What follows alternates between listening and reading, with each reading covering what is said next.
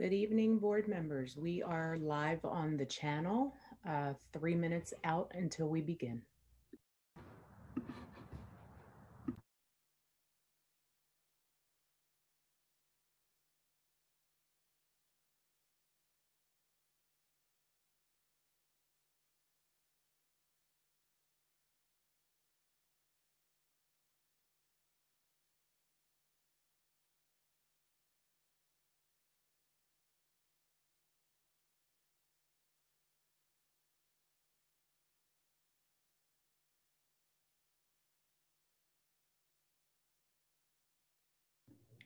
Time is now 5 p.m. You may begin when you're ready. Thank you. Good evening, everyone, and thank you for joining us at the board's February action meeting. Before we begin, I would like to acknowledge and welcome our 3 new board members who were sworn in last Friday and who all share a commitment to improving public education for the city's children. So welcome. First, I would like to introduce Lisa Sally, a metallurgical engineer and senior business executive who is also an alumna of the school district, having graduated from Philadelphia School for Girls and a dedicated Philadelphian. Secondly, I'd like to introduce Reginald Streeter, an accomplished attorney, a graduate of Philadelphia Public School, and a parent of 2 children who currently attend a Philadelphia public school. Finally, I'd like to introduce Cecilia Thompson, whom you may already know as a founding member of the board's Parent and Community Advisory Council, and as a longtime advocate for families and for special education. She is also the proud parent of a 22-year-old son living with autism, who is a recent graduate of the Philadelphia Public School System. She is herself a graduate of the School District of Philadelphia, and she is chairperson of the Philadelphia Right to Education Local Task Force and secretary for the Governor's Special Education Advisory Panel. On behalf of the entire board, we thank you all for taking on this challenge and are grateful for the diverse and valuable experience you bring to this endeavor of ensuring that all students thrive and achieve their fullest potential. My colleagues and I look forward to working with you. We also want to thank our outgoing board member, Li Huang, who has now officially stepped off the Board of Education, and we miss him dearly. He's a board member. Huang was a deeply valued member of this board. He has huge talents and brought them all to this work. We are grateful for his service to the School District of Philadelphia. I would also like to remind community members, or at least take the opportunity to remind community members that the board's Parent and Community Advisory Council is still accepting applications for new members through March 1st. The council serves as a critical bridge between the city's school communities and the Board of Education, with council members sharing information on board work with their networks while communicating the concerns of their school communities to the board.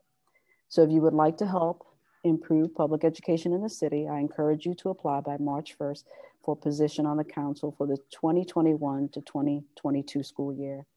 You can find the application information on the board's website at www.philasd.org or philasd.org. I would also like to note that the board is still accepting applications for 2 student board representatives for their 2021 to 2022 school year. If you will be in 11th or 12th grade during the next year and would like to bring student voice to the board, we encourage you to visit our website at www.philasd.org and click on the About Us section to find application information.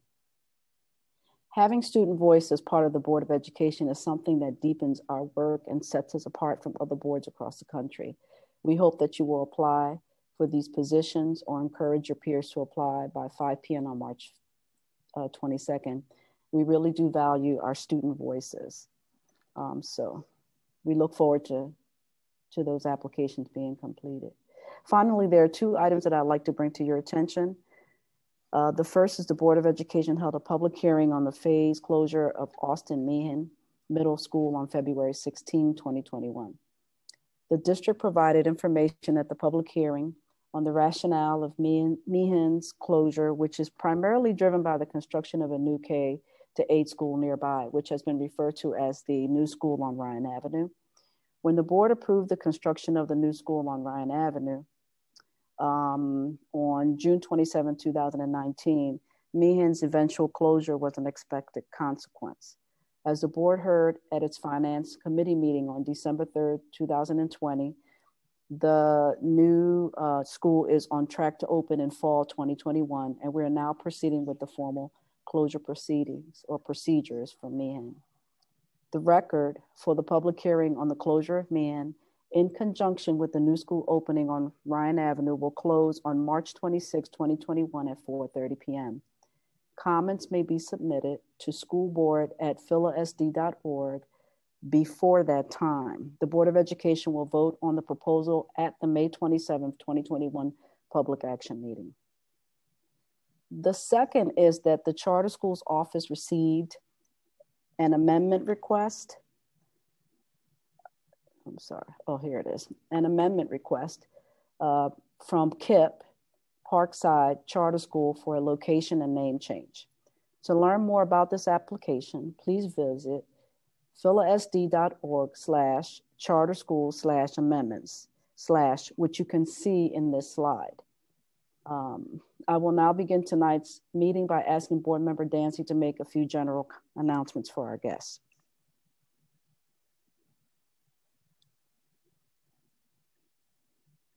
Ms. Dancy? Yes, sorry. Good evening. At every Board of Education meeting, a representative from the Deaf Hearing Communication Center is here to provide sign language interpretation of the proceedings.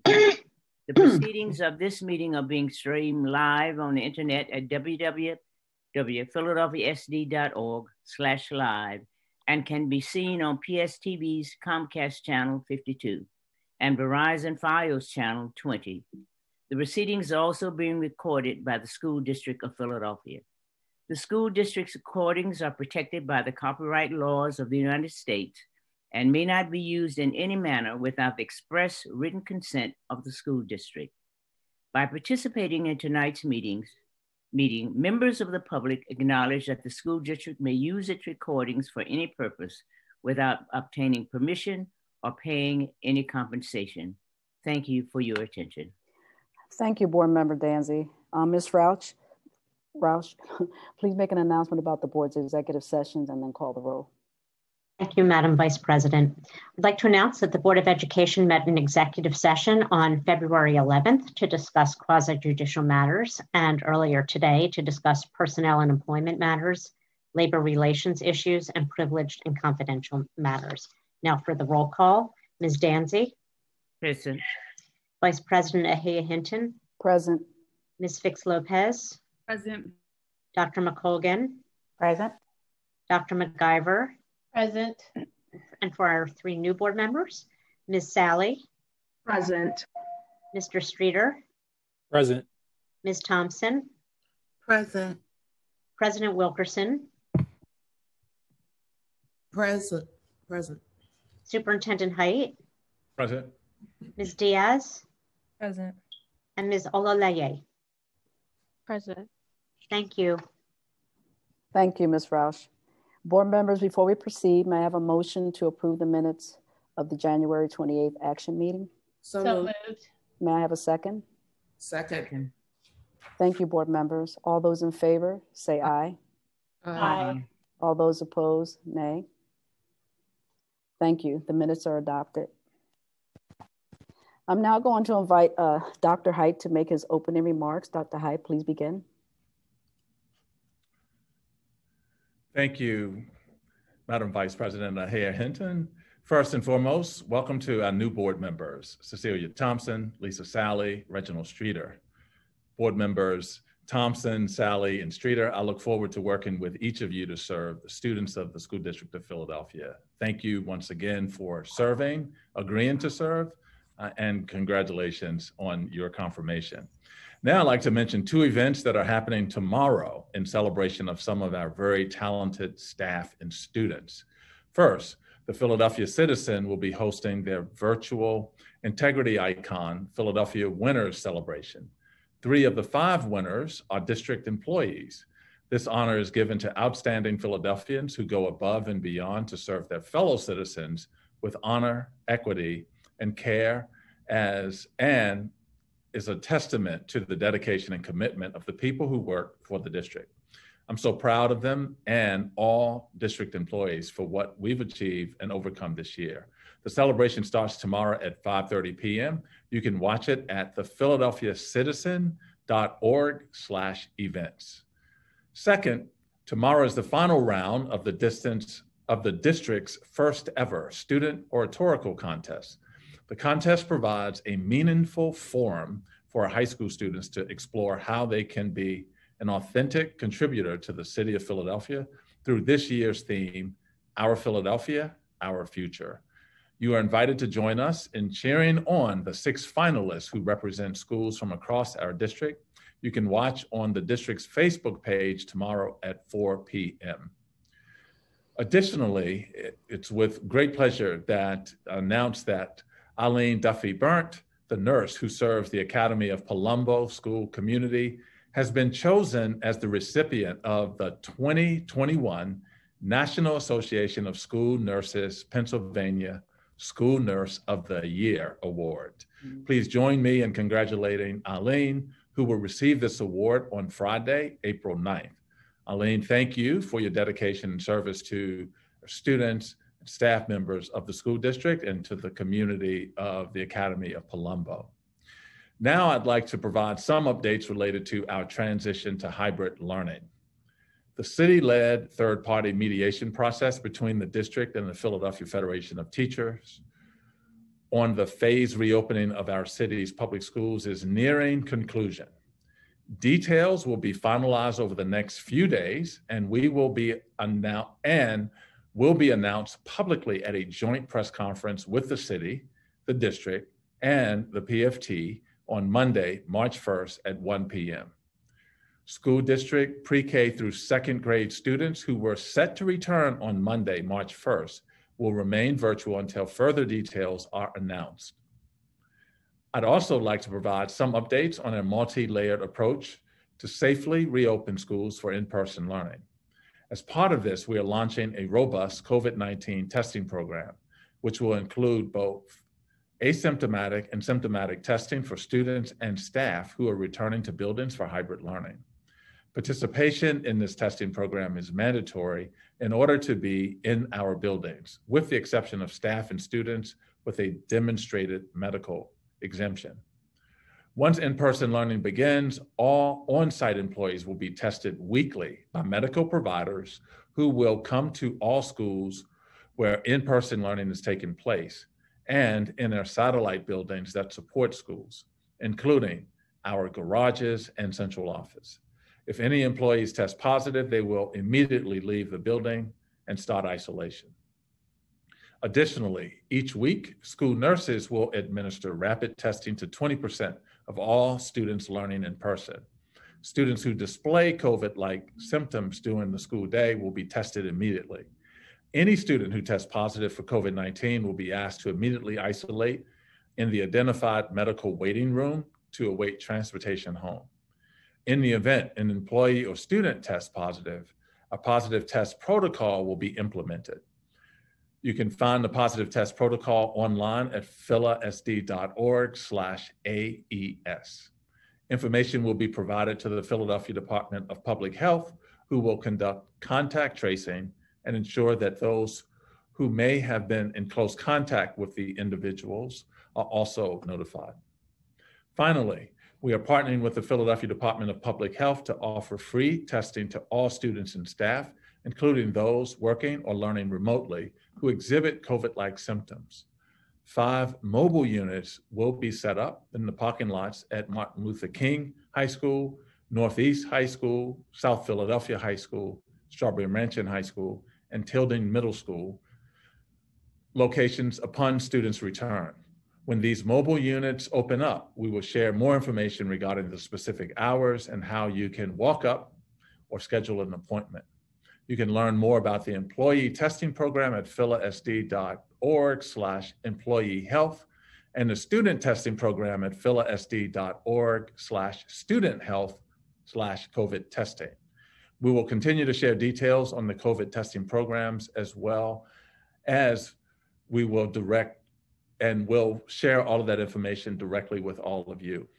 Lastly, I'd like to talk briefly about the citywide effort in collaboration with the Children's Hospital of Philadelphia and the Philadelphia Department of Public Health to distribute the COVID-19 vaccine to education workers.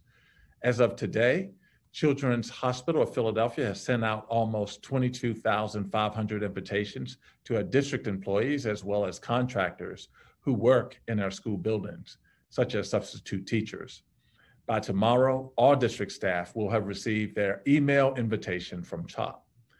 CHOP has also sent out invitations to all independent, archdiocese, and charter schools, and continues to send invitations to early childhood and daycare providers.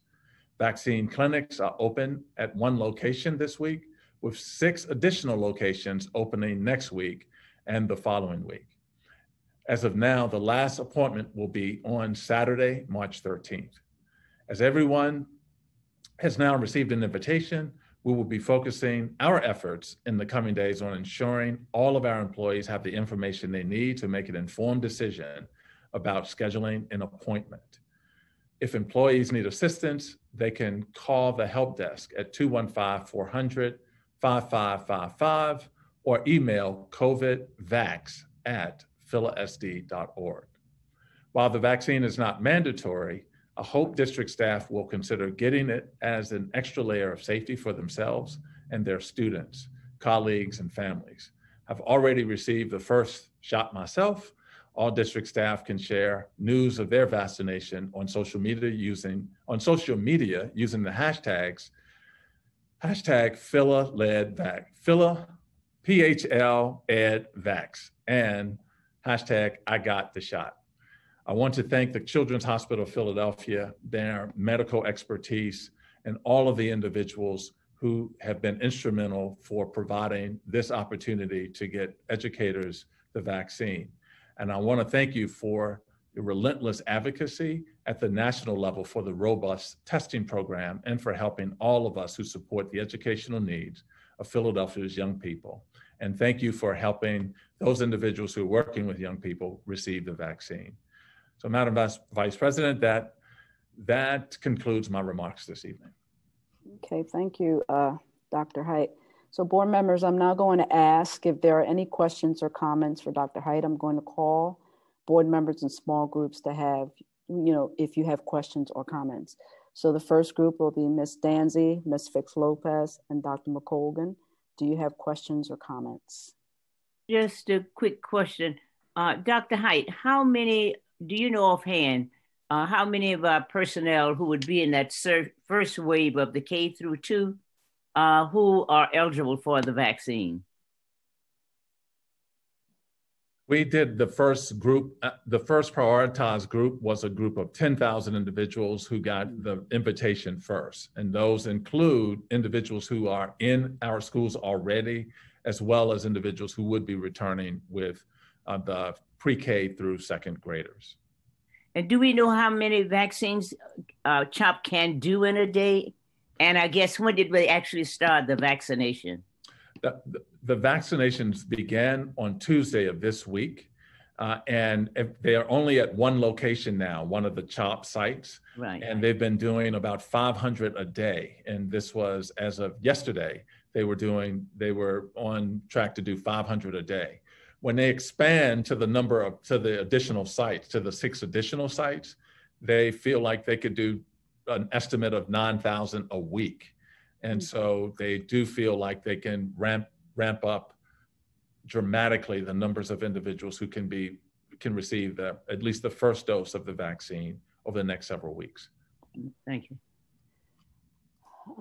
Ms. Fix-Lopez? Yeah, just a couple quick ones. I'll start with the easy one. Just to confirm, so you're saying that on Monday, the press conference is between the School District of Philadelphia, PFT, and the mayor. Did I hear that right?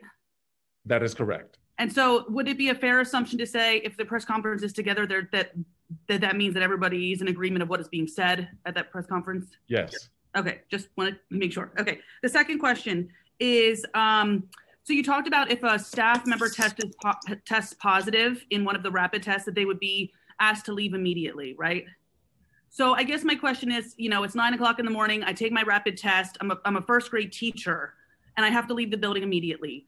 two questions of what happens to the students, right? Because I have a whole class, and also what happens to me in the sense of my sick leave as well. So I guess where I'm seeing a differentiation between like the flu or any kind of other illness is that you make it your best, professional and personal judgment on how long you stay home, and so that you're not contagious to others. Right. This to me would be more of like, if I test positive, we don't know if I'm in the beginning of it, if I'm in the end of it.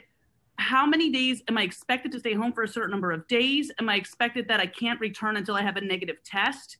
If I'm out for 5 days before I do have a negative test, are those my 5 sick days, even though I was forced to stay out? Because it's different to me if we're telling people they have to stay out versus, I had sniffles and I chose, not sniffles, I don't, you know what I mean, but I was sick. Yes. And I chose to stay home that time. Yes, so we would be providing individuals, they would not have to use their sick days for those types of circumstances. And naturally, we would have to get either coverage for the classroom or substitute into the class or have another adult to cover the class, but they would not be using their sick days if in fact that is the reason why they are sent. And they would be sent to a healthcare provider to receive PCR tests at that point. Okay. Because they had the rapid test. And then if that comes back negative, then those individuals can return. If not, then it starts the protocol for how many days individuals need to be confined before they can return. Okay, so just, confirming one more time, is they will not be using their own personal sick days if they are mandated to stay out because they test positive. That's correct. Okay, next question was just maintenance tickets in general. So I'm assuming, as we do get back open, there are going to be maintenance things that people need to put a ticket in for. It's just naturally going to happen. Can you talk about just making sure that we stay up on this process of answering those tickets and making sure they get taken care of quickly? Absolutely. And one of the things that has been put into place now are a set of structures, particularly around work orders, that actually have a whole management group now that does the work orders, and they control the tickets, they send the tickets out, they monitor the tickets in terms of completion, they make sure that somebody closes it once that work is complete. So big shout out to Reggie McNeil and his team who've set up that structure in order to do that work. Okay, so it's a new level of accountability that's been put on. That's right. Okay, that's and right. Last question, promise it's my last question. HEPA, I think they're called like HEPA filters or the air purifiers I've heard rumors of some schools now independently fundraising for these types of devices. Obviously, I understand why any school would love to try to get those in. So my two questions are, one, are we purchasing them? Have we purchased them and we're putting them in? And or two, what do you think about that with a school that might be fundraising? Because it then goes back to the types of demographics and populations that you can imagine would have the ability to do that.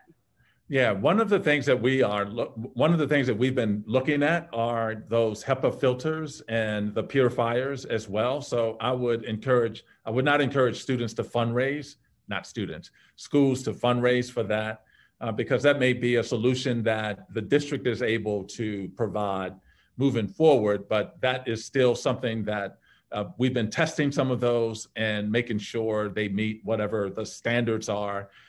And particularly in rooms that don't have windows, nurses' offices, and other places.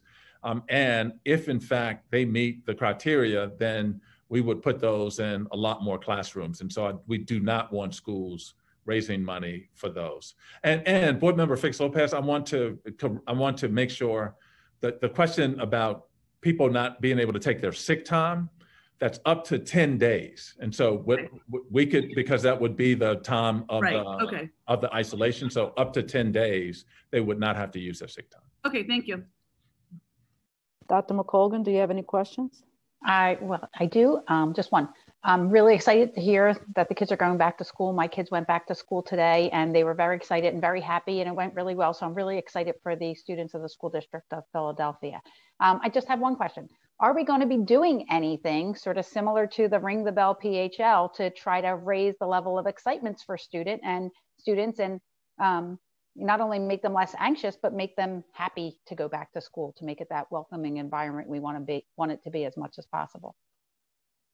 Once we get them back in school, Dr. McCogan, we're going to be doing that with welcome and smiling faces and welcome arms. And one of the things I think is important, and one of the reasons we started with 9,000 students was because we want to make sure we get all of these things right before we add additional students to do that. And so while we want the excitement, we also need to make sure that the appropriate protocols are in place, being followed before we start to campaign for more individuals to come back. We want to see as many back as possible, but we want to get this first group right.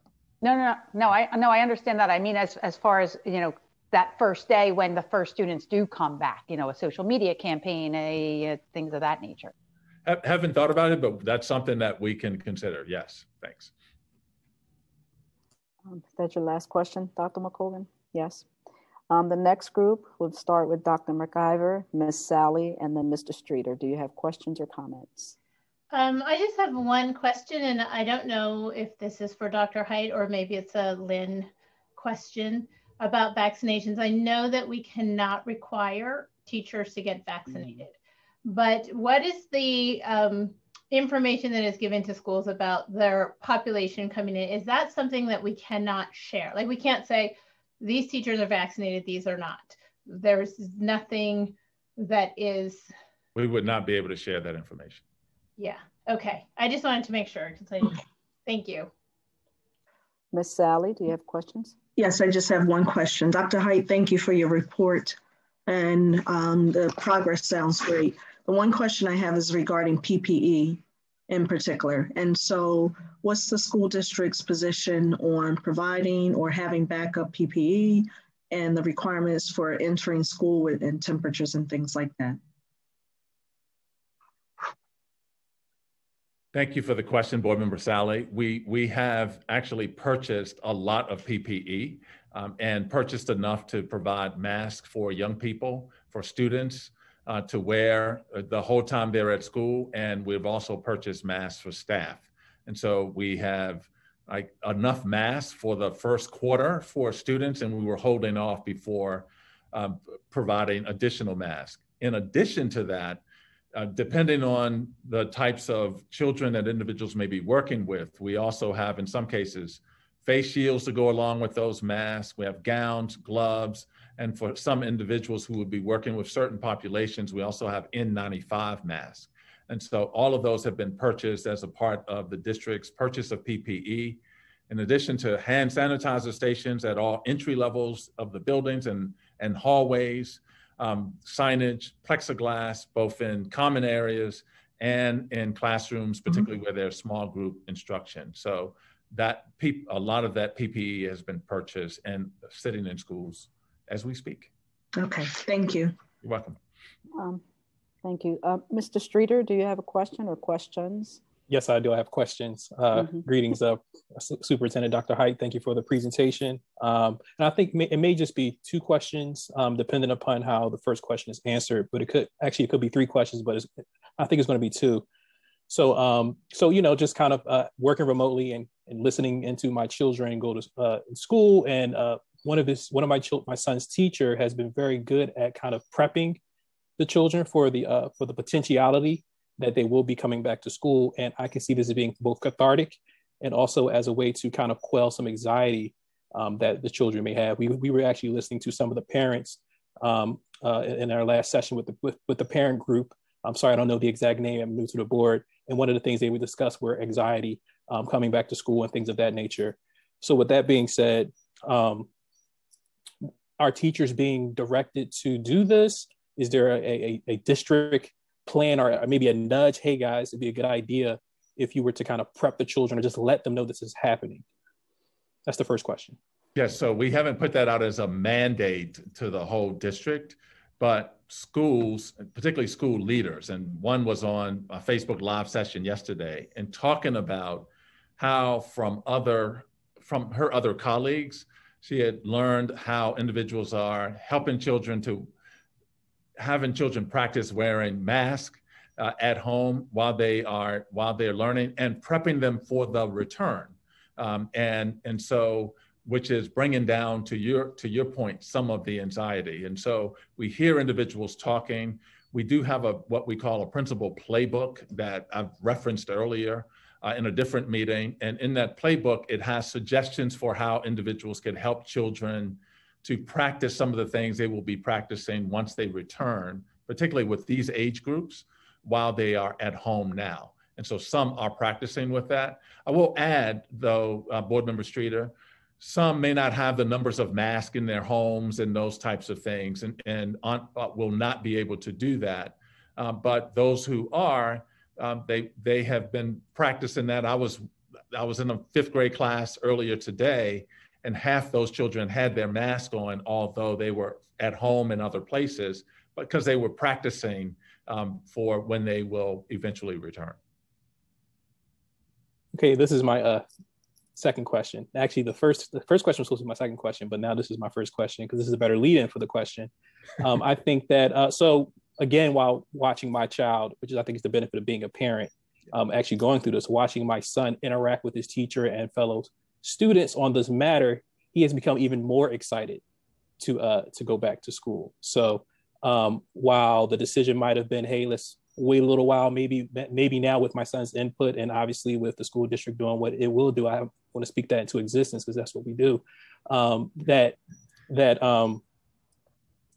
everything would go well. And then maybe in the 4th quarter, you may have more children who want to opt in or parents who want to opt in. So taking that into consideration as well, and also households that have maybe children who are in different grades. So this is the 2-pointer, right? What plans do you have in place for that potentiality of children wanting to come back and having more kids that maybe want to opt in than we thought? And then number 2, if so, what triggers would you need to see for us to kind of grow this to more children coming in either per grade or adding additional grades? Sorry for the long question. Not a problem. Not a problem. So it don't necessarily need to see a trigger. That's the whole point of getting children in as quickly as possible, because we think that in and of itself will generate a level of excitement for other individuals, especially if it is determined that cases are not spreading from some of these classrooms and schools and other places. And so the point of this, Board Member Streeter, is to get this right with the smaller group so that we can open it up for more families and grade levels, hopefully later in the spring. Okay, thank you.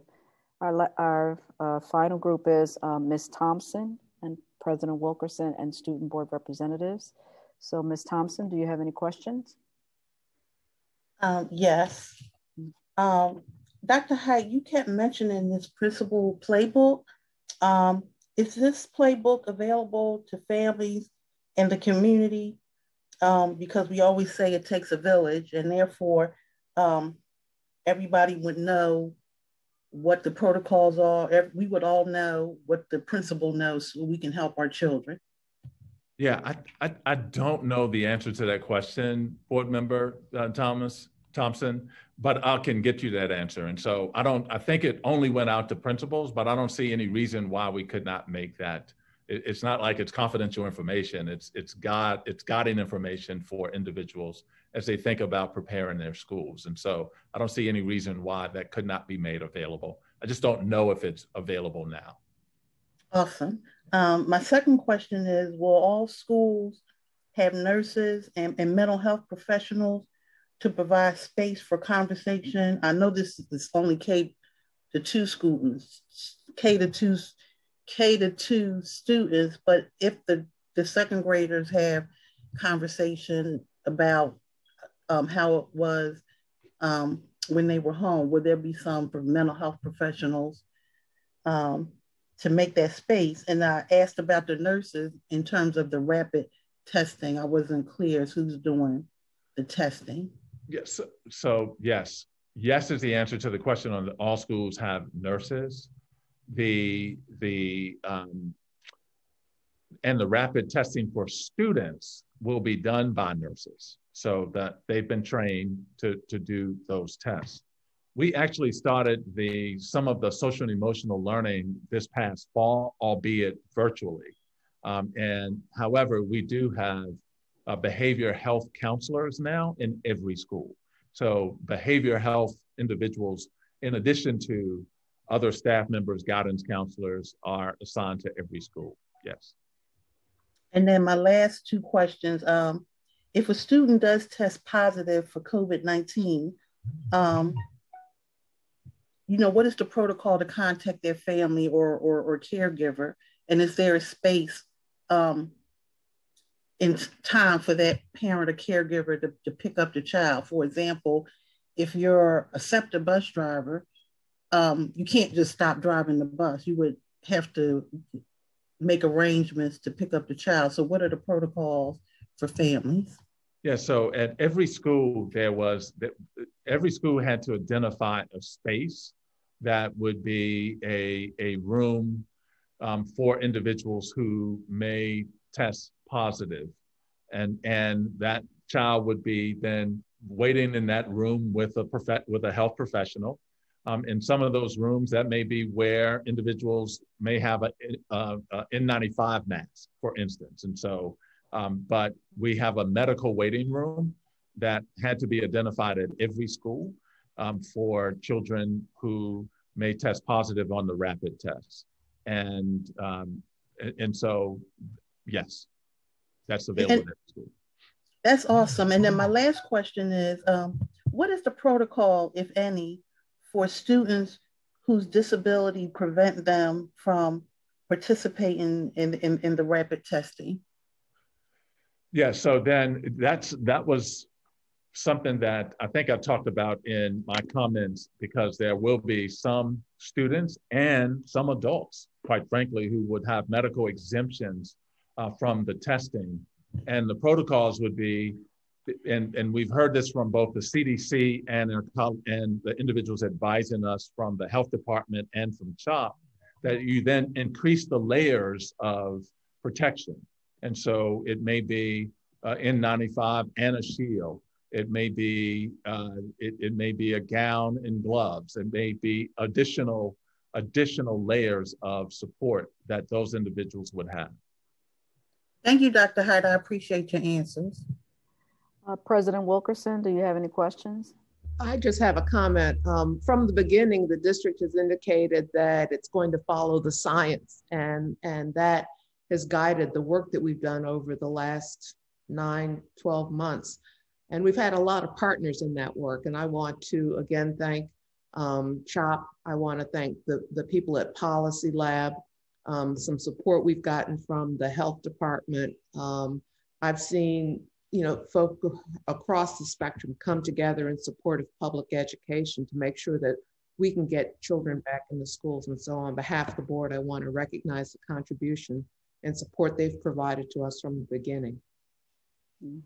Thank you. Kailisha, do you have any questions? Not really a question pertaining to the kindergartners to second grade. I just want to keep an eye out for my seniors because I know they're going through a lot. Is there any talk about a graduation, an in-person graduation or prom, things of that nature? I just want to keep an eye out for my seniors here. Thank you, Kailisha, for that question. And thank you for keeping an eye out for your seniors. So we actually have begun conversations with high school principals about doing in-person graduations. And we want to make sure it is under the advice of the health department and done in a safe and supportive way. There's been no talk about proms yet, because that would require the city to relax some restrictions for larger gatherings. So we have been talking about graduations. We have not talked about proms yet. Is that the only question you have, Kailisha? Yes. Tolu, do you have questions? Yeah, it's not really pertaining to our little ones, but it's to our high schoolers. I know that March 1st, since I play volleyball, is when we start the fall sports start out again. Do you believe everything is in order right now to have us transition smoothly into playing with masks and social distancing. Tolu, thank you. I think you asked a sports question. You went out a little bit on it. So March 1st is a date that your season starts. Yeah. Yes, okay, yes. And so we actually worked with the health department and lots of the athletic directors and the coaches to come up with a set of recommendations for how we could do those sports safely. And particularly with the outdoor sports, the health department recommended that we have some sort of return to play, particularly for those sports that were outside, with the appropriate masking and distancing. We may be able to add tests as also as a part of that. We're still working on how do we do that, because this is not just schools in the school district of Philadelphia. As you know, it's all schools in the public league that includes charters and the archdiocese as well. So yes, we think with the recommendations of the health department, based on the CDC guidelines, it is safe to have a return to play for those schools that are choosing to do that. Okay, thank you. I just have a few, just in terms of clarification.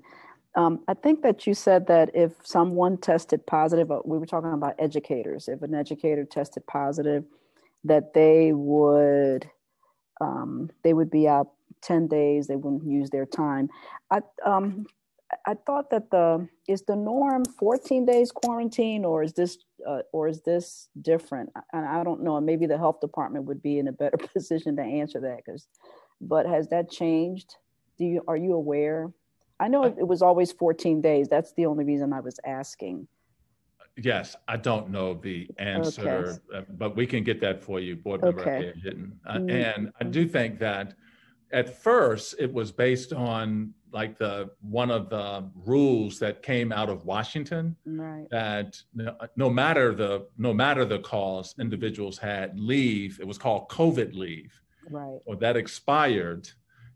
That actually expired at the end of the calendar year. And so that is no longer available. The district is offering the 10-day leave for individuals not to use their time. But I can get you the answer of whether it's 10 or 14 days. Not a problem, thank you. The other thing I wanted to, I know that some of what I've seen in terms of concerns with teachers in schools, and I've seen some comments made by students saying that how would we be ensuring that items like hand sanitizer, usually it's about toilet paper, or those necessities, right, that are usually we provide in schools. Is there a strategy or a plan to how we're going to keep all these schools well stocked? To ensure that they don't run out of hand sanitizer, whatever it is that's needed, the PPE, and I know we have PPE, enough of it, but just in terms of the bathrooms, what's the maintenance, without getting into super detail, but how we're going to be maintaining. I know that little ones in particular take a lot of breaks, and so bathroom breaks. So it's how we're going to maintain, the cleanliness or the sanitizing, et cetera, for that. Yes, and so all schools have enough material and supplies to refill. And to your point, individuals have to go there. There's some accountability structures in place now where there's a period of time every day, multiple times during the day, where those items have to be checked off that those things are happening. And that's both for individuals who are managing that process to see, but it's also for educators to see that process is happening. I will also add that it's not beyond imagination that there could be a hand sanitizer station that runs out of hand sanitizer. But if the individual that's using that then says, hey, this hand sanitizer station needs more sanitizer, we just need everybody kind of policing that, if you will. But high touch surfaces would be cleaned every 4 hours. And so particularly with little ones, so those things like doorknobs, handrails, and anything that young people would touch. And many principals are trying to figure coming up with schedules to reduce the movement of those students. But when they are moving, those high touch surfaces will be cleaned. And just to your earlier question, the CDC updated the guidance for the quarantine leave, and it was reduced from 14 to 10 days. Okay, thank you for that clarification. One last, just another question, a quick question, and then we'll move on in our agenda. I think board member Fix Lopez I think it was board member Fix Lopez who talked about the air purifiers and the HEPA filters. And you indicated that that's an option that you all are looking at. Is it an option we're looking at, or is something that I don't think we already have them in place? Do we have an idea or ballpark when a decision would be made, when those would be provided? We do have some. Actually, we have purchased some of those, but because those were for the rooms that had no other types of ventilation, for nurses' offices that may not have had air or needed additional ventilation. And so we have the ability to look at the ones that have been purchased to determine if in fact that's going to be an appropriate option for multiple classrooms, because as I said to board member Fix Lopez, we don't want schools fundraising for that if it's something that the district can provide. And that would be an expense that we hope that is reimbursable based on the COVID relief that is being talked about now in Washington. We don't have it yet, but I want to make sure that if we get that, that would be a reimbursable expense. Okay, well, thank you, Dr. Height, for your report. And thank you for answering all our questions. Next on our agenda is our policy committee report, followed by a report from our student board representatives. At this time, I'd like to invite Dr. McColgan to provide this month's policy committee report. Dr. McColgan. Thank you. Hold on. I'm sorry. I was having a little bit of technical difficulties this evening. Can you hear me? Yes. Okay. Thank you, Vice President Ahia Hinton. The Policy Committee met earlier this month on February 11th to review and discuss 6 policies on our agenda. These policies are 107, Adoption of Planned Instruction, 113, Special Education, 113.3, Screening and Evaluations for Students with Disabilities, 706, Real Property Management, 706.1, Property Records for Elimination, as the administration is recommending that this policy be eliminated, given its redundancy with policy 624, capital assets. 810.1, school bus drivers and school commercial motor vehicle drivers, which is a new policy recommended by the administration. Board members during the policy committee meeting raised questions on several of these policies, which will be reviewed and addressed by staff in advance of the first reading of the policies. Questions were asked about policy 107, adoption of planned instruction, to ensure its language was aligned with the board's goals and guardrails, and to clarify how grade level instruction is addressed in this policy. Several questions were raised on policy 113, special education, and policy 113.3, screenings and evaluations for students with disabilities. Board questions and comments asked for more specific information on the processes in place to ensure that families who speak another language have the resources they need to fully understand and participate in the evaluation process. Finally, board members asked questions to clarify whether policy 706, Real Property Management, applies to Renaissance charter schools. Staff confirmed that the policy does apply to any district-owned property, including Renaissance charter schools, that are leased to a third party under a lease or license agreement. These policies will be posted to our agenda for a first reading and public review at our March action meeting. The policies will be considered for a second reading and consideration of adoption in the April action meeting. You can watch the full recording of our meeting by visiting the district's website at www.phila.org/PSTV. Thank you, and that concludes my report.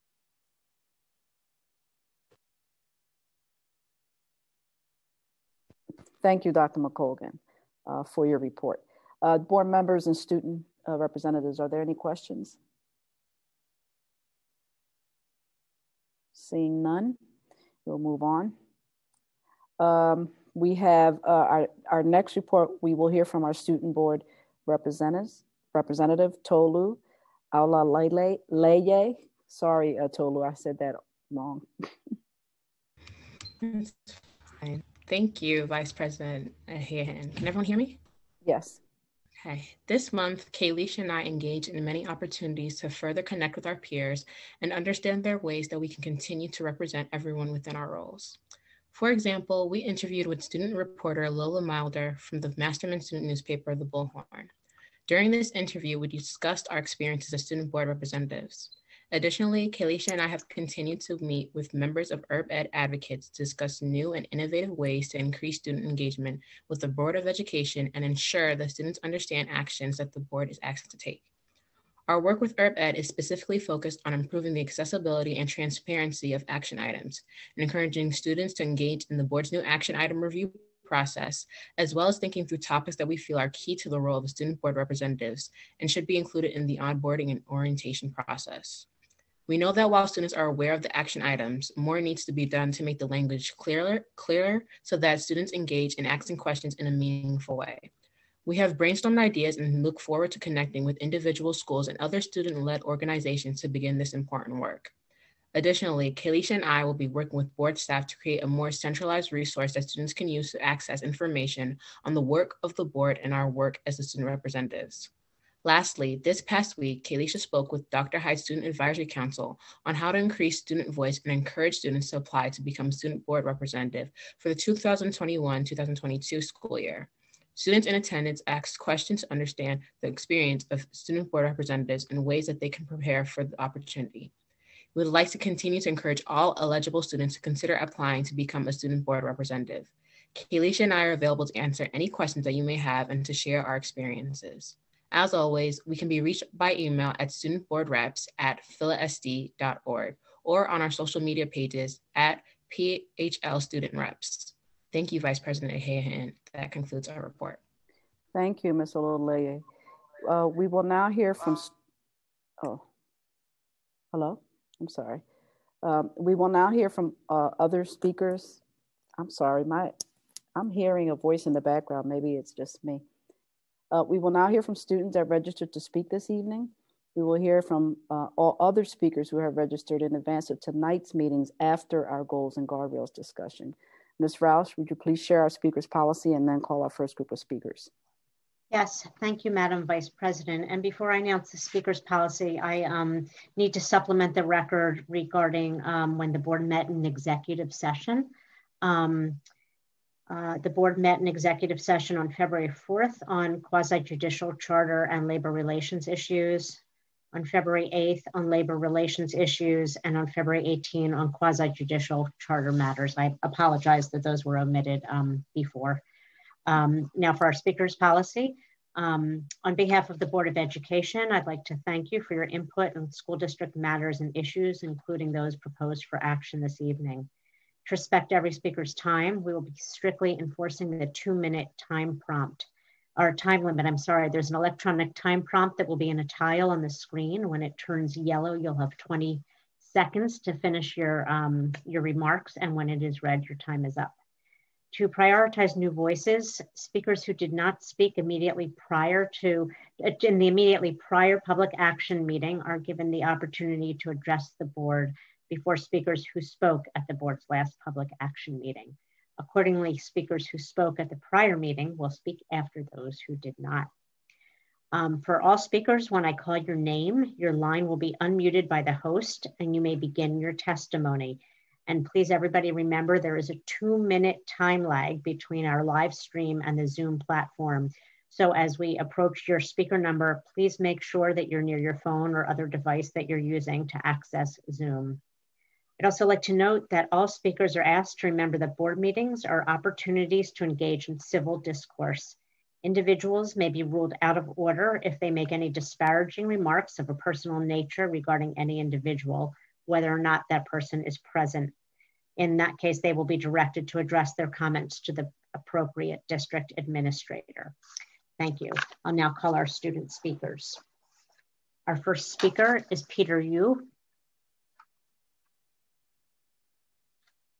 Ms. Rauch, I would like to note that our first 3 speakers require interpretation services. So if you see that their timer is at 4 minutes, it is allowed. Thank you very much.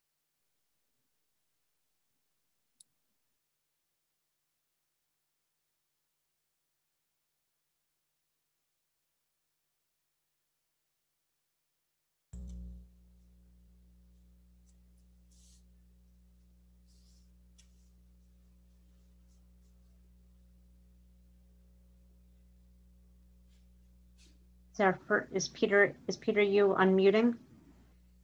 Peter Yu is unmuted. We're just waiting for the mic. Okay, so it just went. Can you hear me? Yes, thank you. You can start. Okay. My name is Peter Yu, and until January 29, I was a student along with my sister at Furnace High School. We were so excited when we began school in September, but after nearly 5 months of school, when our transcripts were updated, we were told we could not stay because by our country school we graduated.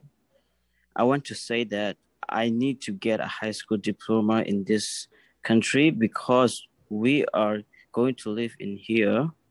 So I need a high school diploma in this country. I have a high school certificate from Myanmar, but that is not enough for me because I want to go to college. In my country, we students graduate after 10 years. We don't have a chance to go to school.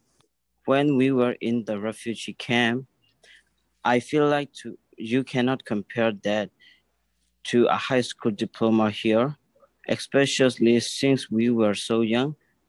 When we finished, we had just been waiting to come to America to go to school.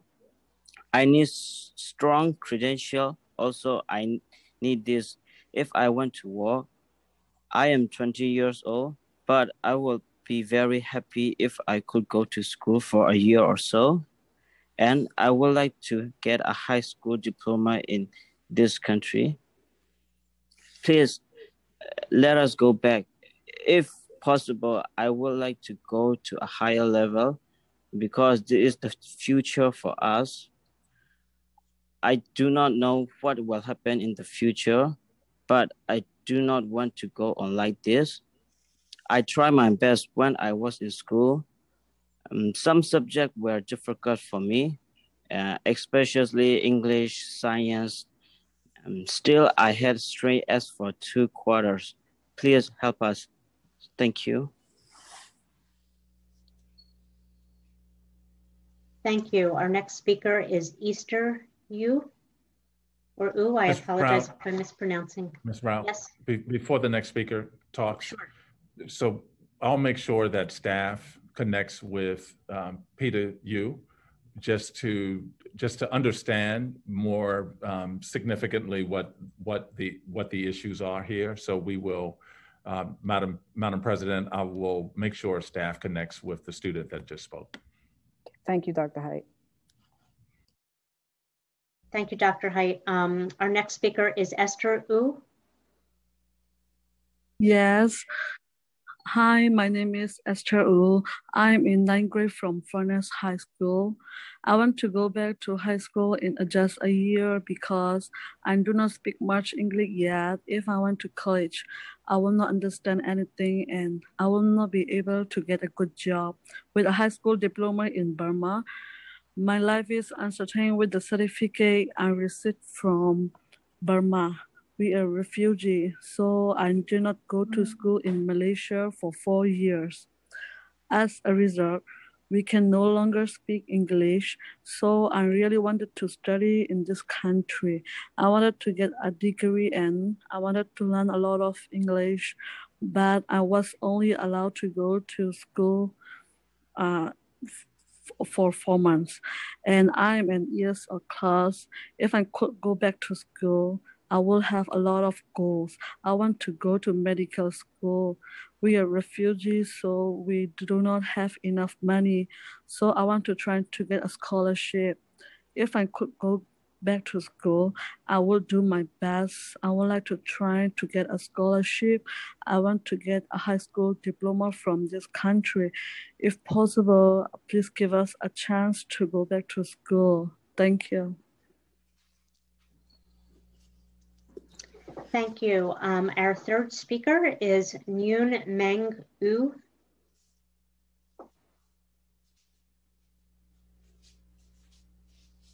Hello.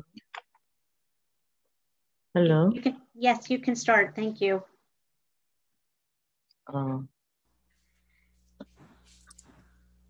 I'm Peter and Esther Meng. Auntie Viola, by the way, I'm gonna interpret for her.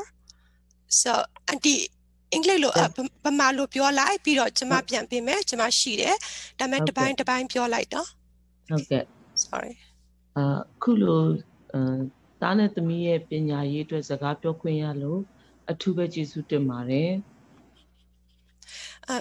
Thank you for right now I can talk with my children thank you for that ကျမရဲ့သားနဲ့သမီးလေးကဗမာပြည်မှာ10တန်းအောင်ခဲ့ပြီမဲ့သူတို့ရဲ့အင်္ဂလိပ်စာအရေးချင်းကမပြည့်မီသေးပါဘူး My children actually graduate in Burma high school but the English not enough အဲ့ဒါလည်းမကဘဲနဲ့မလေးရှားမှာလည်းဒီ refugee camp မှာပေါ့4နှစ်ကျော်5နှစ်နေခဲ့တဲ့အချိန်မှာလည်းသူတို့ဟာကောင်းမွန်စွာပညာမသင်ခဲ့ရပါဘူး In camp in Malaysia around around almost 5 years in camp they don't have chance to study အဲ့လိုအခြေအနေနဲ့ဒီကိုရောက်လာတဲ့အခါမှာကျမတို့ကကလေးတွေရဲ့ပညာရေးအတွက်မိဘတွေအနေနဲ့အရန်ကိုအားပေးခဲ့ပါတယ် So since I came to United States I really encourage my children go to school for education ကလေးနှစ်ယောက်ကလည်းအရန်ပဲ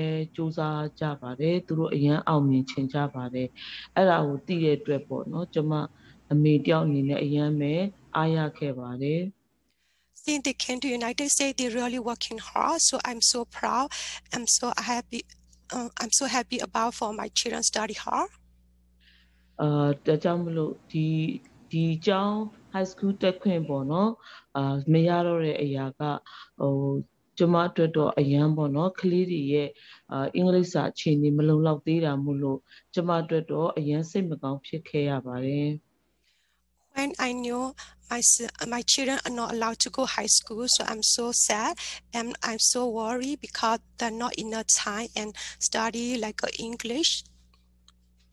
ဒါကြောင့်မလို့ကျမအနေနဲ့အမေတယောက်အနေနဲ့ပေါ့နော်ပြောတောင်းပန်ချင်ပါတယ်အဲ့ဒါကတော့ကျမသားနဲ့သမီးလေးရဲ့ဒီအနာဂတ်အတွက်ပေါ့နော်သူတို့ဟာဒီ high school ပြီးသည့်အထိဆက်တက်ခွင့်ပြုပေးပါလို့အမျိုးမျိုးတောင်းပန်ချင်ပါတယ် As a mother, I'm really request please let my children complete high school in United States because they have big dream in United States. Thank you. သူတို့ရဲ့အနာဂတ်ဟာသူတို့ရဲ့ဘဝဟာဒီပညာပေါ်မှာပဲအရေးကြီးနေတာမို့လို့ဒါလေးကိုဦးစားပေးပြီးတော့မှခွင့်ပြုပေးဖို့ရန်အမေတယောက်အနေနဲ့တောင်းပန်ချင်ပါတယ် In addition, for the mother, I really request for my children continue to get the good education in USA. ကျမတို့ကလေးတွေကမြန်မာပြည်မှာလည်းအင်္ဂလိပ်စာကလွဲပြီးပေါ့ကျန်တဲ့ဘာသာကမြန်မာလိုပဲသင်ခဲ့ရတာမို့အရန်အားနေခဲ့ပါတယ်ဒါကြောင့်မလို့ဒီမှာ high school ကိုပြီးသည့်ဒီဆက်တက်ဖို့ကသူတို့အတွက်အရန်လိုအပ်နေပါတယ် In Myanmar, only one subject in English, other subject all like Burmese. So yeah, my children need more like English, get better in here. အဲ့ဒါကိုဆက်တက်ခွင့်ပေးပါရန်အထူးပဲမေတ္တာရက်ခံအပ်ပါတယ်လို့ကျေးဇူးများတင်ပါတယ် Please let my children continue to high school in US. Please, thank you.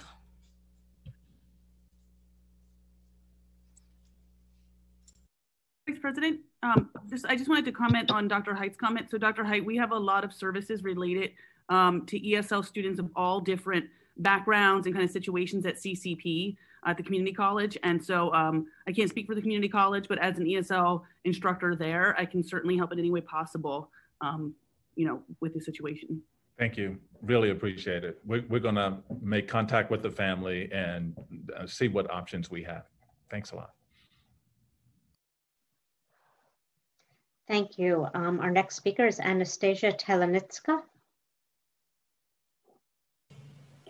Hello, I'm Anastasia Telesnitska, and I propose that we either reduce school time by 1 hour or at least push it back 1 hour for high school students, because when teenagers have a slightly different circadian rhythm, and increasing their sleep time, which can happen by like pushing back school by 1 hour, is linked with a reduction in obesity and an increase with grades.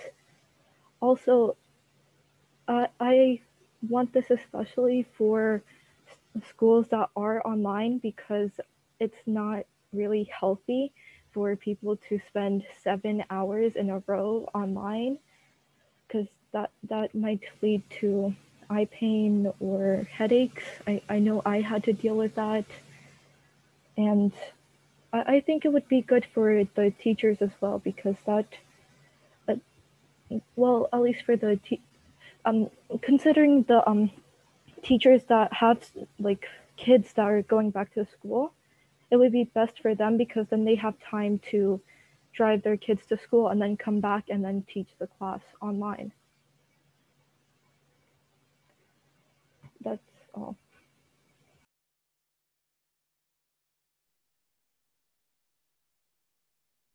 Thank you.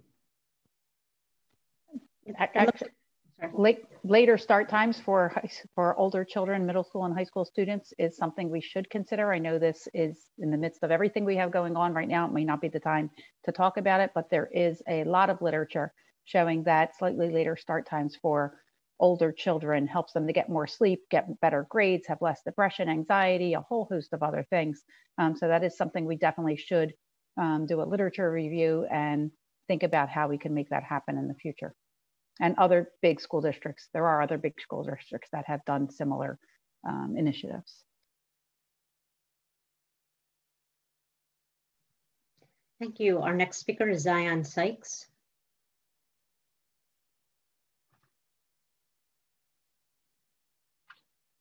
Ms. Rauch, Zion Sykes, it says that the version of Zoom is not compatible. We will reach out to get them back online. Thank you. Our next speaker then is Brooklyn Jones. Good evening, everyone. My name is Brooklyn Jones, and I'm 17 years old and a senior at Girls High. I am also the founder of Girls High Votes, whose main objective is to ensure all eligible students at Girls High are registered to vote. I'm not old enough to vote, but I plan to use my voice to change the culture of voting within the School District of Philadelphia. I am speaking tonight to request that the School District of Philadelphia implements a district-wide voter registration policy. Implementing this policy will close the age gap in voter registration and turnout, as well as increase civic and political engagement within students. Around 8,000 students in Philadelphia public high schools become eligible to vote each year out of approximately 20,000 voters turning 18 in Philadelphia. Imposing this policy will have a monumental impact on youth voter turnout in Philadelphia. Annually, students spend about 75% of their time at school. Enforcing the idea that all eligible students in Philadelphia have to register to vote will greatly affect our future, being that we spend so much time in school. Studies show that if young people fail to register to vote in their first election, they are more likely to disengage for another decade and will possibly return to voting in their 30s. The School District of Philadelphia promises families that 100% of students will graduate with the skills needed to succeed in college and career, also known as adulthood. If the school district does not enforce this policy, it is safe to say that the promise was not upheld. Having this policy in place will substantially change the political future and civic engagement of our generation. Thank you. Thank you. Yuma Diabera.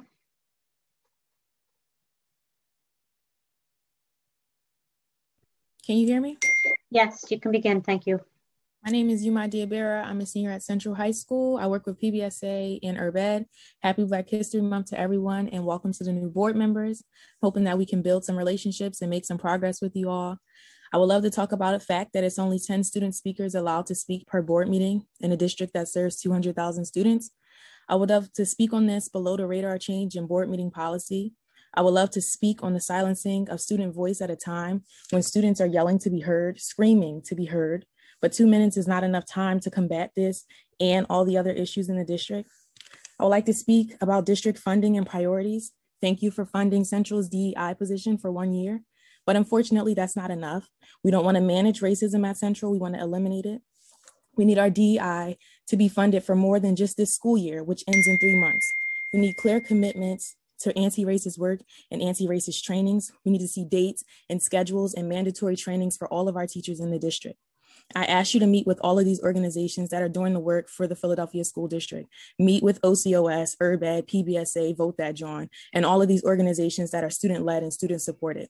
I would like to commend and praise our teachers who have been advocating for us and with us for the last month, who've been coming to our hour-long meetings after hours, who have allowed us to understand the power of our voice as students in a district that serves students. I'm a senior, and this is the first year that I knew that board meetings were even open to students. You want to hear more voices, you want to hear different voices, I challenge you to publicize it. Too many kids don't know they have the opportunity to speak directly to the leaders of the Philadelphia School District. You send out surveys, send out registration links, send out application links for student rep positions, for advisory board positions, all of that. I shouldn't have to feel lucky to speak at a public board meeting because the limit is so low. You have the power to change these policies, change them. It's as simple as that. Thank you. Vice President, can I just ask Board Member Diaz, actually, and Olale, if you want to do a quick pitch for the student for your roles? The applications are out now, correct? Sure. So one of you, please. I guess I can talk now. Can everyone hear me? Yes, okay. Yeah, so though we've only gotten a small number of applicants right now, but like Yuma said, I know it needs to be broadcasted more, and we're going to try harder to do that, but we do need you guys to apply. Students are the voice and the future of this school district. Yes, we have all these adults and leaders to come guide us, but we need our voices. We need to speak up. We are the future. We are the district. Like, we're the district. 200,000 plus of us need to speak up and step into this leadership position. I know it might seem scary, I know it might seem hard, but it's really not. And you have amazing teachers, faculty, you have us to come help lead and guide you into this position. And just to add on what Tolu was saying, right now, I'm currently reaching out to every student I know that's going to be in the incoming 10th grader. Right now, I just reached out to like 5 friends of mine who I know are great student leaders, talking to them, hey, fill out this form if you need help. I'm here for you. Get teachers together. Who are your best recommendations? Just making sure that our peers are getting around this also. We can advocate it on social media. However, are we advocating this for our friends? So it's about that also as well. So please keep in mind when you're talking to your friends in classes, even though we're in virtual, make sure you're dropping that link in the chat saying, hey, apply to become a student rep, inform them about what the role is, and just pretty much bring it out everywhere. I think that's us, our jobs as students as well. So I have a question. Is this not emailed to every eligible student and principals and counselors and teachers that the application is open? I mean, are we not sending this out? No, we are. Like, an email has been sent out to all 10th and 11th graders. Okay, that's what I thought. Yeah, it's just whether or not they'll click on it. Right, but everyone gets it. It's not as if it's just through your network or who we happen to reach out to. Everyone, I just want to be really clear. Everyone gets the application via email, correct? Yes. Okay, thank you. Right, thank you. Might I suggest, so if we listen to the young lady that just spoke from Central High School, even with all the good effort and the great work happening so far, there's a gap from what she describes. And so if I can suggest, I'm sorry, I don't know, I'm learning the proper protocol, but we at least take an action with the students to try to figure out how to get the word out. I don't know if that's a passive way and maybe not the most effective.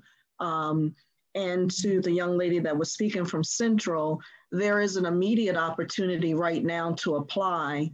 I think is what we're trying to convey. And is that deadline March 1st? What's the deadline for applications now? March 22nd. March 20 what? 22nd. Okay, can you speak to that, please? Just for the students that are listening and participating, 1, and 2, if we can take some action to brainstorm, how do we get it some kind of jazzy way and a more effective way that's reaching the students? I think there's that we can match the voice that came or the request this afternoon. Kalisha or Ula, if you guys can talk about what deadline is coming up and what that application is for and what students should do if they're interested. Okay, so the student board rep application is due March 22nd of 2021. You get recommendations from your teachers, the 2.5 GPA or higher. Just be interested in wanting to do better for the school district and for your fellow students. So please really do apply. Thank you. Ms. Rouse, would you please continue? Thank you, Vice President Ahia Hinton. Our next speaker is Amina Wag.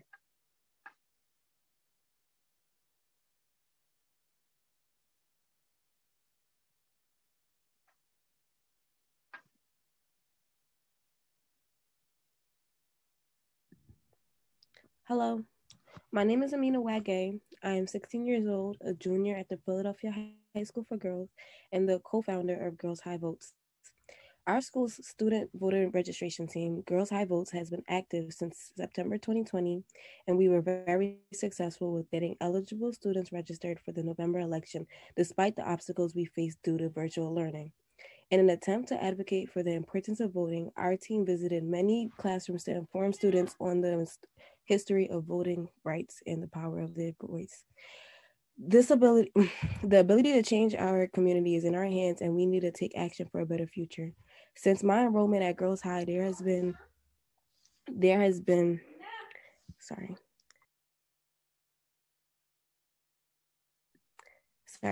ability to change our community is in our hands, and we need to take action for a better future. Since my enrollment at Girls High, there has not been many resources available that inform students on the importance and significance of voting. This issue at my school could be the issue at several other schools within the school district.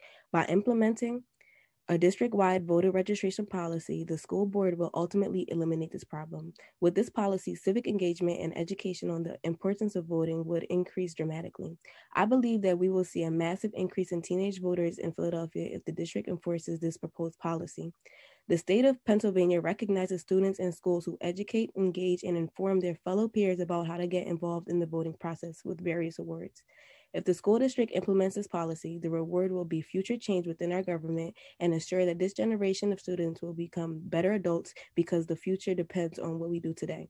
If we can get students to become more engaged in politics and civic action now, the future of politics in our country will be more than bright.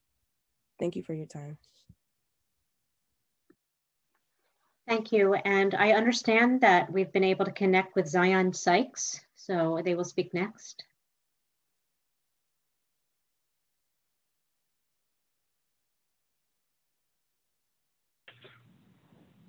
Hello, can you hear me? Yes, we can. Go ahead. Thank you. Awesome. Good evening, board members. My name is Zion Nicholas Sykes. I'm 17 years old, a senior at Central High School, and a member of my school's voter registration team.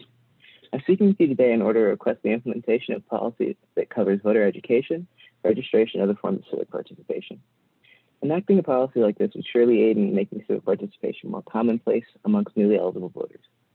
Research shows that if young people fail to register or vote in their first election, they are more likely to disengage from civic activities later in life.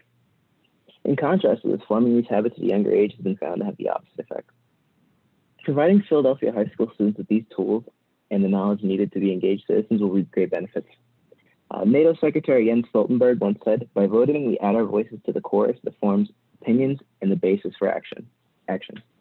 Through actively participating in the political system, the issues that are important to Philadelphia residents will become impossible for politicians to ignore should they wish to continue serving us." Voter registration efforts in Philadelphia high schools have assisted in reaching a 74% turnout among 18-year-olds in the most recent election. With double policy supporting these efforts, future youth voter turnout will, without a doubt, increase even more alongside the level of civic engagement. These are just some of the important reasons as to why we need a long-lasting initiative that encourage student civic engagement. To close, I'll say this. Let's use the power we each have to make an impact on the change we want to see. Thank you for your time.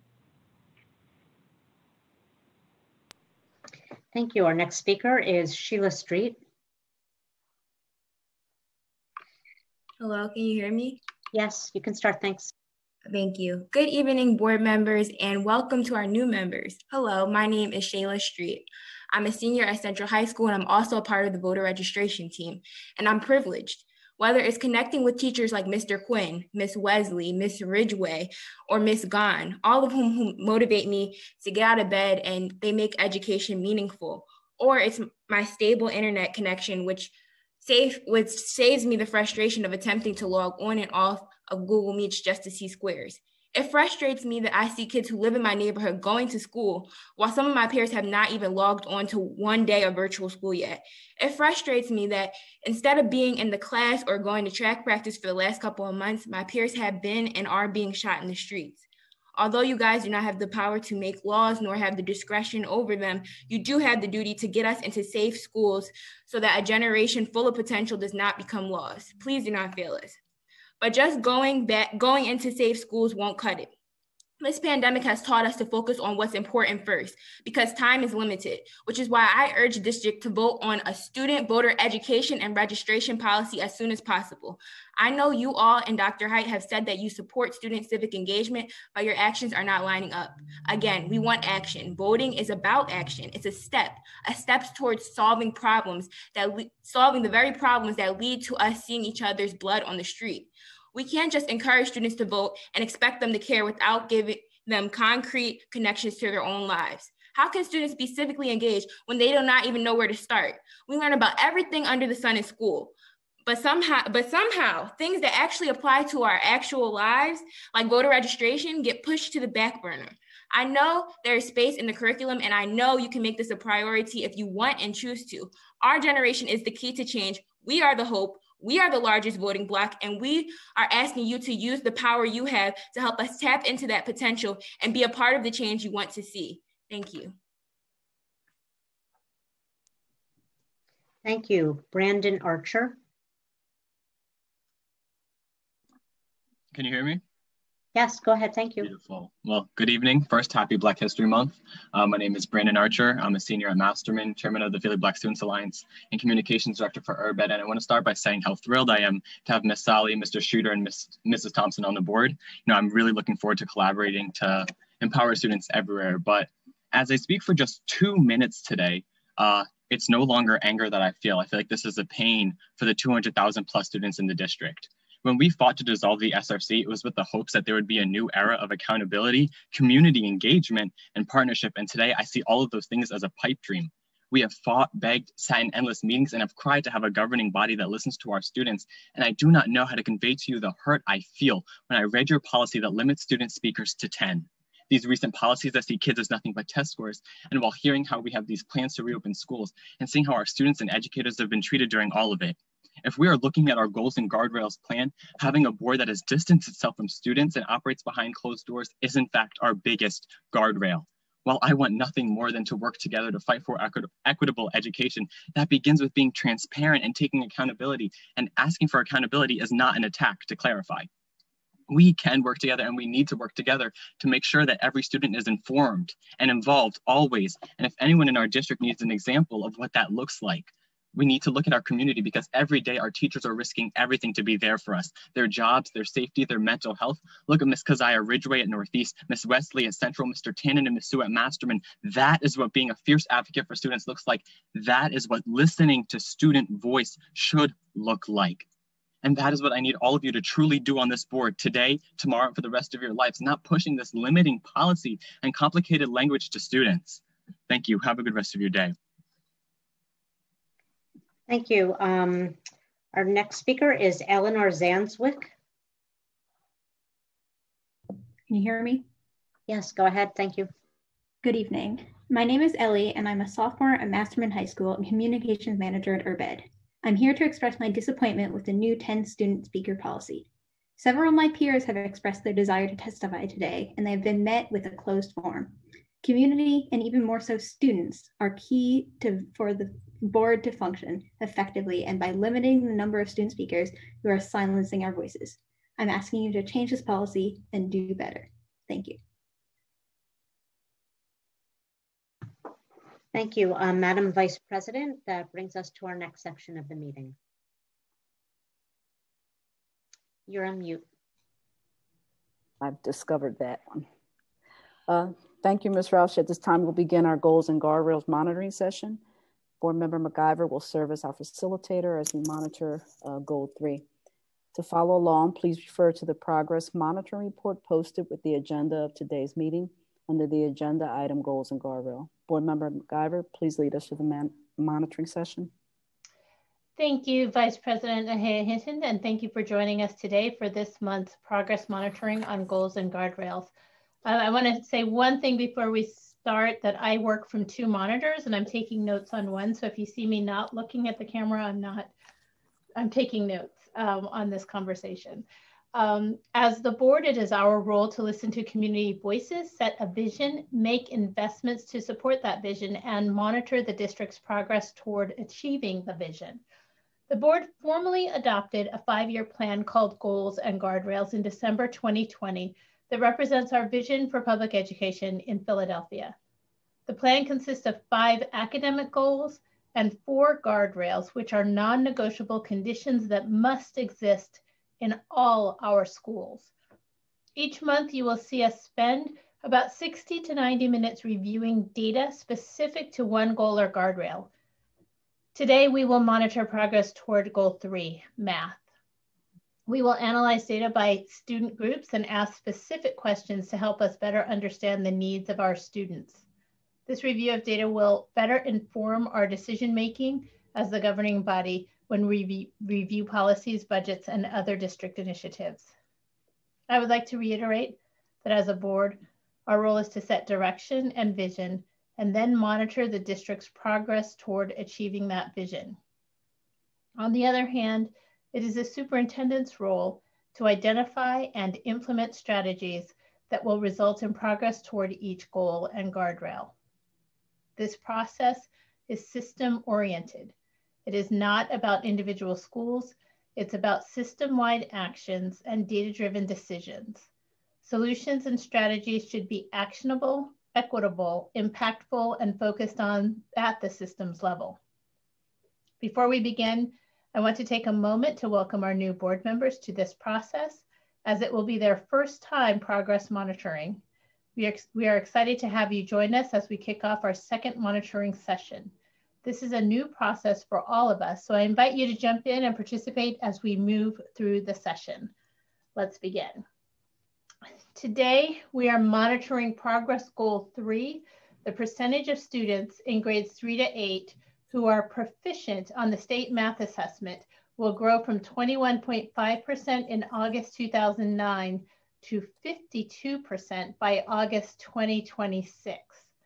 As a facilitator, it will be my responsibility to ensure there is a clear understanding of the superintendent's evaluation of our progress as a district specific to Goal 3, capture key action steps that the superintendent will implement to progress toward Goal 3 by our next meeting, capture information on specific actions coming in the future that the board can anticipate, such as approval of contracts, budgets, or policies to drive progress on Goal 3, and identify any follow-ups from today's session that the superintendent should bring in preparation of the next review of Goal 3, which will happen in July. Additionally, I will be keeping time and ensuring that our conversation is focused on the data in front of us today, specific to Goal 3. To follow along, please download the full report under the meeting materials page. Before we begin, I want to share a few reminders. Board members, we will be using the raise hand feature in Zoom throughout this session. Please be sure to lower your hand once you have asked a question. Additionally, please remember to indicate which page you are referring to as we review the monitoring report. Dr. Tanya Wolford, Chief of Evaluation, Research, and Accountability, will be projecting the report by screen sharing when possible. And finally, Vice President Ahaya Hinton will give us time prompts as we move through the session to ensure we get through all categories of questions. I will be taking about 3 questions per category, thus we may not get to all board members in each category. Let's begin by ensuring we have all of the key information needed to effectively complete our monitoring session today. We are reviewing the monitoring report for the following. The report clearly shows that what is being monitored, The data is clearly explained by a key or a summary. The report clearly shows data from the last 3 reporting periods.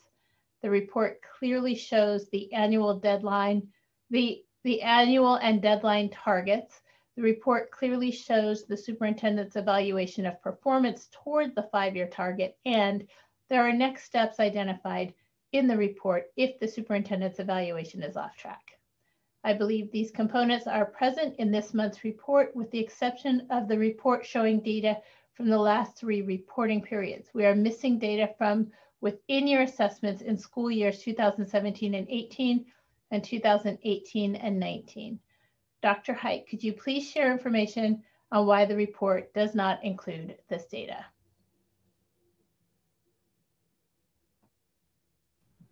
Yes, Dr. McIver, we will share. This is the first year that we've offered, that we've actually done math particularly at the early grades. And so we've provided assessment using Ames Web Plus and STARS Plus and STARS, but we had not done that in prior years. And so this is why the data from the 2 previous years are missing, because this is the first year we are looking at a within year assessment in those for math.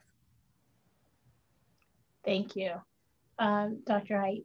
Board members, are there any other questions or comments you wish to make to clarify the data in our report before we begin monitoring?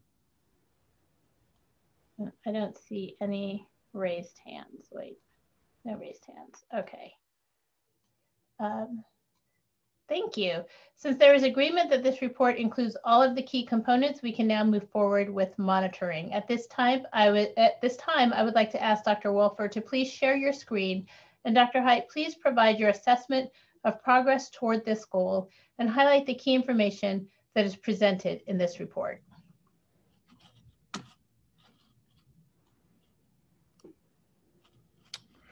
Thank you, Thank you, Dr. McIver. And at this time, I am going to share the information that is contained within the report.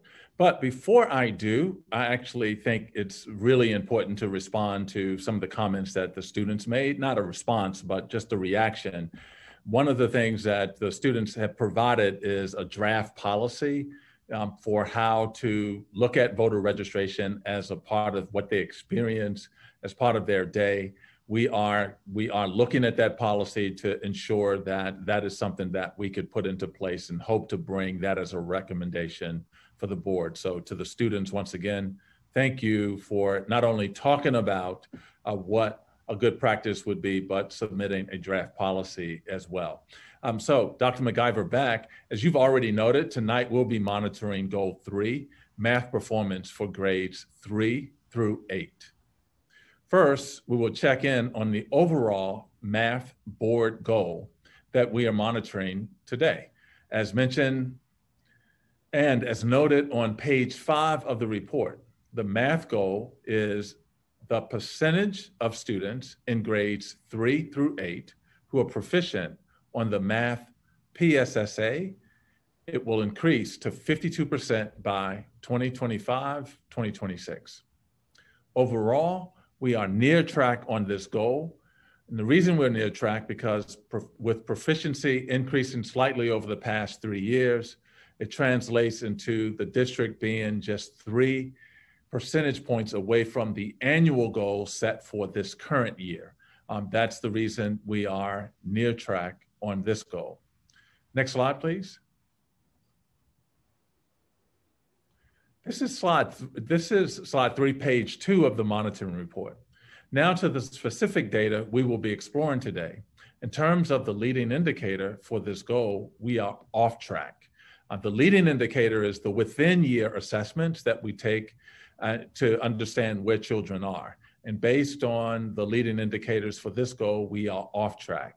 This means that the desired percentage of students in grades 3 through 8 who are not at target yet in math, as measured by Ames Web Plus and STAR, it is not where it needs to be in order to be on track. So as noted before, however, we are currently monitoring winter performance through assessment data from December and January.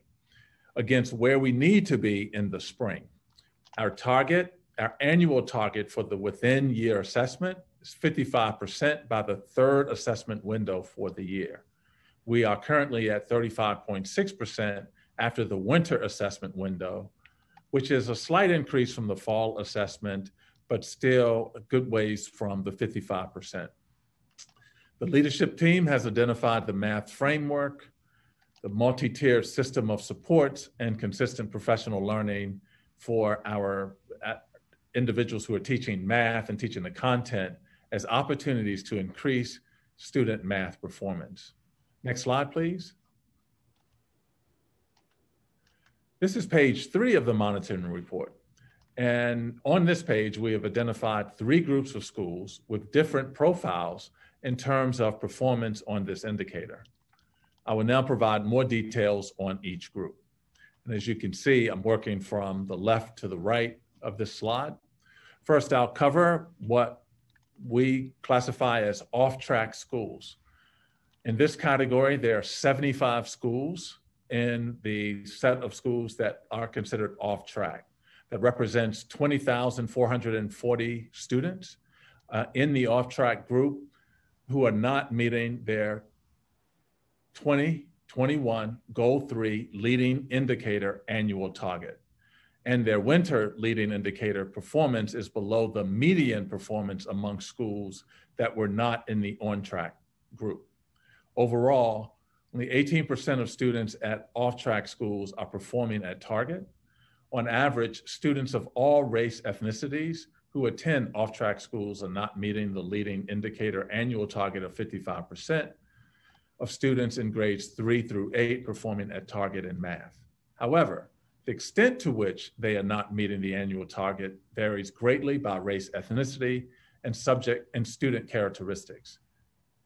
Hispanic, Latinx, and Black African American students, English language learners, and special education students are the groups furthest away from the annual target. Next are the near-track schools. There are 75 schools also in this group. It represents 26,375 students in the near-track group who are not meeting their 2020-21 Goal 3 leading indicator annual target. But their winter leading indicator performance is above the median performance among schools that were not in the on-track group. Overall, 38% of students at near-track schools are performing at target. On average, Asian students are the only student group that met the leading indicator annual target of 55% of students in grades 3 through 8 performing at target in math. For all other student groups, the extent to which they are not meeting the annual targets varies greatly by race, ethnicity, and student characteristics. We continue to see that Hispanic, Latinx, Black African American students, English language learners, English learners, and special education students are the groups furthest away from the annual target. However, in all cases, those students in near-track schools are doing better than their peers in the off-track schools. Finally, I'll cover the on-track schools. There are 18 schools in this category with 6,479 students in the on-track group that are already meeting the 2021 Goal 3 leading indicator annual target. On average, students of all race ethnicities at on-track schools are meeting their leading indicator annual target. However, the extent to which they are meeting their annual target varies greatly by race, ethnicity, and student characteristics. At schools in the on-track group, only special education students are not meeting the annual target. So Dr. McIver, this includes my overview of the progress monitoring report for Goal 3. I am happy, along with several of my colleagues, to take any questions that board members may have. Thank you, Dr. Height. We will start with the who category of questions that focus on identifying which students the data are talking about. We won't spend too much time on this category today, as Dr. Height has just shared with us much of this information in his overview of the report. However, I will open with these first questions. Dr. Height, who is struggling the most? And are there any trends that we can see across student groups? And the second question is, Are there any similarities that you have observed across schools that fall in each of these categories, on track, near track, and off track? Yes, the students, I want to make sure I'm not muted. You're not. Thank you. The students in the off-track group across all categories of race, ethnicity, and student characteristics are not performing and performing well below. And so these are the primary students who are not meeting the on-target, the leading indicator. They're not on target on the leading indicator. And so those are the 20,440 students in off-track schools, and where only 18% of those young people are actually meeting the leading indicator. Thank you. And then the schools, the similarities of schools that are off track, near track, on track. Yes. So and just as in with the literacy, and with this group of schools, there's also no conclusive geographical trend here, but some patterns emerge, and they emerge amongst the three categories of schools. So as I indicated before, the on-track schools are few in number. They're 18. There were 16, but now they're 18, and are primarily located in Center City, University City, and the far northeast. The near-track schools are spread throughout the city, with concentrations in South Philadelphia, particularly east of Broad, and in the northeast. There are also several near-track schools located in West and Northwest Philadelphia. Off-track schools are primarily concentrated in North Philadelphia, north of Girard and west of Frankfurt Avenue, and in West Philadelphia. And the data are telling us that when we look at the student groups, students receiving special education services at the off-track schools are furthest away from the targets. And so those are young people who are struggling the most. Thank you, Dr. Height. Ms. Fix-Lopez, I see your hand is raised with a who question. It is. I have a who question. I guess, so I believe in the fact that we need this data to monitor. We need data to help us, make these decisions, to give us temperatures of what's going on. I am a little confused when I look at a lot of the tiny print underneath. There are a couple of phrases that say things like Ames Web Plus for 2019-2020 was not required. It was available, but not required, and school by school could choose, right? So that is interesting to me. And then the other question so my question is like, who actually took it, who didn't? But then it talks a lot about participation. And it seems to be that there's a high value put on participation. Are we just forcing people to participate to get a high participation, in a sense of, if we have new ESL students, so back to my who, right? Who is taking it? If you have new ESL students that have just come, are they taking this, or is it an exempt period, like it's after a year? Yeah, that's my question. So thank you, Board Member Fix-Lopez, for the question. And I'm going to ask Dr. Wolford to respond, particularly to those, because it does get technical in terms of some of the footnotes that describe who takes the test, when they take the test. So Dr. Wolford, could you talk a little bit about like who's tested and the differences in the years that Board Member Fix-Lopez talked about? Yeah, sure. To your first point, we were primarily as a district focused on testing in ELA. And so while math was available, the emphasis was on ELA and early literacy and reading. So people could choose to do math if they wanted to, but it wasn't widespread, the adoption of it. But it was used some. This year was the first year that we've now required it and provided additional supports for administering it through K through 12, adding math. So that's to explain the difference. There's also a footnote relative to what tests were taken and offered. So there's subtests within all of our categories of assessments. And there was a shift in that we expanded in our recommendation for math what was assessed this year too. So that's an additional difference. Participation is just very important to get a representative sample of students to know where they are. And that's from a more technical side. But the real purpose of these assessments is for teachers to have knowledge of where students are. So if you think about coming in fall, you know, school didn't end early, but it essentially ended early last year. And so in order to pick up and be able to target most appropriately, we need data, and the schools and the teachers need data on each student in these core subjects. And then lastly, you had asked about the EL students. There's a protocol for first year where, and I'm not going to tell you exactly, but I'll be able to send the specific guidance that requires just a minimal test of a reading of like one thing or something fairly simple to determine if the students should proceed. Again, we did advise and we did find in some cases where people thought that they shouldn't assess. If they did try to assess, they did get valuable information. And I would say particularly with math, that that's a little bit more important also. Quick follow-up to that, Dr. McIver, real quick.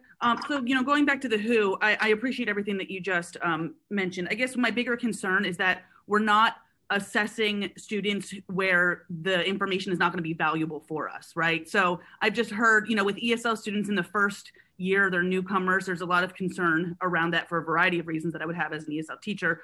But also I've heard concern about some schools, in particular math for seniors. I know we're not on seniors here, but it leads up to that, who are taking the STAR assessment for math, but they're not even enrolled in a math class.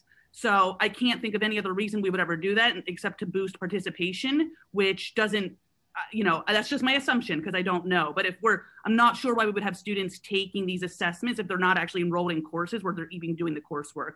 So it's just my concern where it trickles down is the practices and policies around who is taking certain exams and how it impacts this data that we get. I don't need an answer for it. It's more just, you know, bringing concern up. I do want to clarify though. So the scores for these tests are based on percentile ranks. So they rank students based on the entire population that took the test. And in the past, people have exempted groups of students. Either they would say, oh, they're too low performing, or they're not going to do well on them, so we're going to exclude them. Or they already know everything, so we're not going to add them.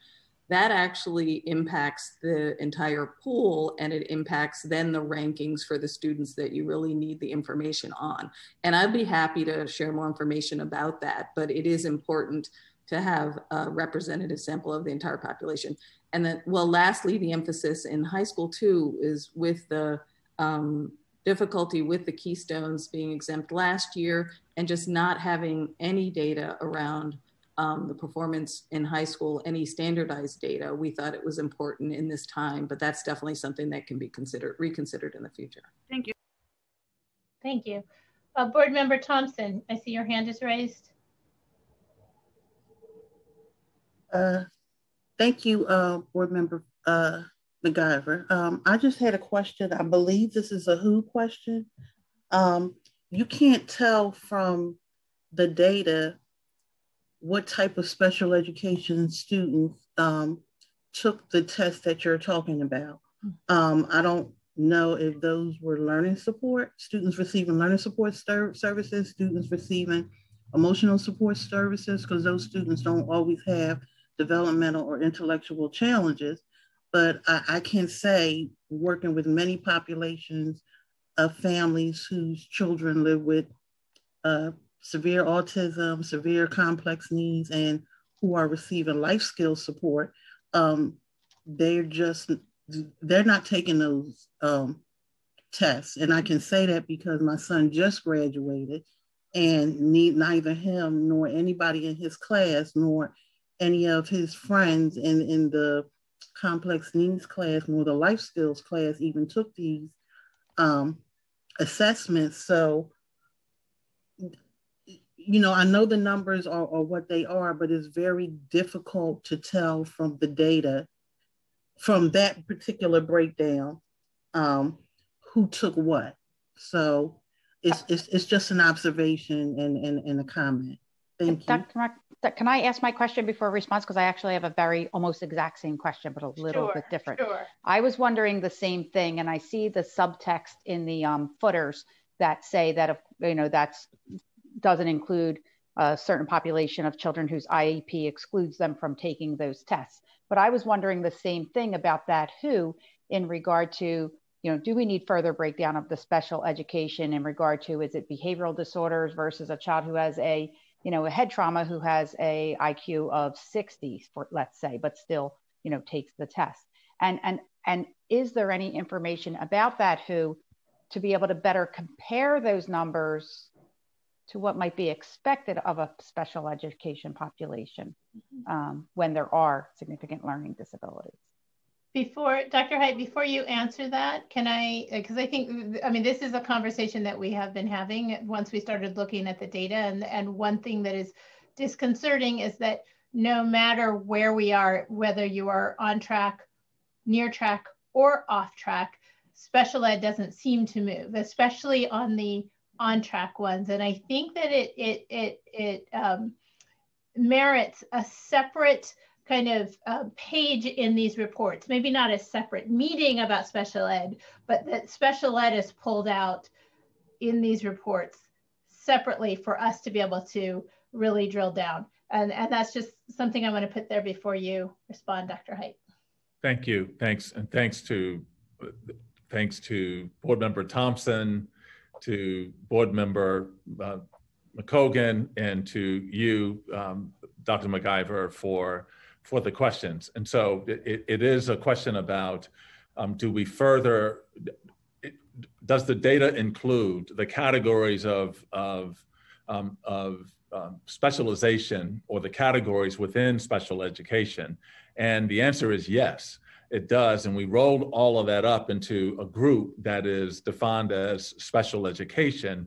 But internally, we actually see what children who are autistic are doing versus learning disabled versus hearing impaired versus visually impaired. So we do have all of that information broken out, and then we could see that information by groups. And so we roll it up, and it all comes under the umbrella of special education, but those data are available to the team who's looking at this information to determine what resources are needed where in order to serve the children at those schools, given the categories of the different categories of special education services that are required. Can I ask one more question? Sure. I appreciate that answer, Dr. Height. That's for the team. But in order for us to be, to better serve all children equitably, no matter how painful it may be for everyone to see, if that can be broken down, maybe in another document for us to see as a board, but also for families and communities to see as well. For example, when this same presentation was done about 12 or 15 years ago, and it's still the same. Caucasians and Asians seem to do better, and African American and Hispanics are still on the bottom. And that's hurtful to see depending on how you're looking at the data. So the same, I think, would be with those children living with various exceptionalities. We may see that those with complex needs aren't doing well. We may see that those living with more severe journeys of autism and intellectual disabilities aren't doing well. And we may see that those receiving learning support and emotional support services are doing well. It may be painful to look at, but we can't begin to, make changes unless everybody sees, because I know, or I believe that there were individuals outside of the district who would love partnering with the district to improve these outcomes, because we realize that, you know, this is a village, and we don't expect the district to do it all. It takes the district, it takes communities, and it takes families and anybody else to help educate our children. Thank you. Thank you. Board members Danzy and Ahea Hinton, I see your hands. We've gone over our 3-question one for the who, and want to know if we can move on to the what, and maybe you're able to frame it. Okay, we will do that. So we will now switch to any what category questions. These questions focus on understanding the circumstances that surrounded the data for struggling students and excelling students. I will be aiming to take 3 what questions. I will prioritize Board Member Ahea Hinton and Board Member Danzy. Board members, are there any what questions to Dr. Height? And I will start with Board Member Ahea Hinton. Thank you. Mine is a what question. And looking at the data, and I really was looking, because I think I noted at our last progress monitoring, I did note that there's special education children, certain populations of our children that, in spite of where they are on the spectrum of on track or near track especially, and off track, we're kind of performing pretty consistently where they are. I'm really, what I really want to know, because what was said by Board Member Thompson is correct, at least in my observation, is that the numbers seem to be pretty consistent. This is something that we're seeing. It's a pattern, right? This is the way that it is. So what are we doing to lean into these children in particular that are in this off track, near track, that are performing at this level? And I mean, I guess, that's kind of like a broad question. So I could say, if we looked at certainly the populations that I'm interested in, the Hispanic, Latino, I'm certainly interested in some of the other populations that are consistently performing, including special ed. And so the response might be too broad, but what are we doing? I mean, what are we doing to really lean into these populations? Because how are we going to get, sorry, Board Member McGyver, I slipped a how in there in terms of how we're going to get there. Can I just rephrase it? I'm kind of working it to get my how question in. I mean, how are we going to move these numbers, right? What are we going to do? What are we going to do? What are we going to do? All right, I'm stopping. Yeah, so you did slip a how question in, but I'll focus on what is happening and what do we think is happening in these categories. And then just,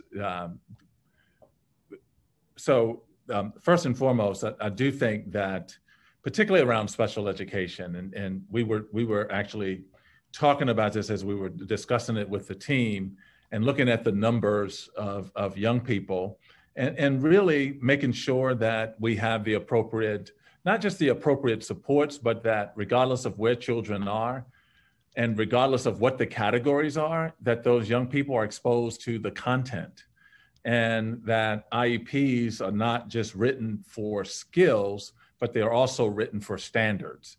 And so it's not just about tasks we want children to do, but also the types of things we want them to learn. And so we have to look wholesale at how we are creating the structures of support. And this becomes part of how we think about those that multi-tiered system of support, or MTSS. But that's one thing that's happening. That there are also some climate issues that we've been able to look at, particularly around attendance. And we know, and this kind of follows a similar pattern that we've talked about in on-track schools. 82.9% of students attend 95% of the time, 95 days, compared to only 47% in off-track schools. And the percent of students who are chronically absent, those are students who attend less than 80% of the days. That's missing, just for you. I mean, if you if you attach a numerical value to that, that's missing in excess of 36 days, then you see that that is 4 times as high for near-track schools and almost 10 times as high for off-track schools. And so, right. Yes. Can you say that first stat that you gave? You gave 2 stats. Yes, so in on-track schools, 82.9% of students attend 95% of the time they should be there. That means they attend, they don't miss more than 9 days of school, compared to 47.7% in off-track schools. So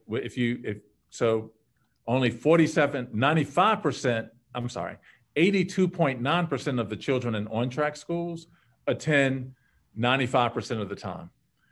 At off-track schools, it's only 47.7% who attend 95% of the time. But more importantly, when you look at chronic absence and you look at those children attending less than 80% of the days, it's 4 times as high for near-track schools and and almost 10 times as high for off-track schools. And then there's some other things, particularly around leadership, that we think is really important. And so the average time that leaders are in buildings, so I won't start with the leaders, I'll start with staffing. So off-track schools have on average the lowest year-over-year teacher retention. That's at 76.5%. That's compared to 87, almost 88% at near-track schools and 91% at on-track schools. And only 2.7% of teachers at off-track schools on average were rated distinguished, compared to 6% at near-track schools, and distinguished is the highest rating. But 43.4% of the teachers were rated distinguished at on-track schools. And then once again, I'm moving from staff members now to leadership, and these are just some data points that I think are really important, that talks a little bit about the what. And so 34 of the 76 off-track, or 34 of the 75 off-track schools, roughly 45% have principals with a tenure of 3 years or less, and 13 have principals with a tenure of 1 year only. And only 3 of the 16 on-track schools have principals with a tenure of 3 years or less. And so those things actually all play into this work, in addition to the attendance. And so part of what's happening is that you have populations of students who have significant needs, but you have teachers who are coming and going from those schools, and because they're trying to get to near-track and on-track schools. And then you have newer principals and newer teachers at those schools as well. And they're supporting children with more significant needs. And so so that's part of what's happening as a part of this as well. Thank you, Dr. Hyde. Board Member Olaleye. Yes, thank you. So Dr. Hyde really hit a lot of the points that I wanted to ask questions about, but I'm on page 3, board members, of the progress monitoring report, and it really is. So I would think that all our racially demographic students, or just all students in general, be learning the same curriculum. So for our near track, off track, and on track schools, what exactly is happening in the schools that it should be the same? Like, it's not like all the schools are like advanced, you're learning different things, it should be the same. And Dr. Hyde touched on it a bit with the environment, attendance rates, teachers in and out. Like, what really is happening in those schools that's not getting with the students?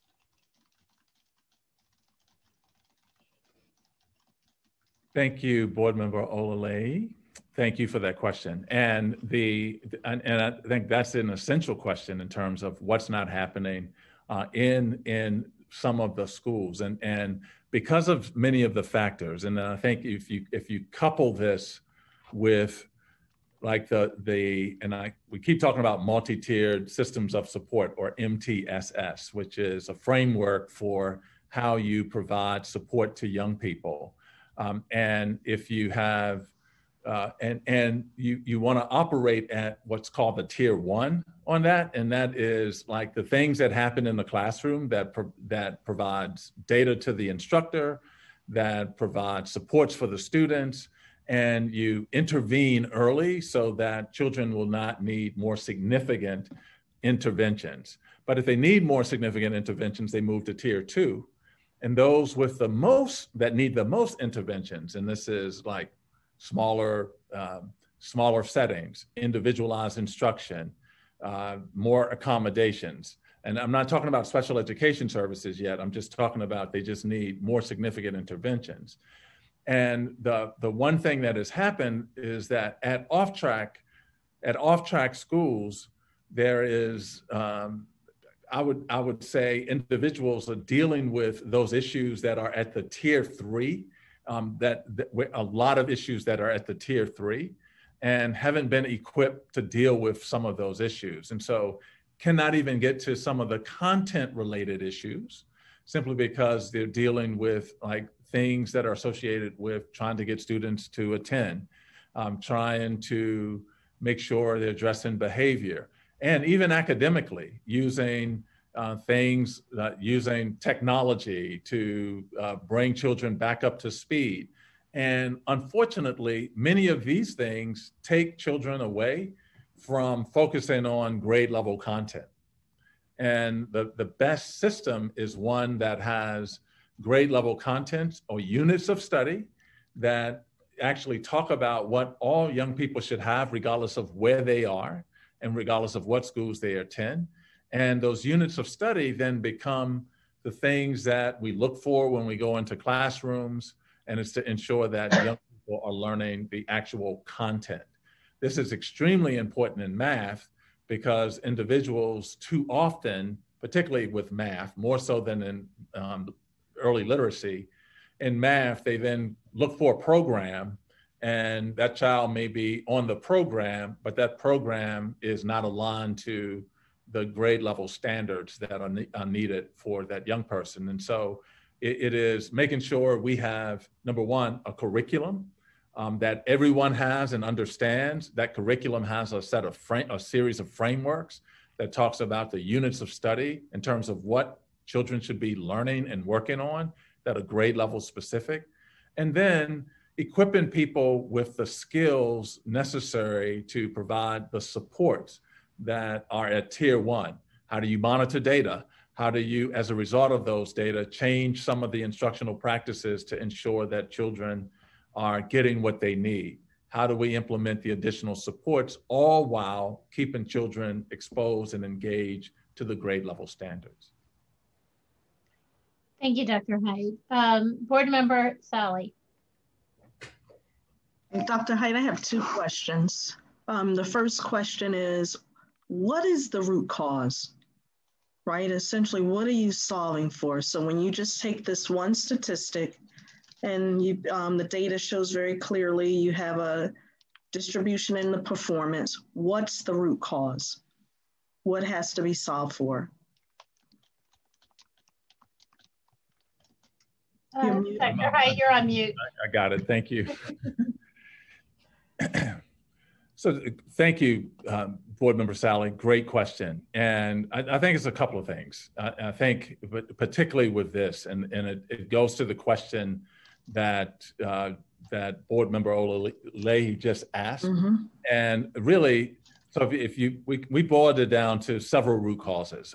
One is really insufficient time and support dedicated to supervision and the development of individuals who are actually teaching math. And really having a philosophy about what is the math instruction, but not so we haven't had the sufficient time for individuals to be trained on how to do this work. And then therefore, when you get into crisis mode, you try to manage the crisis. Another one is access to high quality math instructional materials for all students. And there is a lack of consistent and what I would call equitable access to high quality math instructional materials and resources and content for students. I think too often people default, and this is no fault of individuals, but when those things are absent, then people default to things that they may see or some student may use, and individuals will say, well, the child enjoyed that exercise on that computer, but that computer exercise is not providing the content knowledge that is needed. And then there are some social and emotional and behavior resources that are also needed. And schools that have the highest, as I indicated earlier, schools that have the highest concentration of students who need social, emotional, behavior support and intervention, in many cases do not have the appropriate resources to meet those needs. And so I would say, and then there are a couple of other root causes, but those were the top three. Okay. And then my second question, in light of what you understand the root cause to be today, when you look at the schools in particular that are considered, right, they're doing well, I think it was the 18 schools, the 16 schools that are doing well, what is it specifically that's being done differently in those schools? And how do you take those lessons learned, right? So I'm sorry, I'm wondering how, but what's being done specifically in those schools, and what does that suggest is portable from that learning to take to other schools? Yeah, I think one thing that's happening in the schools is that you don't have all of the factors associated with like the student characteristics that are attending those schools. And I had a colleague the other day actually use a prop. And so I'm gonna use one here today too. So if you think about MTSS as a triangle, and you look at, in the bottom of this triangle is tier 1, and it's where most of the individuals should be. And it's where you are able to adjust instruction and make sure you are providing young people with the supports they need. Then if you can't, it moves to tier 2, and it's a small percentage of children in tier 2, and then a very small percentage in tier 3 that need the most substantial supports. At many of our off-track schools, this is flipped upside down. And where the vast majority of resources are needed at the tier 3 level. And as I indicated, that in many cases, and it may not be those resources because we are approaching it as if those children are at tier 1, but the vast majority are at the most significant level, where in some cases you have whole schools that need to be focused on some of the characteristics that are associated, some of the supports that are associated with the student characteristics. Okay, and thank you. The visual was really helpful also. Dr. McIver, just a quick note, we're at the halfway mark, so we should begin to transition to how and why. I am looking at that. I want to give board member Danzy an opportunity to ask her question because I didn't allow her in the first round. So I will allow board member Danzy and then move on. Hi, actually what do we want to move into the how or the why? I look at across the board of off track, near track, and I noticed that with the near track and the on track, they did not really drop from fall to and winter in their performance. But in the off track, there was a drop. And I'm going to assume that relates to some of the, because that's what I was going to, some of the causes, but I'm going to assume that it relates to, as you said, the truancy. So how are we, whatever one we're on now, are you addressing that issue or plan to address it? Then another question is that is there a racial and ethnic breakout for students in special ed, and particularly students in behavioral or emotional special ed? Can I, Board Member Danzy, can I reframe your first question to make it a what question? And Okay. it would be what circumstances contribute to the, you were talking about the truancy, Right. correct? So what circumstances are contributing to the truancy? Is that a fair enough question to ask? That's true. Also, I want to know what were they doing about it. But that's in the how. Okay. So, but I think that's a good what question. Like, what is contributing to right? What are the high contributing factors? Yeah. And of course, you got the other one, didn't you, Dr. Height, in terms of special ed? Yes, the answer to that one, Board Member Danzy, is yes. We do have that. We do have special education broken out by race, ethnicity as well. But to your first question, and how did you reframe that, Dr. McIver, again? What contributes to these high rates of truancy in schools that are off track?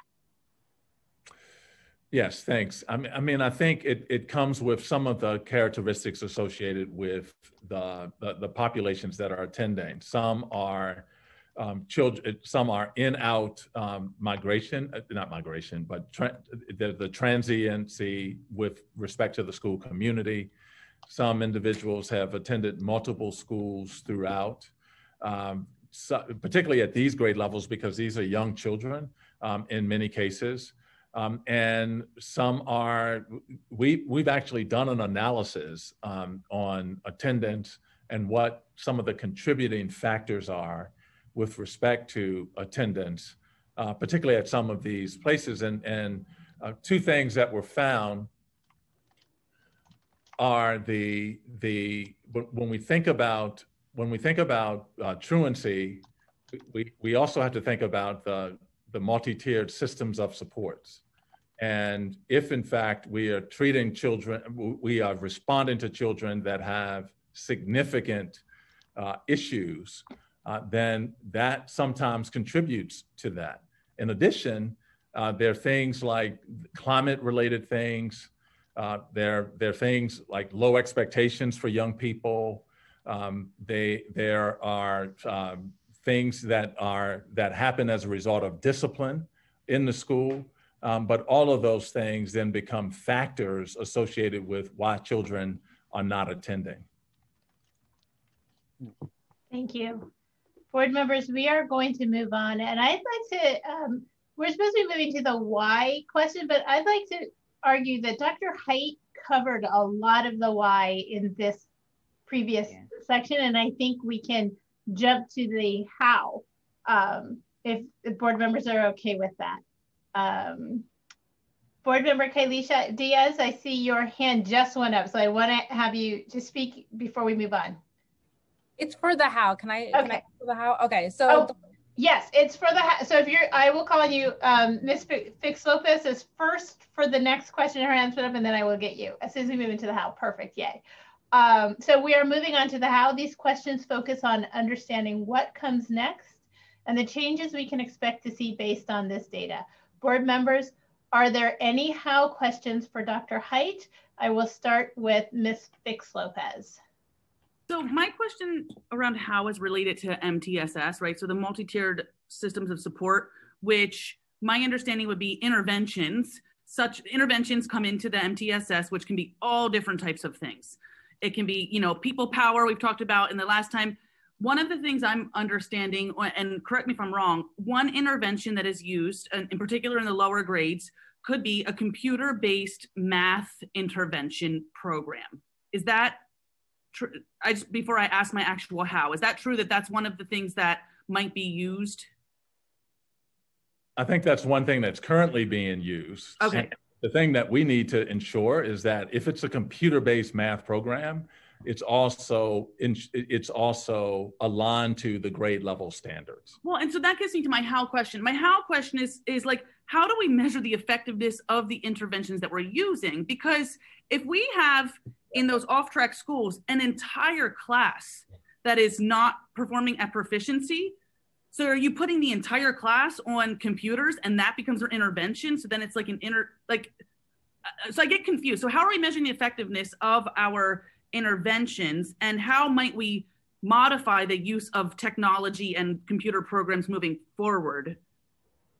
Yeah, no, so another essential question. So that's a great question. And one of the things, and I want to make sure I hope I didn't confuse people. One of the problems, Board Member Fix Lopez, is what you just described. So when we see, like if we're implementing MTSS correctly, individuals are just not grabbing computer programs and throwing children on programs, because in many cases, they may be showing mastery on the program, but they may be fifth graders that are working on third grade standards. And we need fifth graders working on fifth grade level standards. And so we have to ensure that both through a curriculum process, a strong MTSS process, and a curriculum framework process, that those things are not just vetted, but approved from the Office of Academic Supports, so that it guarantees that they are closely aligned to ensuring that children are receiving the grade level standards. Because to your point, having whole classes do like on computers and doing technology, it may look good, and children may even enjoy it, but if it's not aligned to those grade level standards, it's not doing it's not performing the task that we needed to perform. Super quick follow-up, and it's kind of a clarification, but also you talked about curriculum. I'm a little, what is this curriculum? How are we, my understanding is that there is currently curriculum writing that is happening. Are we writing our own curriculum, or how are we going to address the curriculum issue moving forward? Because if people ask me, now I'm no math teacher, but if people ask me like, what's the math curriculum? I don't know how to answer that question. Yeah, so writing the curriculum is happening. And we are actually we're starting with a framework, and that new math framework will be based on the grade level standards, and that's coming from that are aligned to Common Core and PA Core standards. And so those things are a part of what is being developed, and curriculum is being written, but it is being written through recommendations it's being written, but it's under it. We're following the recommendations of both. It's an organization called OGAT, and that organization talks about the types of philosophy for teaching math content. And then the Council of Great City Schools made some recommendations around curriculum materials as well. Both of those things are being included as a part of the development of the new curriculum. But right now we have a new math framework, and it will be, and we will be delivering a new high quality standards aligned curriculum that will go along with that framework. And then from that, you develop units of study so that you know what you're doing for the grading period, for the week, and individuals can have adjustments within those periods of time. But for those certain grading periods, and inside of those units of study, it will be defined what we want individuals to be working on. Okay, thank you. I have a million more questions, but I'm going to let other board members ask theirs. Thank you. I'm going to hand it over, but board members, you need to know how hard it is for me to like not get in the weeds around this. But I do need to say for the record that students need not be on computer-based, especially in the elementary grades math programs. I hope that is not a solution, particularly for the students who are struggling the most. And I'm just gonna bite my tongue a little more. Board Member Diaz, you're up. Alrighty, thank you. So Board Member Mallory Fix kind of just put it on the table. However, I'm just curious. I haven't heard Common Core since 8th grade, so that book hurt my heart and hurt my brain. It's best to believe that. So my question is on page 4 or page 8 for some people. It says staffing here, and I quote, guided by the new math framework, we will deliver a new high quality standard aligned curriculum for math in grades 4 through 12. So my question is, how do we know that this curriculum is going to work? Has it been tested for students? Have students done this new curriculum before? So yeah, that's my question. Great question. That's a great question, Board Member Diaz. And then I'm going to ask Dr. Savoy Brooks to come on and respond to that, because she's leading this effort. And we've actually used some outside groups to also advise us on this. And one is the Council of Great City Schools. They've looked at our curriculum and made some recommendations. And the other one is the organization that I talked about earlier, OGAT. What does that stand for my notes? OGAT. Oh, I'll get it for you in a minute. Thank you. It just flew away like a butterfly. I'll get it. Dr. Savoy Brooks? Is she on? Oh. Hi, I'm here. I just don't know where I am. I don't see myself, but you can hear me, right? We can hear you, yes. So to answer what... Oh, now you've dropped off, Dr. Brooks. They added me to the screen. Good evening, everyone. So to answer what Dr. Height said, we did receive feedback on our previous curriculum. Well, our previous quarter is at a glance and our expectations for instruction. As we write curriculum, it is based on the recommendations that we got from Johns Hopkins University and from the Council of Great City Schools. While we're writing curriculum, we are receiving feedback not only from agencies and organizations that specialize in the content for rigorous curriculum design, but we also receive feedback from, and teachers are actually involved in the writing, but we receive feedback from teachers. And the goal is to, as we write units, to pilot the units, specifically over the summer while we have summer programs, so that we can get student feedback, teacher feedback regarding the implementation prior to implementation in September. In addition to that, the ELA and the math curriculum will be evaluated again by the by the Council of Great City Schools and by OGAP, which is Dr. Height, the Ongoing Assessment Project, which is a part of University of Penn. Those are the two agencies that we've previously used to provide support to us. And when I say provide support, they've been, I call it being a critical friend to us as we move forward in ensuring standards aligned instruction.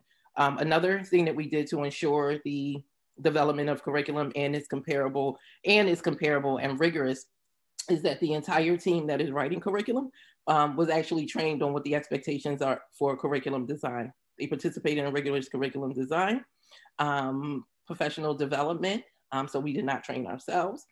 Everyone was trained on the expectations that I expect as it relates to curriculum development. Now, when we talk about curriculum, where's Mallory? I saw Ms. Fix Lopez. I don't see you now, but when we talk about curriculum and people ask, what is curriculum? Most people think the curriculum are the materials that we use. That is not the curriculum. We call those core materials.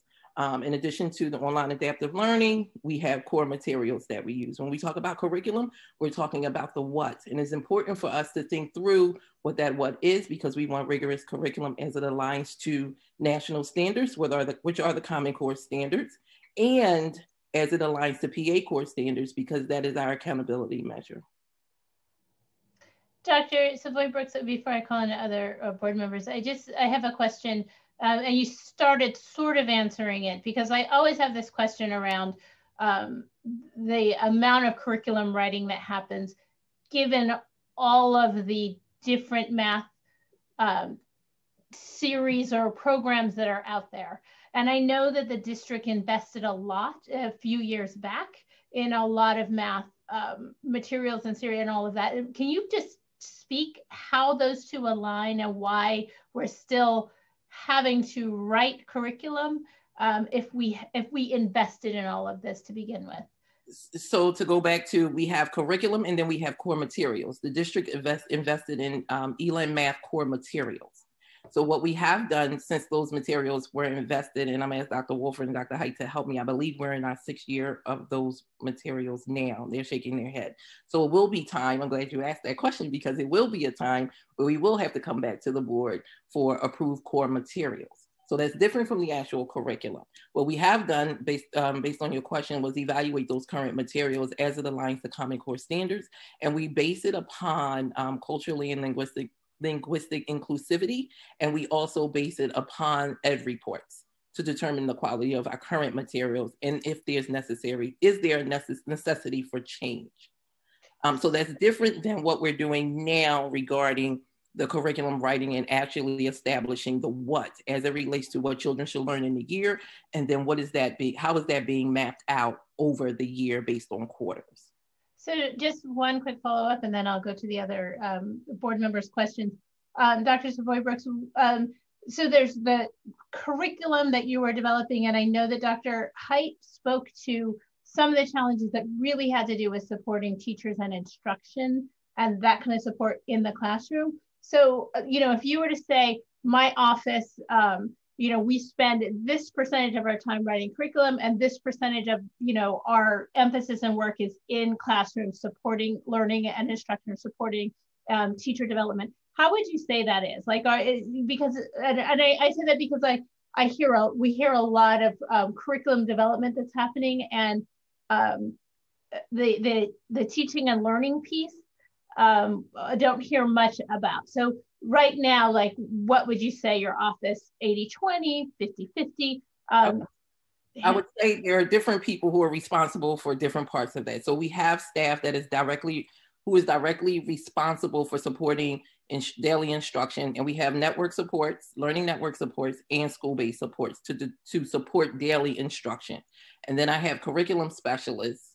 That's their job, to write curriculum, and they're writing curriculum in addition to that's in the Office of Curriculum and Instruction, but within my office, there are other people by other titles who are supporting the development of curriculum. And again, it doesn't all happen during the school day because we do have teachers who are assisting in writing the curriculum also. So, right, but if there were, just really quick, if there were a pie chart, like this is my office, this is what I do in academic support for math, what percentage is in supporting 100 and 100? I would say 100 and 100 because there are people who are 100% aligned to supporting networks in schools, and there are people who are, let's say, 80 and 20 because they write curriculum and then they're responsible for supporting schools. You see, so I have people who are supposed to write curriculum and then support schools as their priority. Then I have people who are 100% in schools. So it's not like me who have to spend part of my time visiting schools, part of my time collaborating with my other colleagues, and then part of my time writing curriculum in projects.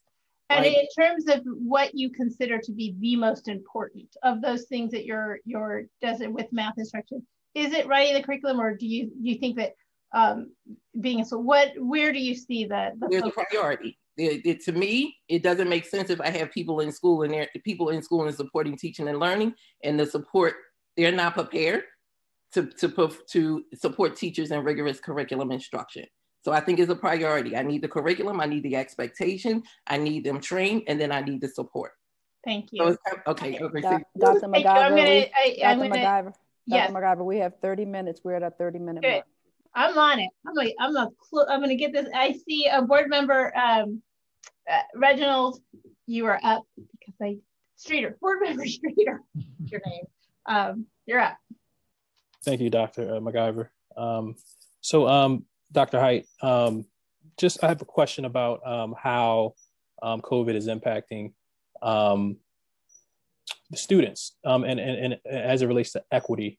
I guess I have a rebuttable presumption in my head that that COVID has probably created instances where those who are privileged in many ways can succeed, while others who may not be doing well in the past may be doing worse, are doing worse than what they did before. So again, that's the question. So how is COVID, if you know, how has COVID kind of impacted that? And how are you game planning to kind of close the potential gap, if you tell me I'm wrong about the potential gap that I think is happening, to make the gap go from here to maybe back to how it was here, then obviously we want to get the gap to do this, where the lines intersect, where all students are on the same level. Thank you for the question, Board Member Streeter. And it is not an assumption, it's actually a fact. It's exacerbated the inequities that exist. And COVID has exacerbated the inequities that exist. There are, however, some children who, and these are some in the older grades, particularly at the elementary level, who have said they're doing better in a virtual environment, but that's highly dependent upon like the teacher and the support staff and the structures that are in place. But one of the things that we are focused on is, number one, thinking about looking at how we're going to use the summer, how we're going to also provide young people with extended opportunities to learn, and how we will then prioritize the groups of students in those categories. And so if, in fact, we know that young learners, like children who were in kindergarten this year, have not had an opportunity yet to be in a real class, be in a classroom or in a school, they may be a group that's prioritized as a part of a summer experience. And then we will look at the categories of students and make sure that we prioritize it even further for those young people who are at off-track schools, if you will. And so we have to prioritize it based, number one, on the grade levels, what the children need, and then prioritize it based on these three categories of schools and the children that are within those schools. And so like special education becomes a category, English learners becomes a category regardless of, because in all three of those categories, those young people are not doing as well. But we also have a lot of children in off-track schools. One of the things that you just, I do also need to add to this conversation, Board Member Streeter, is something that Dr. McIver and Dr. Savoy Brooks were just talking about. I also don't want to understate the complexity with which we will have to navigate, in order to train 2,000 individuals who are working with grades 3 through 8. And if we think about the younger grades, even more individuals. And so that training can't just be done by people in Dr. Savoy Brooks's office, but we have to also think about how do we use time in the day for individuals to converse and learn from each other? How do we organize time throughout the year for that to happen? And then how do we organize time even further to ensure that we can also make adjustments to the learning loss that has happened with many of our students in a prioritized fashion? So I don't want to underemphasize the complexity with training, the numbers of individuals that will need to be trained on new content. And in some cases, they would need to be trained on the new content for English and for math. That's going to be complex. That's going to take time, and it's going to take, that's going to require us to really rethink how individuals come together to plan, to organize their lessons, and to learn from each other. Okay, we're going to take the last two questions in the how category, coming from Vice President Ahea Hinton and then Board Member Danzy.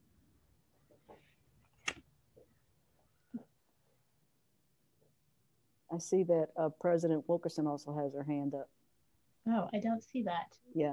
Oh, okay. And I think she had her hand up before me, so I will give it to her. Although my question is just as important probably, but go ahead. You're on mute, President Wilkerson. Your last response began to hit on my concern, is that we hear about MTSS all the time. You know, you've convinced me it's the secret sauce. And what I want to know is, how do you what's the plan? How do you intend to move that into the most needy schools? How do you intend to do that? And what are you going to need from us, if anything, in order to do that? President Wilkerson, can I add to yours that question? Because, you know, with that inverted triangle, Dr. Height, that you showed, that most of the children in these off-track schools are in tier 3. And we know in MTSS, tier 3 asks for much smaller groupings for instruction, much smaller class size. This seems to be a real fundamental shift if we are really to address this. So I want to ask Dr. Height, how? Is that the right question, Angela? That's the right question. That is the right question, because, you know, budgeting is coming up, and how? Yeah. Yeah, I mean, so, and I would like to say we have the plan all constructed and ready to roll out. And I'll return to a comment that I made to Board Member Streeter, that the complexity that exists in order to roll and to think about how this is done, almost across the thousands of teachers that would be needing to have the support. And so we will have to think about, how do we train individuals to do this? How do we come back and support them? How do they try these things out in their classrooms in a way that is not evaluative, but a way for them to become more comfortable with utilizing these strategies? And then how do we continue to build on this? And so we have to think specifically, Madam President, how do we now reorganize time for individuals to come together and talk about these structures and systems? How do we train? And part of this will be, we have to train leaders to actually look for some of the indicators that would then be a part of a very impressive MTSS support structure. And then there are some supports that we could provide, and supports in off-track schools that are in addition to the supports that already exist. And some of these may have to come from on-track or near-track schools. Others may be additions to the complement of individuals or support structures in those schools. So the how becomes a lot more complex than just, hey, we're going to have a plan, we're going to do it over a summer boot camp, and then everybody will be proficient in doing that. This is going to be a cycle that we will have to do, as we're also doing a new curriculum and a new framework where individuals are going to need to be trained and become proficient and comfortable, more importantly, with utilizing these supports and implementing these strategies and interventions. And part of it is using data and making sure there's time that we have available in the day where individuals are talking about how their children are doing, observing student work to ensure that it's at the sufficient level and based on grade level standards. I think that all of that then kind of speaks to the complexity that exists and how these things will be implemented and rolled out. So I'll come back to you with a plan. We just don't have it ready yet, because we have to prioritize how we're going to do this work, particularly across 3 through 8 math, and then 3 through 8 English language arts, which I know it's not talked about today, but we've talked about that in the past. I want to ask one. So the data that we have, so when I look at what our expectations for outcome is, it's kind of flat in the first years. And I guess that's when, you know, we're going through the development of the curriculum and, you know, the retraining staff, and then it becomes a very aggressive outcome, improvement in outcomes. Is that the rationale for what? It is. It is, and it also shows that the lift is harder when you first start, but then when we put these behaviors in place and these practices become more routine, then individuals are monitoring data more often. They are utilizing the appropriate interventions and strategies more often. They're utilizing grade level standards So then it begins to build on itself. At least that's what we're hoping it will do. And then we hope that we start, it flattens, and then it moves more significantly as we get better at this process, and not better at this process just during board meetings, but also equally good at the process at the school level, at the network level, at the classroom level, at the student level. And when will we see the plan? What can we expect in terms of seeing a plan? Yeah, so the plan becomes like the action items that would be associated as a part of a broader base rollout of professional development. It may be an opportunity to develop and support principles on evaluating. That's not what I'm asking. I mean, my assumption would be that at some point we will see your plan for achieving math outcomes, that it may include, curriculum, it has a start date and end date, that when will we see? I'll get back to you on dates, but I do. And what it will include. Yeah, I will say, thank you for asking about the curriculum, because that's going to be one of the first things you will see. And that the Elan math curriculum for grades 4-12 for the school year 21-22. So first thing you're going to see is a curriculum. And then you will begin to see, but we'll get back to you with a specific plan around some of the other things that would be included as a part of that. Dr. Haidt, I want board members, I see there's 3 more questions and we're gonna push to move, wrap this up, but okay. I want to kind of push on President Wilkerson's how question, because I think that it's, that in terms, if we talk about equity and really addressing this, the how is deeper than the changes that we're doing in curriculum. It really has to do with questions about how we allocate the number of teachers in a school, reducing class sizes. That's something that's going to require conversations with the PFT, right? If we are really serious about dealing with equity in our schools, and we know that in these off-track schools, the triangle is inverted, and in MTSS, kids in tier 3 are in very small group instruction. There is no way we can do the how unless we address the issue of how we allocate teachers and resources in schools. And I think that's a bigger conversation that also must include, our teachers union. Can you speak to that briefly, and then I'll get to the last 3 questions. Yeah, I mean, the way I would speak to it is that we have to, and I think I said it before, but it was more general.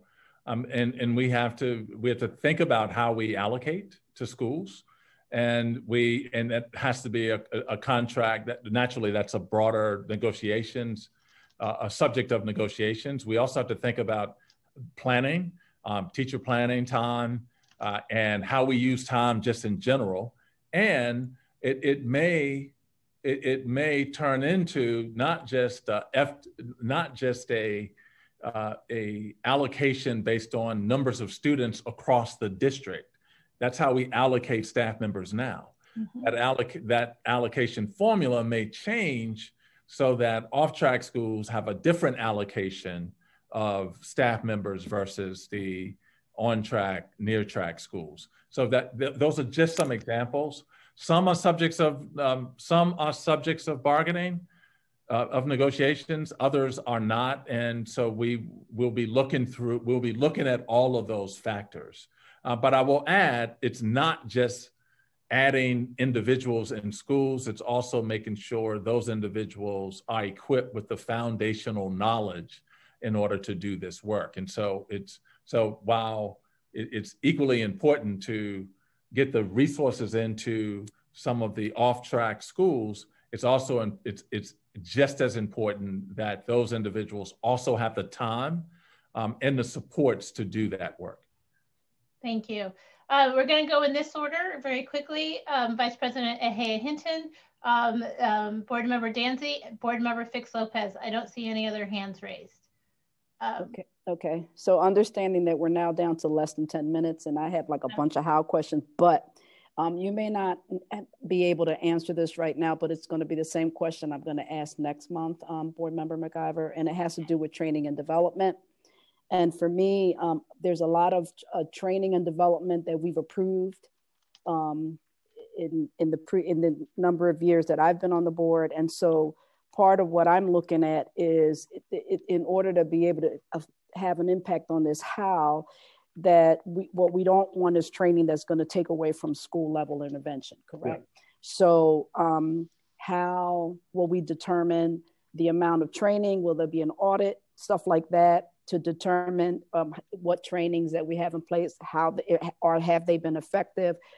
How will you determine what has not been effective, interactive, are they getting the different information and all those things that are going to focus on being able to move their children towards this. So this is probably I'm going to bring it up again next month, but it's something that I just want to make you aware that I'm thinking about, because for my how, it's almost like in order for us to achieve the how, we need to look at what we have in there now and figure out what we're going to pull back that's not effective.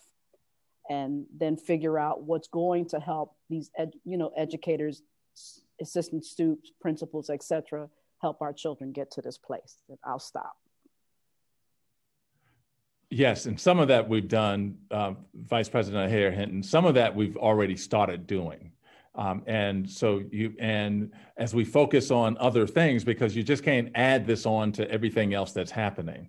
As we focus on implementing a district-wide MTSS to monitor student progress in Tier 1 instruction, then we're going to have to pull back things that individuals may have been trained on before that is not aligned to that Tier 1 instruction, as an example. But I don't have that list right now.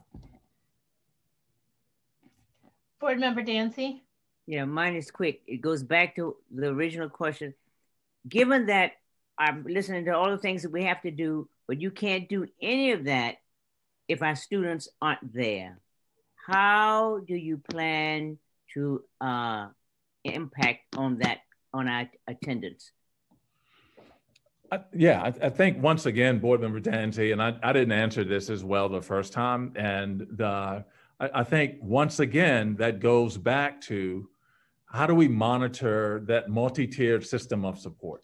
And how do we provide and ensure that at those schools, there are those systems of supports? And it doesn't always mean more people, but it could also mean different behaviors and different expectations.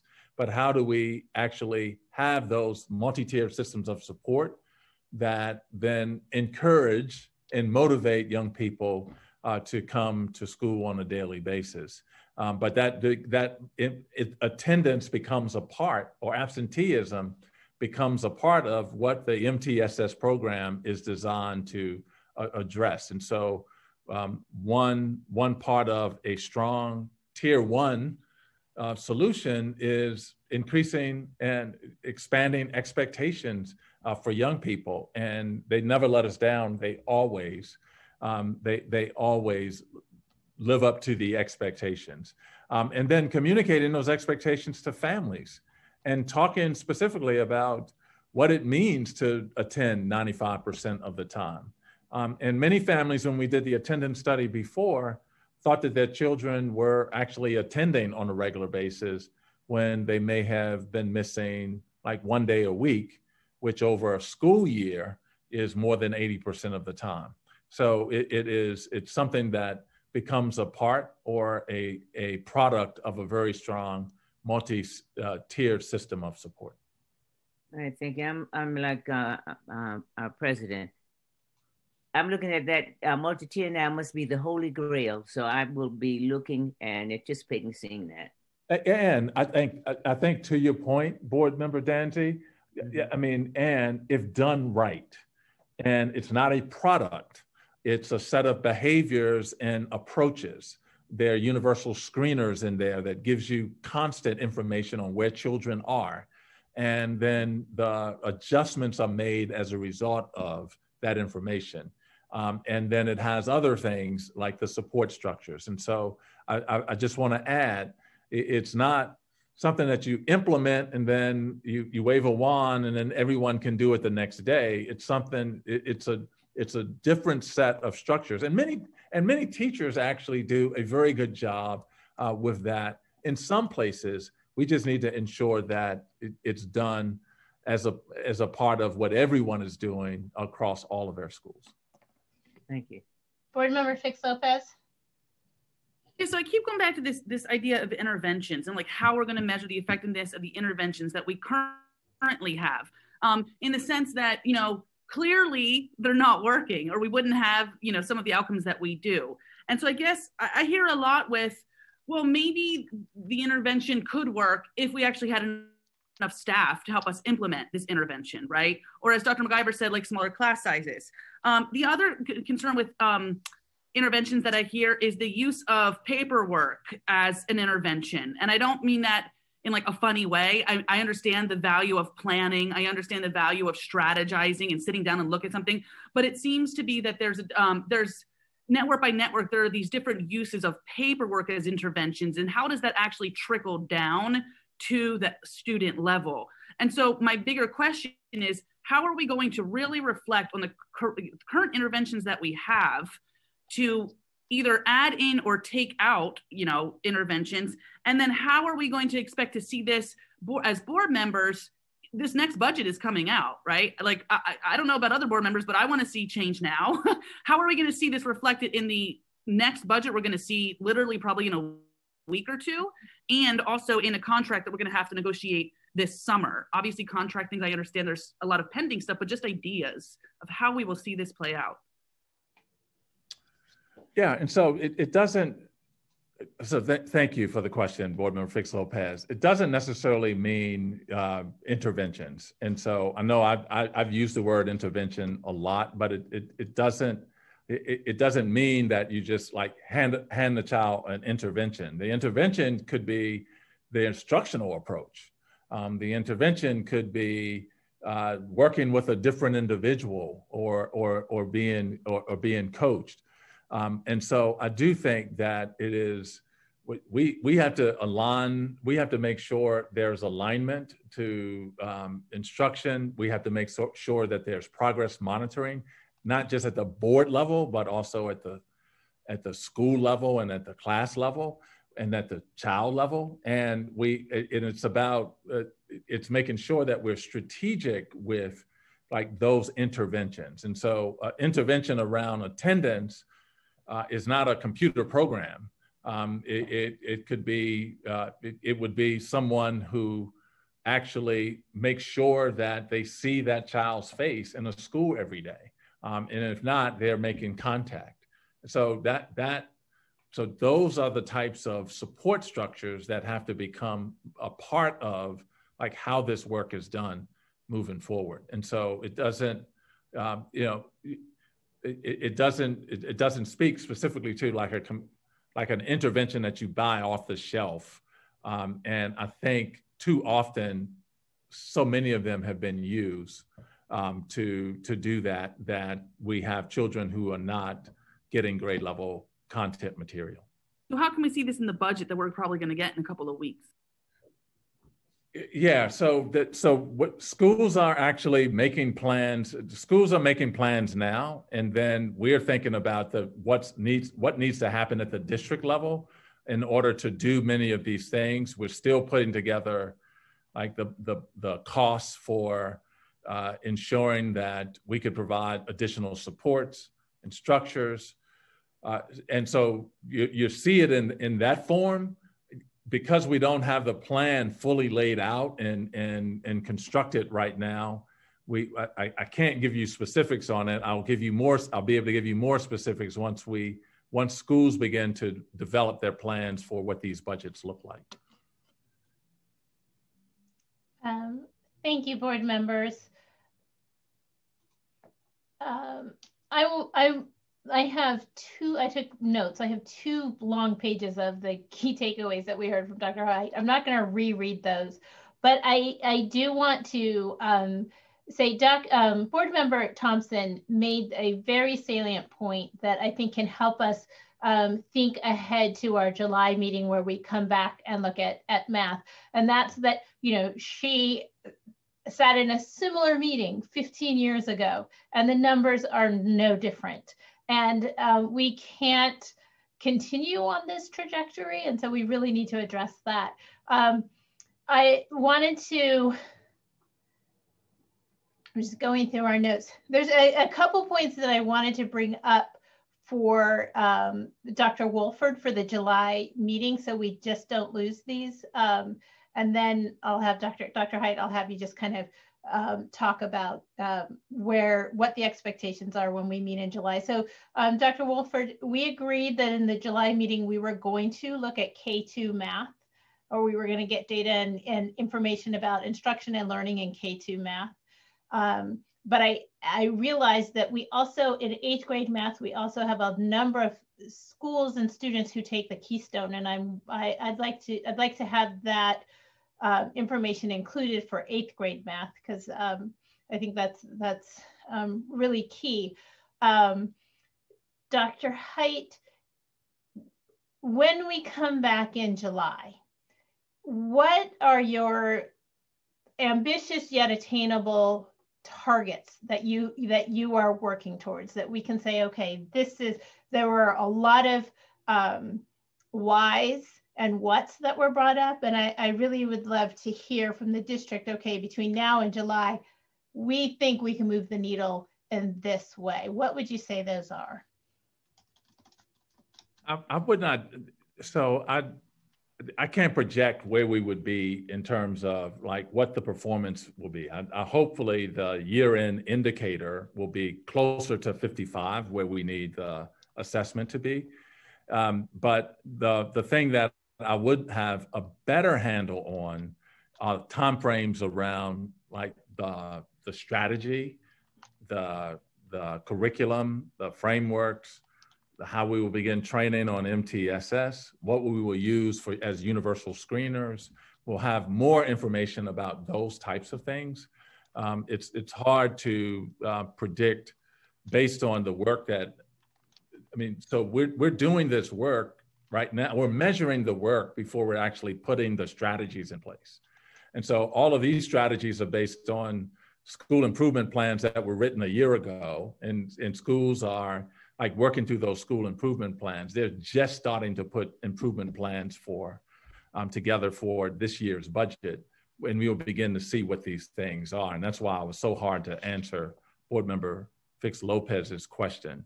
But that's what you will be able to see in terms of more defined actions about the types of things that we will be able to put in place at the next meeting that we come to with this. And hopefully we will see progress from the winter within year to the spring, or the third assessment. Hopefully we'll see progress from that period of time. Right now, based on the state's PSSAs, we're not even sure when we will be able to give those. And the state has actually given us flexibility to push those to the fall. I think that's a bad idea if you got to do fall and then come back in the spring. But we are trying to determine how we could do some of those, at least at some point during the spring. That will be hard in a hybrid situation. We all recognize that, but we may have more information about that as well. But right now, that's no guarantee we will even have PSSA information by the next time we meet on this goal. Dr. Height, before we close out, you brought something up that I think that we should, as a board, at least maybe not consider at this point, but and that is the standardized testing, and that is what President Biden has put out. And given that you have acknowledged that COVID has exacerbated the inequities in our system, and that for large urban school districts, experiences during the pandemic are markedly different from those school districts that have resources and supports. Shouldn't we take a stand against these standardized tests in the spring? What are your thoughts on that? Yeah, no, my thoughts on it are that I think, so I agree with the president. I agree with the president's recommendation. I think that we should get as much information that we can on our students and where they are. I appreciate that they will not be used in any form or fashion for accountability. But I do think not taking a year off on assessing where children are relative to like norms, a norm reference type of assessment, I think is, I think that would have created a break when it's also really important to understand where children are compared to the last time they took that assessment. So I do agree with needing to take it. I also agree that it should not be high stakes for students, for staff members, for teachers, or for anyone else, but it is an indication of where children are. Can I push back on that as well? Because I think, Mike, I understand what you're saying, and it's not that I don't disagree with the value of having, you know, these norms and comparisons, but it's only if the assessment is actually going to yield valid information. And I'm just thinking of my nieces and nephews who are, you know, in school of, do they have a quiet location to take this? We don't know anything about, you know, the controlled environment in where, you know, where they're taking it. I have CCP students whose kids are sitting in the background and they're all, you know, the adult and the kid are in class at the same time. You're going to have a kid taking a PSSA while their mother is in class. You know, there's just so many things that will impact those scores that do they even give you valid information anyway? And then who's, you know, at home, how do you know it's actually the kid taking the test? At school, there's anxiety because you're wearing a mask, you know, and like, I understand your position, I really do, but not in the sense of how are we going to actually get useful information? I really don't think we are, and I'm completely with Dr. McIver. Yeah, and you can't do it remotely. It has to be done in person. So those children sitting at CCP could not do that way, which speaks to the complexity, the logistical challenges associated with it. But nonetheless, I do think doing it in the fall under any circumstances is problematic because you have to do it in the fall and then in the spring. But looking at if there's a way to do it at some point in the spring and get children to a location to do it, I'm in support of it.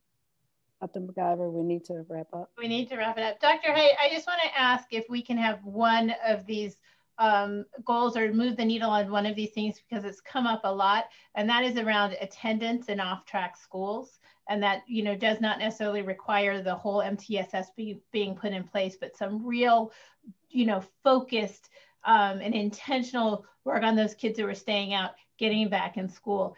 Can we see a movement in attendance in off-track schools by our July meeting with just, you know, leaning on principals and leaning on, you know, the FACE office or whomever to help get kids back in school? Could we see those numbers increase, the attendance numbers increase in off-track schools between now and July? I think we will see movement in that space because individuals are focused on that. But Dr. McIver, I also need to add that in a virtual environment, that's so much harder to do. And I want to manage expectations on this. I do think we will see, because I think principals and teachers and all other staff members are working hard to ensure. The class I was in today, every single child was on, and they were in attendance, and I thought that was fantastic. That's not the case everywhere. That was a 5th grade class. I heard from high schoolers yesterday doing my advisory that they haven't seen some of their classmates all year. And so I do think it's much harder in some circumstances. We do think with the work that's happening, we will see an increase, but I just want to also add that could be very hard in a virtual environment. Okay, I agree. I think, you know, I need to wrap up, and that's a longer conversation. So I will wrap up there, but know that I think there are more questions that the board has around that. Thank you, Madam Vice President. That concludes this month's progress monitoring session. Don't we need to accept the report or not accept the report? Oh, it's just summarize kids. Are there additional items? I thought we did that in the beginning. Oh, I thought I at the end. can Okay. Do that at the beginning. No, it's quite possible that I missed that. It was at the beginning. We accepted the report and then we accepted it at the beginning. Okay. Okay. All right then. So thank you, everyone. I look forward to next month's conversation and discussion. Next on our agenda is hearing from our remaining registered speakers. But before we begin, our Parent and Community Advisory Council members led their first of 5 conversation sessions last Thursday. At this time, I'd like to ask Dr. McColgan to provide a summary of our first session. Thank you, Vice President. Last Thursday, February 18th, along with our advisory council members, Elise Castillo and Catherine Blunt, we hosted the board's first community conversation session. We met with parents, family members, educators, district staff, community members, and members of the Parent and Community Advisory Council from Northwest Philly, North Philadelphia, and West Philadelphia. Our first meeting was focused on key discussion topics, which included a conversation on the information that the board and district should know and consider to support our students' academic and social emotional needs as the district prepares to return to school buildings. Attendees emphasized the importance of ensuring that the district is thinking about and training staff to be prepared to address the trauma that students may have experienced due to the impact of the pandemic. They emphasized the importance of ensuring resources and training are available to students and staff as we prepare to transition to hybrid learning.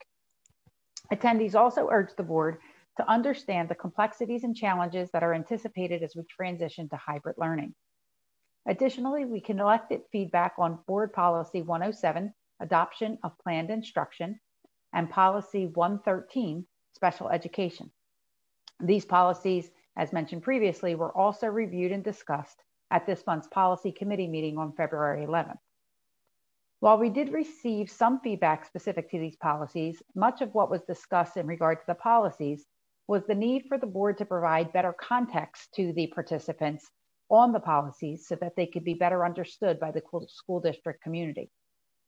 Before concluding my report, I again want to sincerely thank Elise Castillo and Catherine Blunt, who did an excellent job both planning and hosting our first conversation session. Thank you on behalf of the full board. It really was fantastic. We look forward to continuing these conversations hosted by members of our Parent and Community Advisory Council. Our next meeting will be on April 8th. If you or anyone else is interested in attending these sessions, please visit our website for more information. Thank you, Madam Vice President. That concludes my report. Thank you. Before I ask Ms. Rausch to call our first speaker, I'd like to note our new public testimony procedures and to highlight new ways the board is inviting public input into our core work through action item reviews, community conversations, and 2 public hearings. First, as we've noted, last month, the board has amended its speaker testimony procedures to increase diverse input by prioritizing students and encouraging new speakers to present testimony. This means that up to 10 student speakers will be given their own place on meeting agendas, while up to 30 members of the public may present spoken testimony at each action meeting. Also, people who did not speak at the last meeting will be prioritized and placed before those who did. The public may also submit unlimited written testimony to the board up to 24 hours in advance of an action meeting. And second, the public may also submit unlimited written testimony to the board up to 24 hours in advance of an action meeting. And this testimony is summarized at the board meeting and posted in full with meeting materials and made part of the meeting record. Second, the board launched a new action item review process last month that invites the public to review action items typically posted 3 weeks before every board meeting, and then to send comments and questions to the board president. Public comments are collected for 1 week, and then the board president sends a representative set to the school district which respond in writing to the questions. Responses are posted publicly no less than 3 days before the meeting.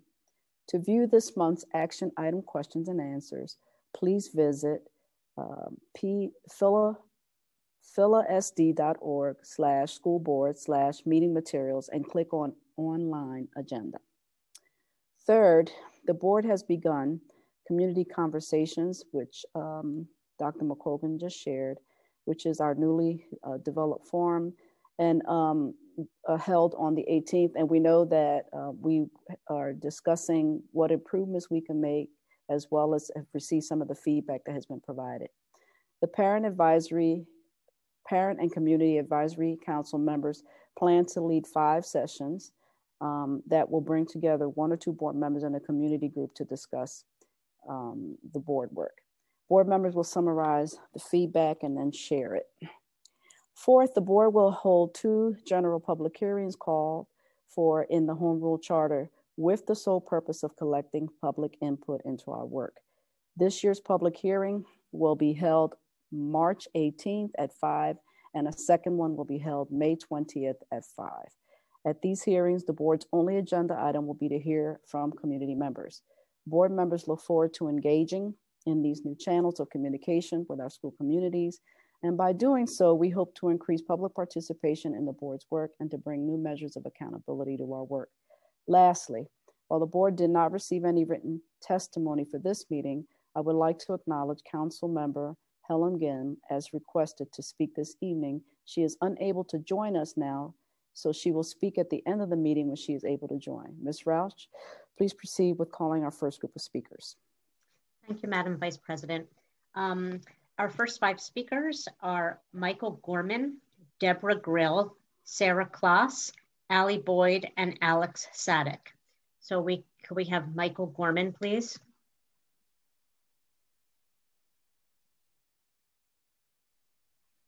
Please unmute and start.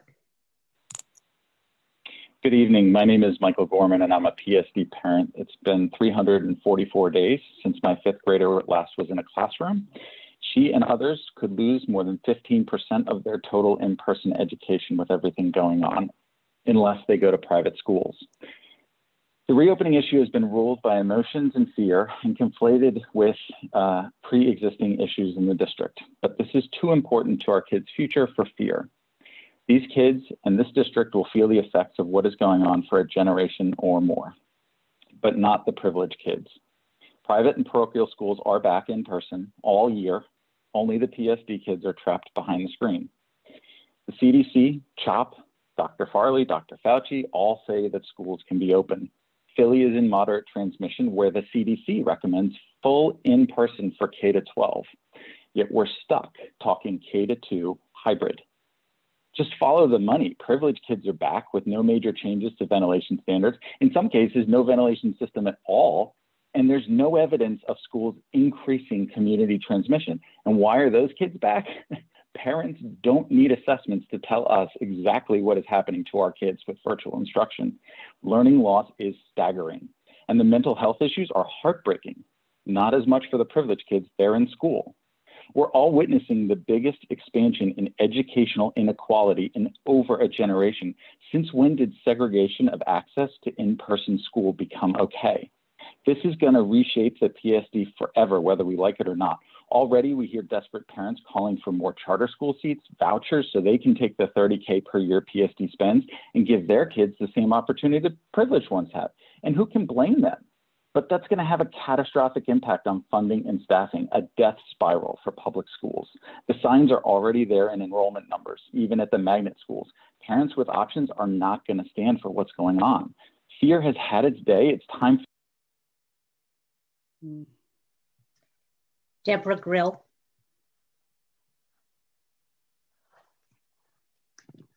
Good evening and welcome new board members. I'd like to remind the board that the district cannot afford any new charter schools. I've already sent in written testimony in which I focused on Empowerment Charter's application. If approved, that school would cost the district an estimated $36.5 million in tuition and stranded costs over 5 years. Multiply that by 5 to get a rough estimate of what all 5 charters would cost. David Lapp, formerly of the Education Law Center, previously testified that the district is within its legal rights to restrict charter growth and deny charter applications if approving the charters would negatively impact the educational experience of district students. You must deny these applications and spend your limited funds on the district's existing under-resourced schools. As to action item 8, I noticed an IMC is included in the description of the new school being built on Ryan Avenue. Dare I hope that you will actually utilize it as a library with a rich collection of print and online resources staffed by a certified school librarian? I hope that IMC does not suffer the same fate as the library in the newly built Lincoln High School, which sat empty for several years, its collection never unpacked before it was finally partitioned off to serve as classrooms. As I have testified countless times, there is a positive correlation to the presence of a quality school library program and academic achievement, especially in reading. To be successful readers, children need a wider variety of reading materials than a classroom library can provide. To be intelligent readers, students need to be taught to evaluate prints and online sources of information for reliability and validity. School librarians, of which there are only 4 left in the district, are experts in that area. Here's an idea. Use the money you save by rejecting the charter applications to begin restoring libraries and librarians to district. Thank you. Our next speaker, Sarah Kloss.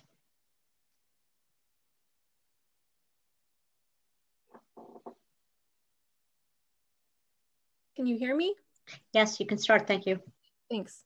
I'm a parent at Jackson Elementary, an HSA officer and SAC member. This testimony is my own. A few weeks ago, our HSA had to decide whether to fund COVID safety items. Among these items were additional student desk shields because the district didn't provide enough. I couldn't believe as parents we were being asked to supplement a reopening plan that I still don't trust to keep everyone safe. The reality is that many of the parents that still trust the district to reopen safely probably only do so because they know they'll fund the gaps privately. I have sat in many meetings with district leadership and heard false narratives about how the district compensates for the schools without these friends groups, affluent HSAs, or other outside funders. I have never seen this balancing happen in reality. The schools with higher percentages of Black and Brown students and lower income students are simply forced over and over to do without. To add insult, I then noticed a major deception in the press tour mock-up of what the return will look like. That school had 6 desks, all with shields, but in reality, our school got 4 per classroom. Was that a mock-up of how you expect parents to compensate? Can we get a real number in writing on how many desk shields will be supplied for each classroom?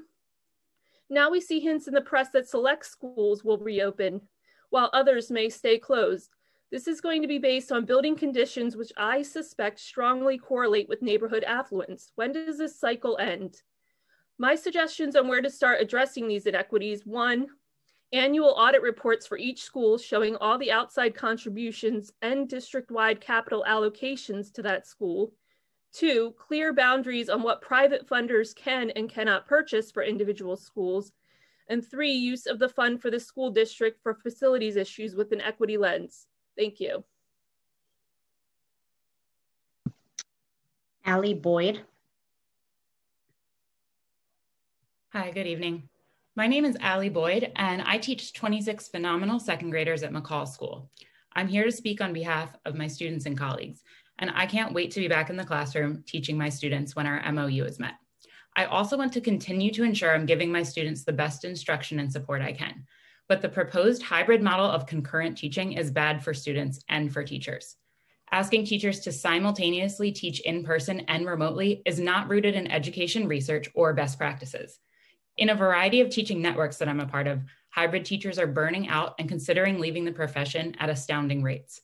I know teacher retention is a huge concern for our district. We have an opportunity to learn from the burnout and distress of students and teachers in neighboring districts where concurrent teaching is practiced. We can choose a model that does not split educators' attention between virtual and in-person students.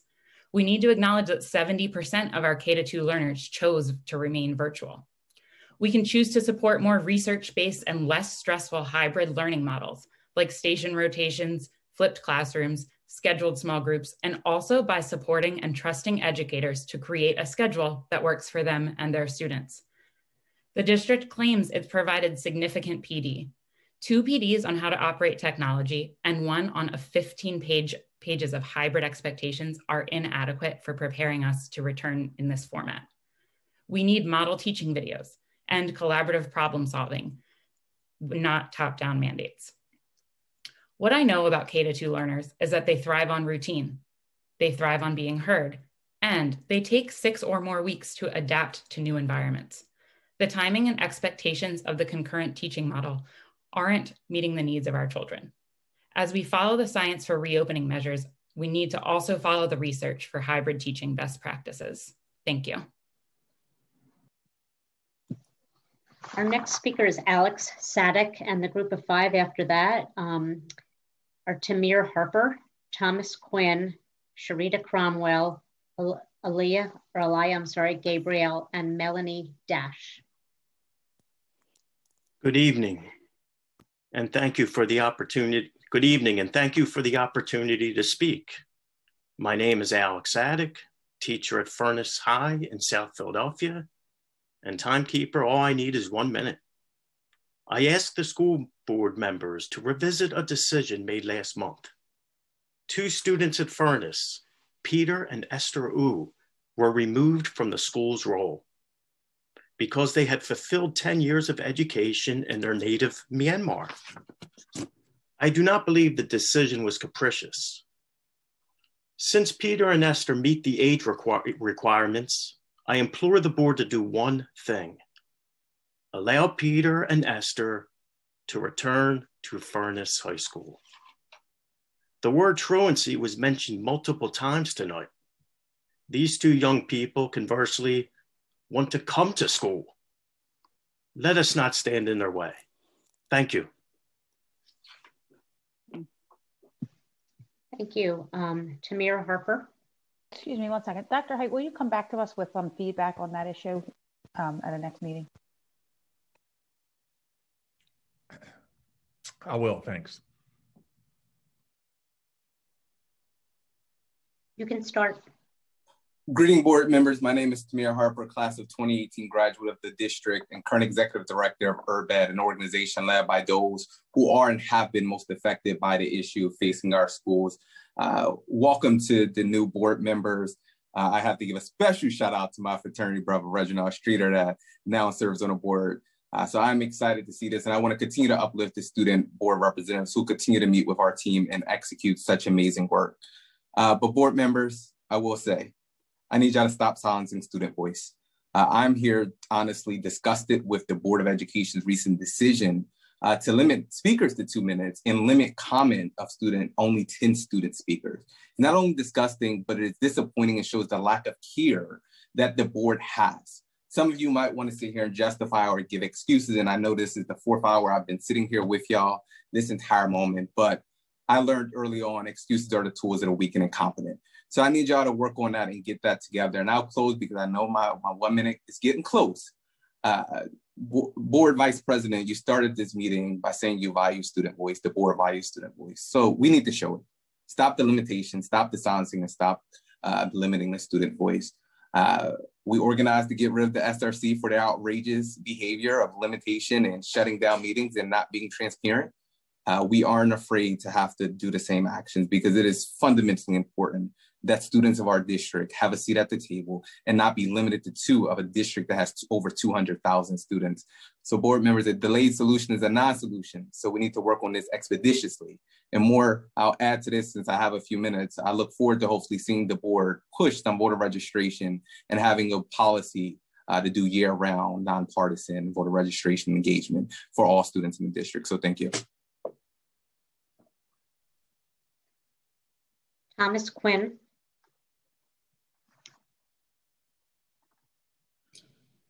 Thanks, Tamir. I appreciate that. And good evening, board members, and welcome to our new members.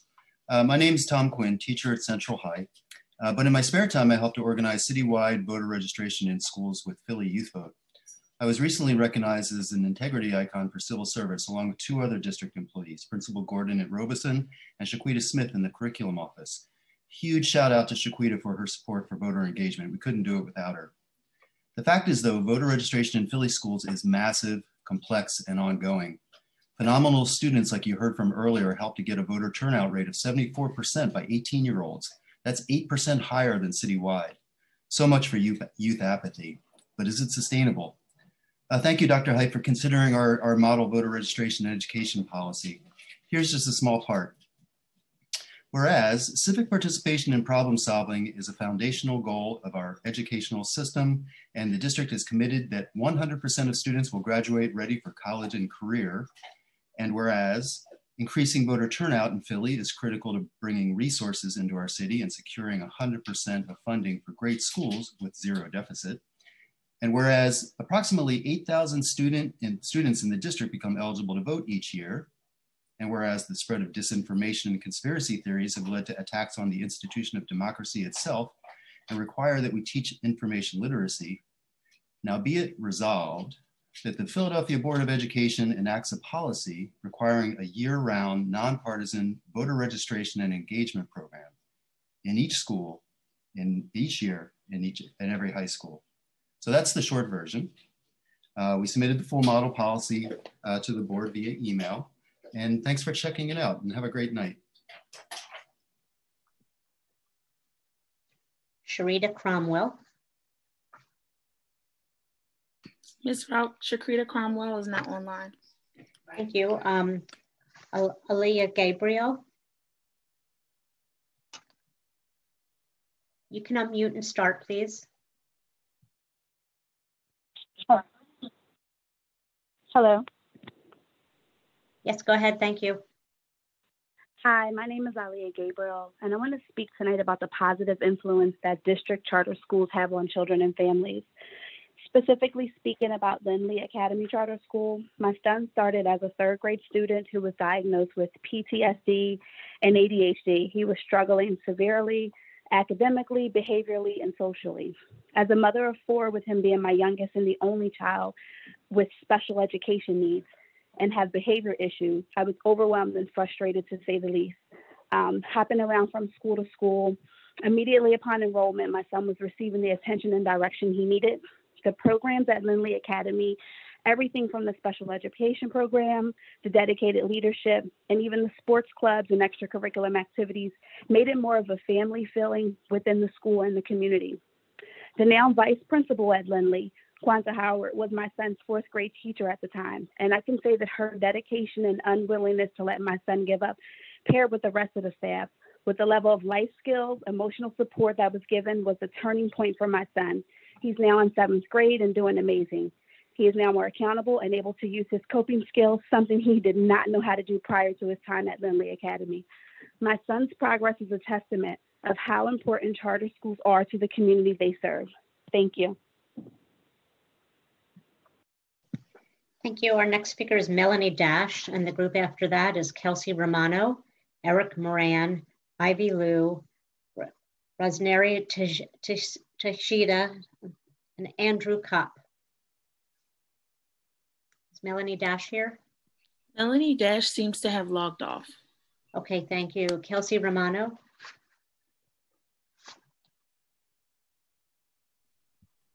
Hello? Yes, you can start. Thanks. There's so much to say and no time to lose. Instead of speaking of safe openings for schools, I'm driven instead to address your new speaker rules. Cutting our speaking time from 3 to 2, is 60 seconds really that precious to you? How horrifying to hear voices repeatedly muted, people's expression habitually diluted and booted. Even the ACLU finds these changes unjust. Is your time worth the further loss of trust? Council members Gim, Gautier, and Brooks each told you these changes aren't a good look, but you prefer to do word gymnastics, redefine reasonable, and hope that it sticks. We're all sick and tired of having to fight for what we all know is moral and right, ensuring ample hours for goals and guardrails, but 20 minutes for students you prefer data details. You serve 200,000, but only make time for 10. If this makes no sense, can I get an amen? It feels like the board is prone to forget we are equally invested and all want what's best. Our frustration shouldn't be met with detest. Advocating alternatives, promoting other avenues, there's strength in listening to other people's views. Building safety, a better budget, increased diversity, counselors, not cops, should be priority. There are so many ways we need to be better. Each obstacle's a storm that we must weather together. We've got no silver bullet, those who claim to are sus, but these meetings are the only way for you to truly hear us. Perhaps it's time for you to listen, learn, and observe so you can remember who you're here to serve.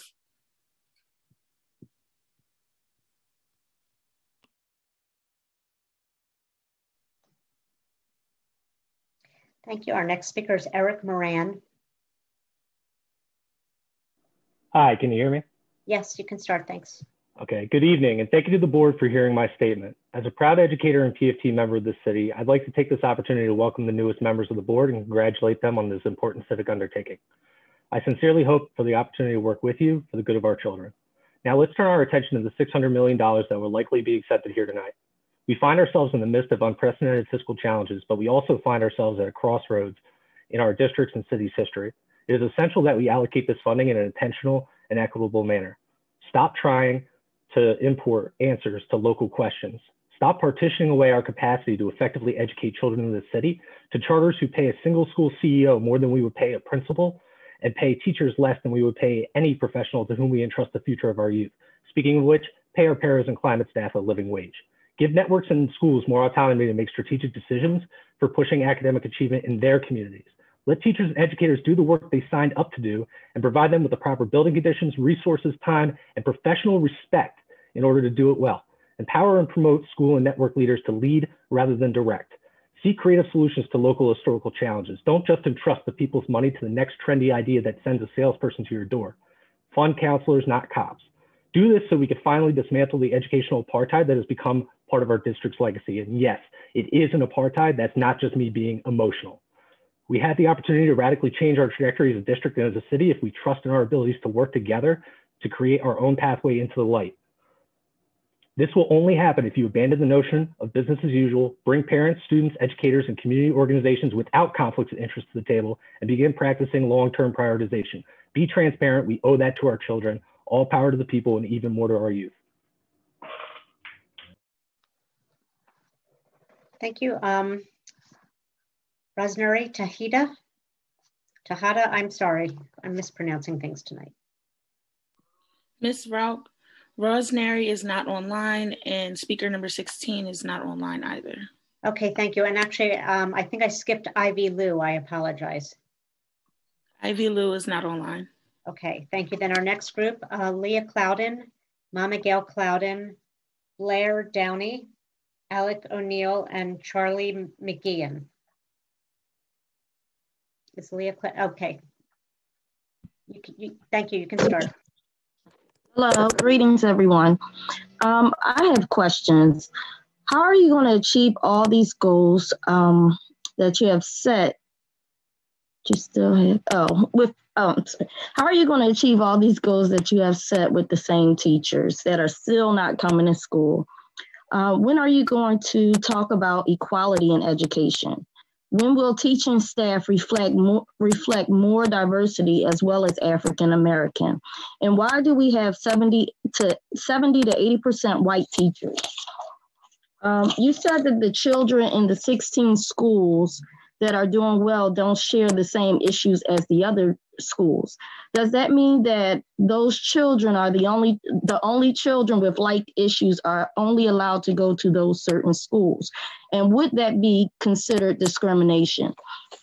Also, I'd like to speak about the little ones, the pre-K to, I think, 2nd grade or 3rd grade that's returning to school. I think is totally insane to use those little ones who still have not mastered the art of not just touching everything, and then you want to put them in a situation where you say that it's social distancing, but they need to socialize, which to me is kind of insane as well. So basically, that's all I wanted to say. Thank you. Mama Gail Clouden.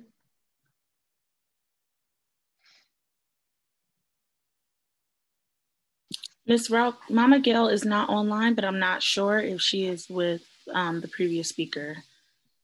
She's not with me. Okay, thank you. I'll get her on for you.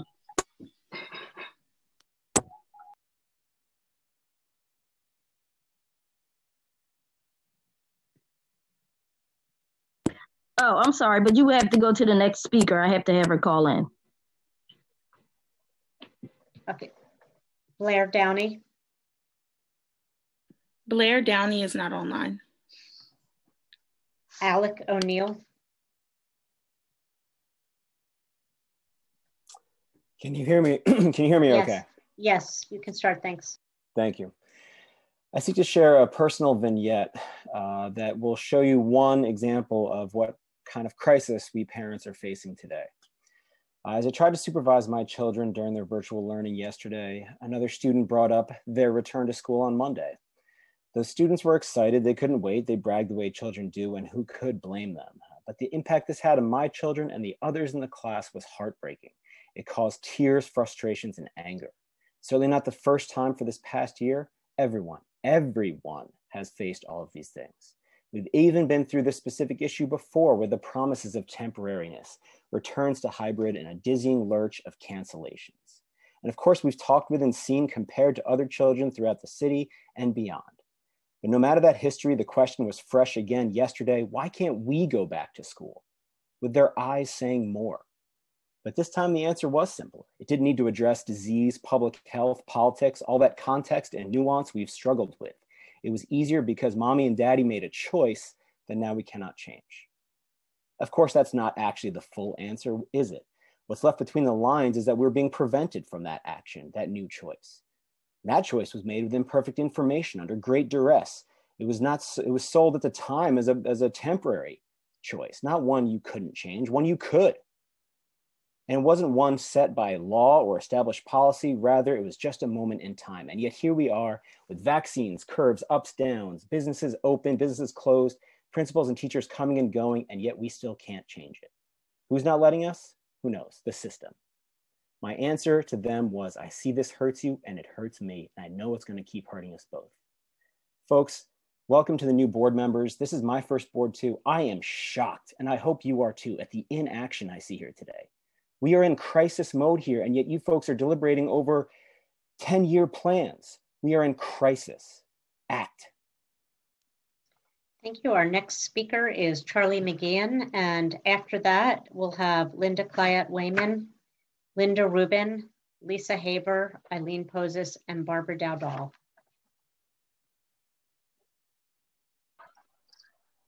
Hi, can you hear me? Yes, you can start. Thank you. Okay. Charlie McGeehan, humanities teacher and building rep at the U School. Skipping the pleasantries because 2 minutes is not a lot of time and there's too much to say. It is a ridiculous and cruel idea to even think about forcing students back into school buildings to take standardized tests this year. I hope the board stands strongly against this idea from Dr. Height. I'll start by expressing my frustration with the way that district leaders, particularly Dr. Height and Ms. Shambaugh, have been threatening dedicated educators with disciplinary action while trying to reopen school buildings. We even received a message from the Office of Communications promising that school police would be at schools on February 8th to take action if necessary. And just this morning on Radio Times, Dr. Height talked about forcing individuals back into buildings and writing them up, despite the fact that there's a mediation process ongoing. This won't build trust with educators. And as my sign said on February 8th, your bullying will not defeat our solidarity. On the board's restrictive new speaker policy, I appreciated statements from council members Jim, Brooks, and Gauthier, as well as the ACLU-PA, against your attempts to limit democratic engagement. I hope you will get rid of these new policies and not spend limited district resources defending this policy in court. By restricting public testimony, you are further diminishing the trust in this board.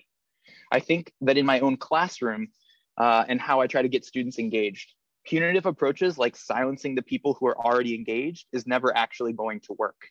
The better approach is to appreciate the voices that you're already hearing, even the critical ones, while also trying to bring in new voices. What has replaced public engagement in these meetings? Hours of talk about standardized test scores. You profess a guardrail of anti-racist work, but this is not that. In How to Be an Anti-Racist, Dr. Ibram X. Kendi wrote, "The use of standardized tests to measure aptitude and intelligence is one of the most effective racist policies ever devised to degrade Black minds and legally exclude Black bodies. This focus will only..." Next speaker is Linda Clayat-Wayman. Can you hear me? Yes, go ahead, thank you. Full transparency is important in order for our special needs students to excel in this city. The High Road program at Ferguson and Frankfort is a high school that is classified by the School District of Philadelphia as an intermediate unit. As an intermediate unit, we are able to offer special education students individualized education within the confines of an existing school building. Next, High Road School on Allegheny Avenue in North Philadelphia serves students in grades 7 to 12 in a safe and nurturing environment designed to support students with emotional and other disabilities. These are the descriptions from the High Road Philadelphia website. These programs or school are not listed on the district website. Questions: who authorized a school for just special needs students in North Philadelphia? What about least restricted environment? Do only Black children attend this isolated school? Was this school vetted with the community? Is this school staffed with certified teachers? High Road School is not assigned to any network.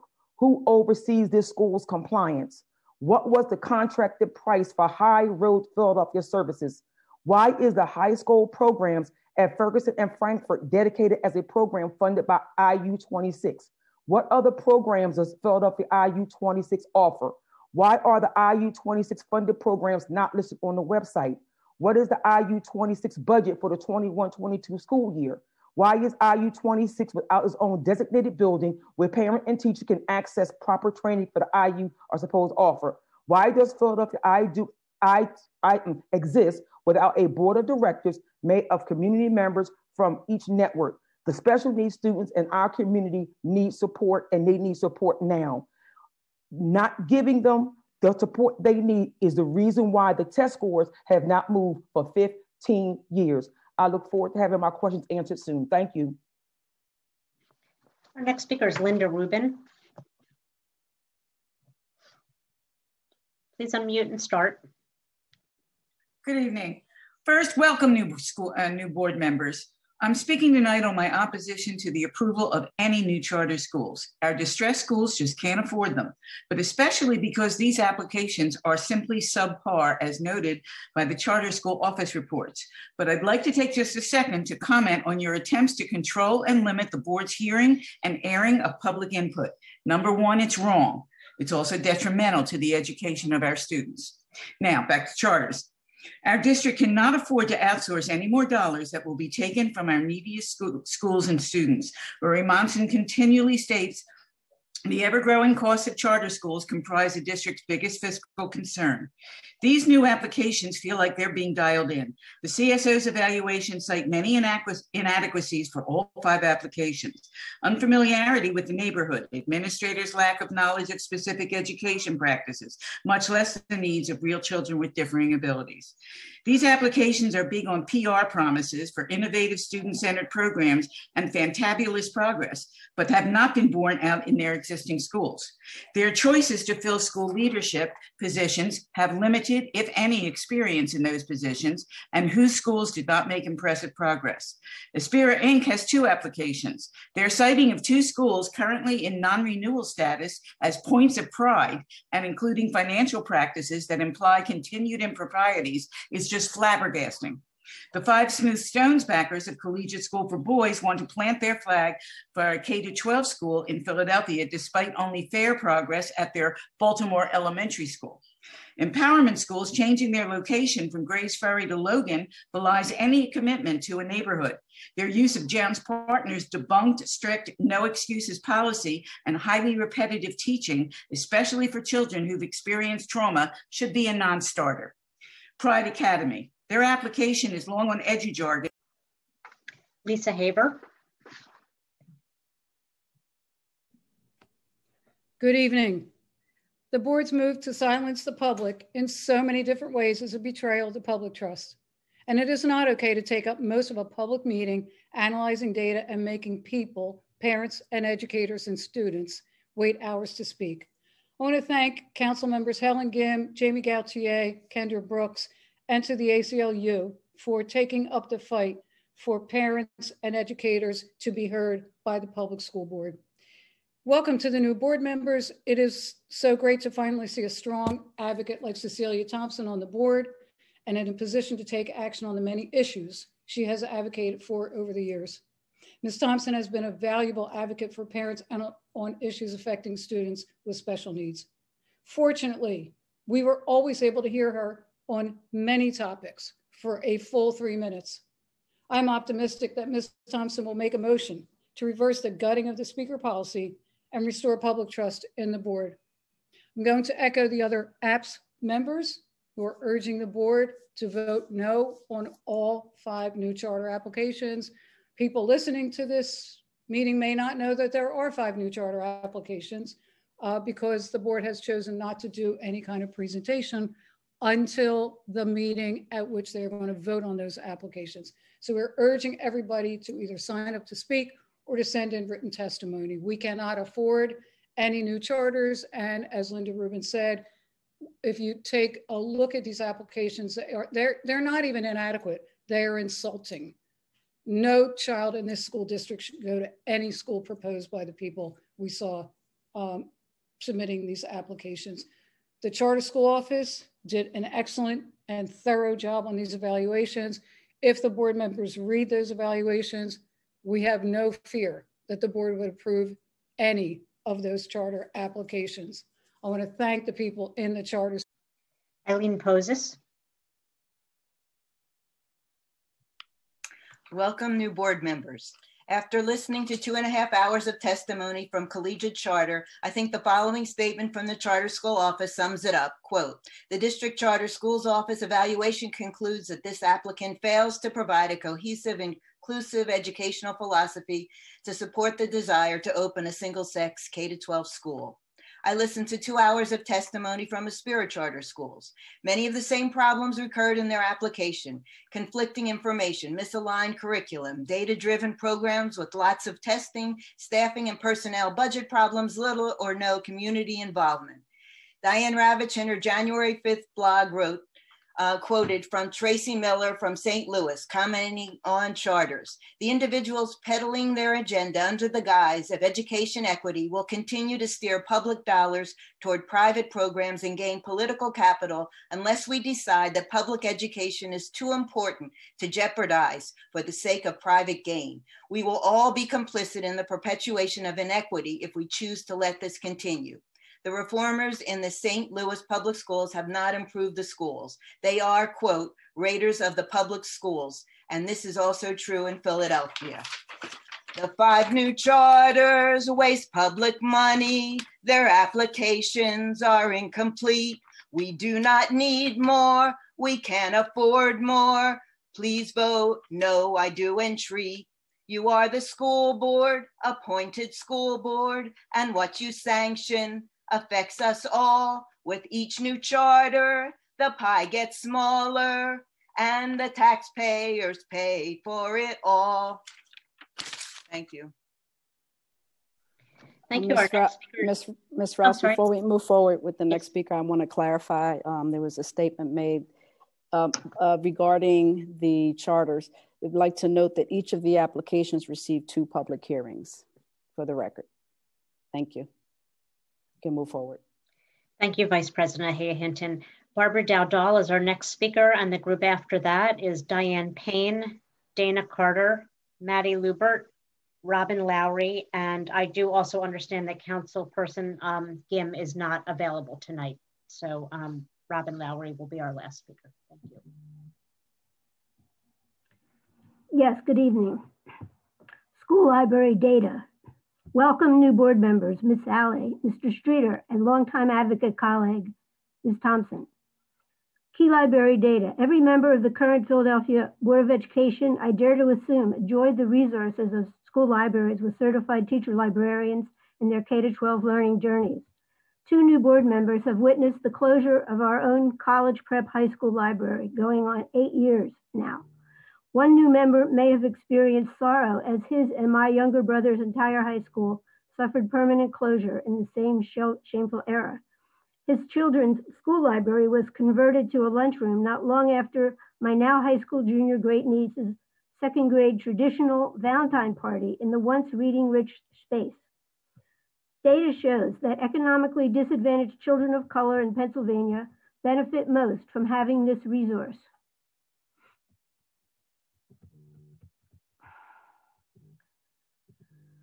and are most likely to lack it. At least 3 of the 4 schools in this district managing to cling to their librarians are schools with higher than average white populations. Only this board can take the steps starting today to bring back the treasured, essential, and joy-inspiring resource that alone will provide for the data-driven, the cold, and at base unrevealing numbers found in standardized test scores. Denied libraries, these students might be labeled off track. Just web search for Nancy E. Bailey, School Libraries Online. Ignoring the importance of school libraries and certified librarians delegitimizes any science of reading. Children need books, reading material, and real librarians in public schools. If reading instruction doesn't lead to reading and learning from books, what's the point?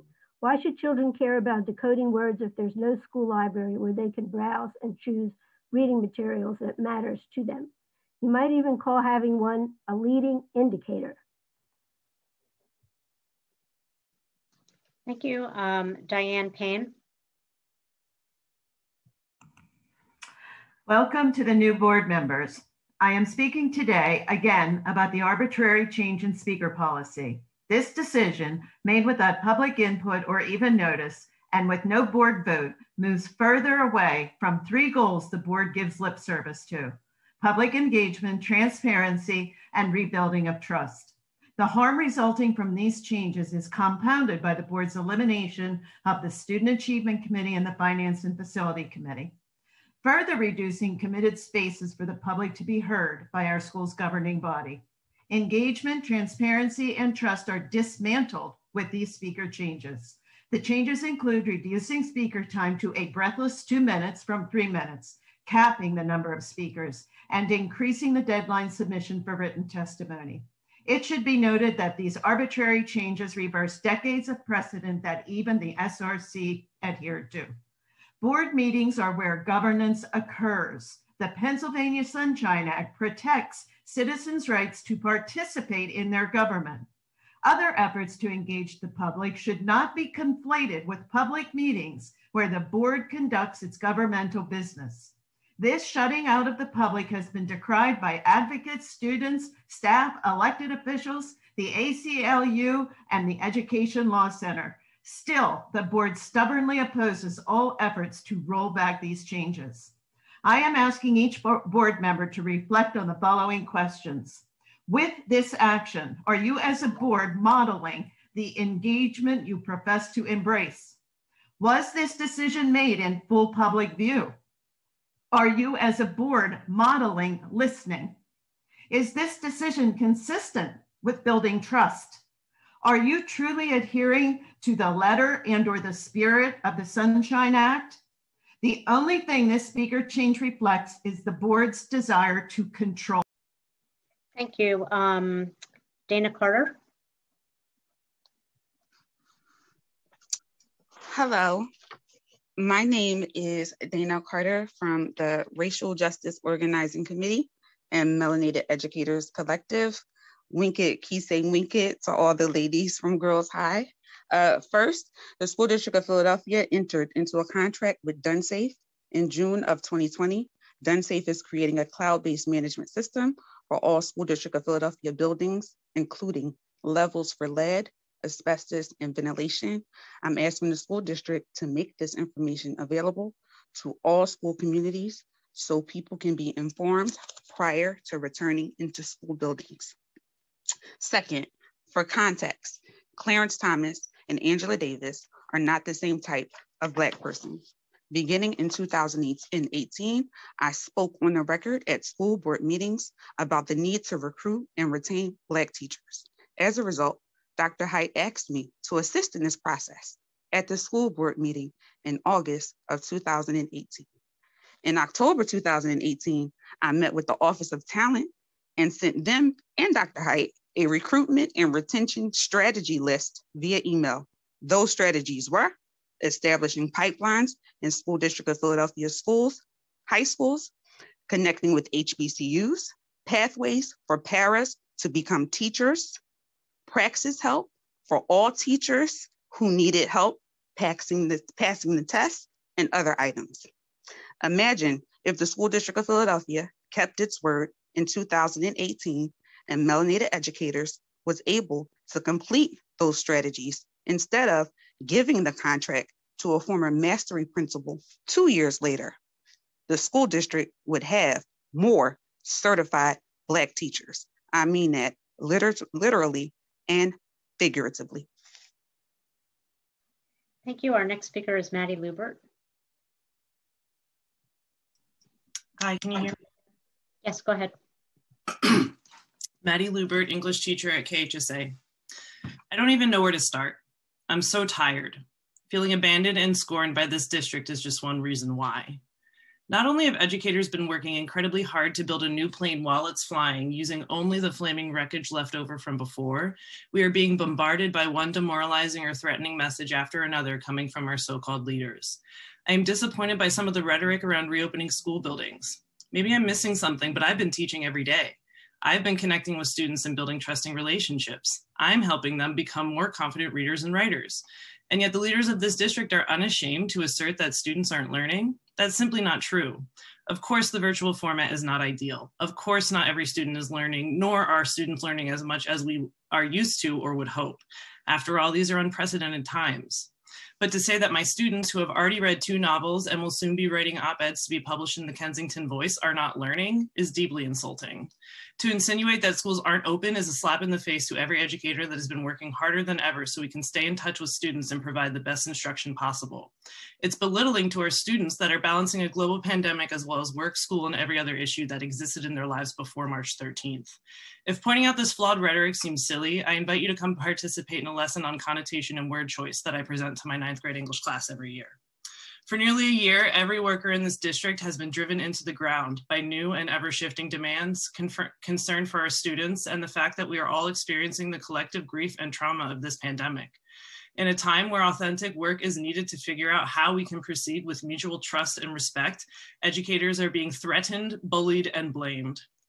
We always end up talking about teacher retention and attendance. Be honest, would you want to work here? Your children or your friends?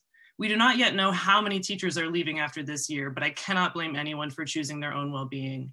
We are not healing together. We are being abused by our employers. Robin Lowry. Hi, can you hear me? Yes, go ahead. Hi, good evening. Robin Lowry, Health and Physical Education since 1984. Welcome new members. As we work to recover from the pandemic, I hope that in complement to addressing learning loss, that you address play loss. The science is clear. Children learn through play, and they've been cooped up in the house every day and not even with enough space to do jumping jacks. And I know because every day I'm looking at them, and if they turn their camera on, I say and I implore them to get up and move, but it's not happening. And health and phys ed requirements have been so reduced over the last 15 years that there are schools all over this district with gyms empty during the school day. So I hope that both priorities are that now that we recover from the pandemic, health and wellness are considered of our students, and health and physical education, that's our content. Regarding item 14, pest control, you know that we have trust issues in the district, but our worry is real. Schools have never been clean, let alone equitable. And I'm here to say, the first time I walk into the building and I have to search or beg for paper towels, or worse, not find any, to clean spit off the gym floor or mouse poop off my desk daily, I will walk out. The first time paper towels are precious, and that's ridiculous. The first time I walk into my office and I find a glue trap that I have to deal with, I'm walking out, or I better have a hotline, because this is the problem. The schools have always had condition issues, but now you're paying attention, and I'm watching, we're all watching. This is real. We've been dealing with this, and you didn't want to listen before, but I hope you listen now. And with my remaining time, I have to ask, do you have any follow-up questions? Because as a teacher, you can ask me follow-up questions. You show you value me by saying, hey, how was your day? How are your students? What's it like, Dr. Lowry? What's going on? But instead, you put a banner up, an email, we value our teachers. But if you really bore that out. Madam Vice President, we can now move on to the next section of the meeting. Thank you, Ms. Rauch. It is now time to vote on our action items. And before we begin, I want to be clear about how I will be grouping tonight's votes. We'll be voting on a consent agenda with the exception of the following action items. Action item 1, acceptance of donation from Cognitopia. Action items 2 to 3 and 5, which are personnel items. And action item 11, ratification of contract amendment with Parsons for District Facilities Master Plan. These items have been pulled from the consent agenda at the request of board members for further discussion. Additionally, I'm noting for the record that action item 4, administration's recommended termination of professionals, employees, and action item 16, adoption of academic calendars for school year 21-22 and school year 22-23 have been withdrawn and will not be voted on tonight's agenda. The items that are going to be voted on as a group in the consent agenda are the following: action items 6 to 10, 12 to 15, and 17 to 22. First, we will consider action item 1, acceptance of donation from Cognitopia. Board members, can I have a motion and a second to consider action 1? So moved. Second. Okay, board members and student board reps, are there, or I don't know if our student board reps are still here, but are there any further questions or discussions on action item 1? And I will try to, well, I'll pay attention to the raise hand feature if there's, we need to use it. Ms. Danzy? Yes, and this is one that I'd asked before, and I was given some of the answer, but it's not quite out what I was asking. I think it's a great program, but I'm wondering, when I asked about it, was staff involved in reviewing this or determining it that, yes, this is a program that would be very helpful to them? You answered me saying there was varied group of educators with background in post-secondary readiness, collaboration with the programming team of the instructional programming team and with the career readiness department. It sounded to me that it was departments to departments, not necessarily also reaching down to those who are actually going to use the product. And I'm just wanting to get a clarification on that.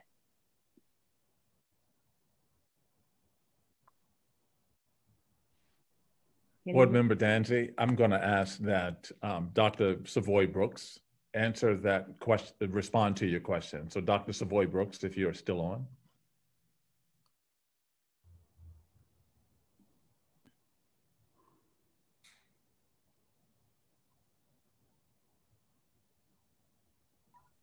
Hi, I'm here. So there was a RFQ, which is request for quotes committee, that consisted of exactly who you described. In addition, parents were invited to participate and principals were invited to participate. Parents and principals did not participate. There were 2 teachers, 1 director, 2 special education coordinators, and 3 special education directors. And 2 of the coordinators are the people who actually support the teachers. They are itinerant teachers, itinerant coordinators, however you want to look at it. They're the ones that support the teachers with the implementation of the transition plan. Thank you. If you see, you could have saved me if you had told me all that at the beginning. Thank you. I'm sorry. Are there any further questions? None? Okay, the board will now vote on action item 1. Ms. Roush, please call the roll. Yes, thank you. Ms. Danzy? Yes. Vice President Ahia Hinton? Yes. Ms. Fix Lopez? Yes. Dr. McColgan? Yes.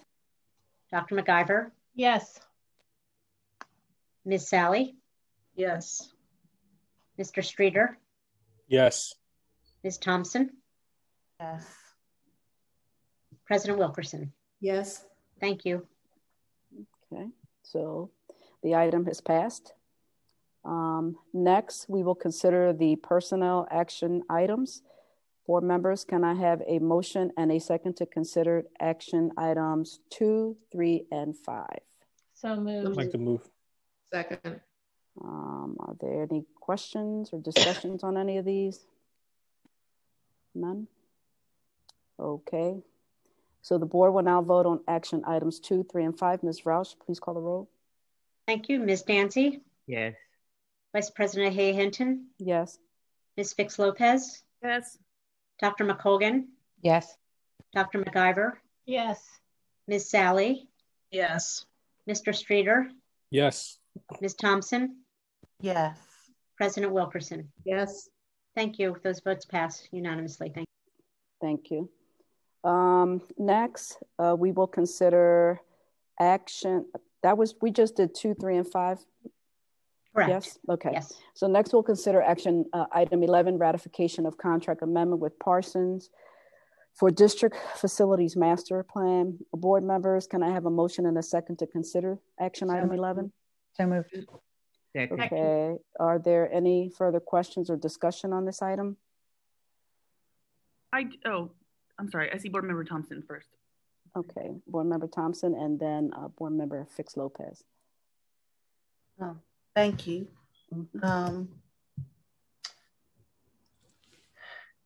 So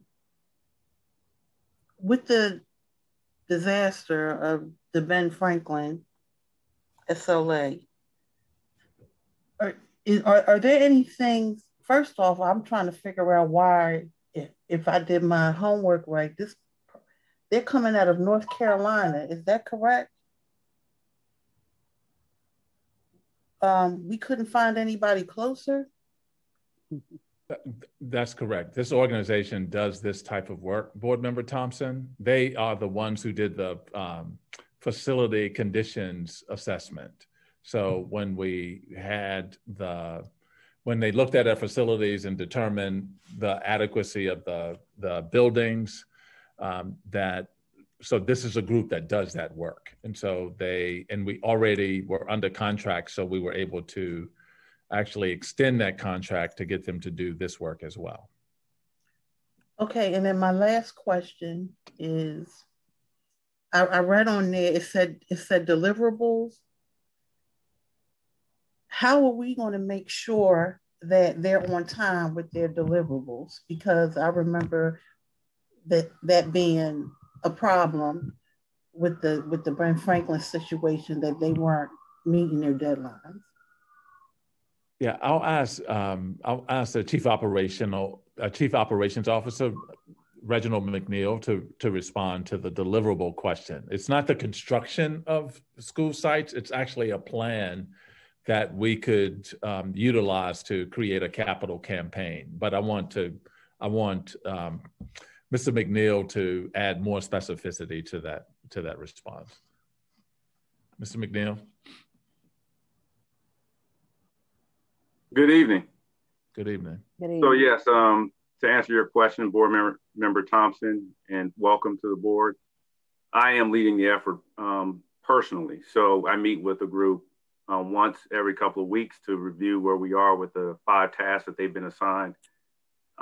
So there is a deliverable that's due out at the end of May. And right now we are on track to make that date. And if they don't, we don't pay them. I know I'm simplifying that because this is my first meeting and I'm a little weary, but I just, before I vote which way or another, I just want to be clear that if they don't say what they're going to do or meet their deliverables, that we're not going to pay them. Correct. We only pay them for the services rendered. So there are progress payments that are made for the services that they perform, and it's based off of the percentage of the work that's been completed, and they give us an invoice for that. So we check to make sure that the work that they've been assigned, that's in their scope of work, is being done on their schedule. Thank you very much. I appreciate it. Ms. Fix Lopez, Board Member Fix Lopez. Why don't we let Board Member Streeter go first? Okay, go ahead. Thank you. Just a brief question. I mean, I'm assuming that when we consider contracts, that part of the analysis is whether the entity or organization takes into consideration diversity and inclusion as it relates to the workforce and things of that nature. I don't know if this is the proper place to ask this question, but was this considered with the bids? If so, is there any way I can get access to that data for this provider for the diversity and inclusion as it relates to their workforce or how they go about doing the work. Yeah. Board Member Streeter, I think that's also a response that Mr. McNeil can provide. And if Mr. McNeil can't provide it, then Ori Munson, Chief of Finance, can also provide a response as well. So again, I'm just welcoming all the new board members. So just to answer that question, I'm gonna go back to something I heard Dr. Height say earlier. We were in an agreement with Parsons back in 2015. They're the ones that are responsible for our facility condition assessment that was released in 2017. And then in this year of 2020, we've amended their contract to reassess our facilities, at least 25% of them, based off of what was the result of the 2017 facility condition assessment. Just as Dr. Height stated, they do this work, and now so I don't know what the original RFP that went out for their services to look at the inclusivity of diversity within their organization. I know that's a standard practice that we have in our general contracts, that we do look at that and we do ask those questions, but I cannot answer that question in regards to the actual Parsons professional services that we retained back in 2015. And I know Ori Munson is also on. I see him on. So Ori, can you add any clarification to this? So I also would have to go back and look at the original Parsons contract, and we could get back to you on that. As Reggie mentioned, it is the original one from a few years ago. I will also mention that in our looking across all of our vendors and all of the contracts we put out in our quarterly report, which I got to introduce you to earlier this week, which went out, we actually, as part of that, do a quarterly update on the, at a high level, the MWB participation of all of our vendors. And then we're in the middle of, and what introduce you is we've been working with the board as part of the new ERP on a very detailed level report so that we can address all of those issues across all of our vendors, all the contracts, and also guarantee that not only that contracts are awarded based on what is promised, but also that it is delivered on the back end so that those vendors are actually used. And we have the actual, at least the participation that has been promised, and we can hold vendors to what was promised. Ori, without getting into a lengthy detail, I don't know that all board members understand what the ERP is. Sure. So we are in the process of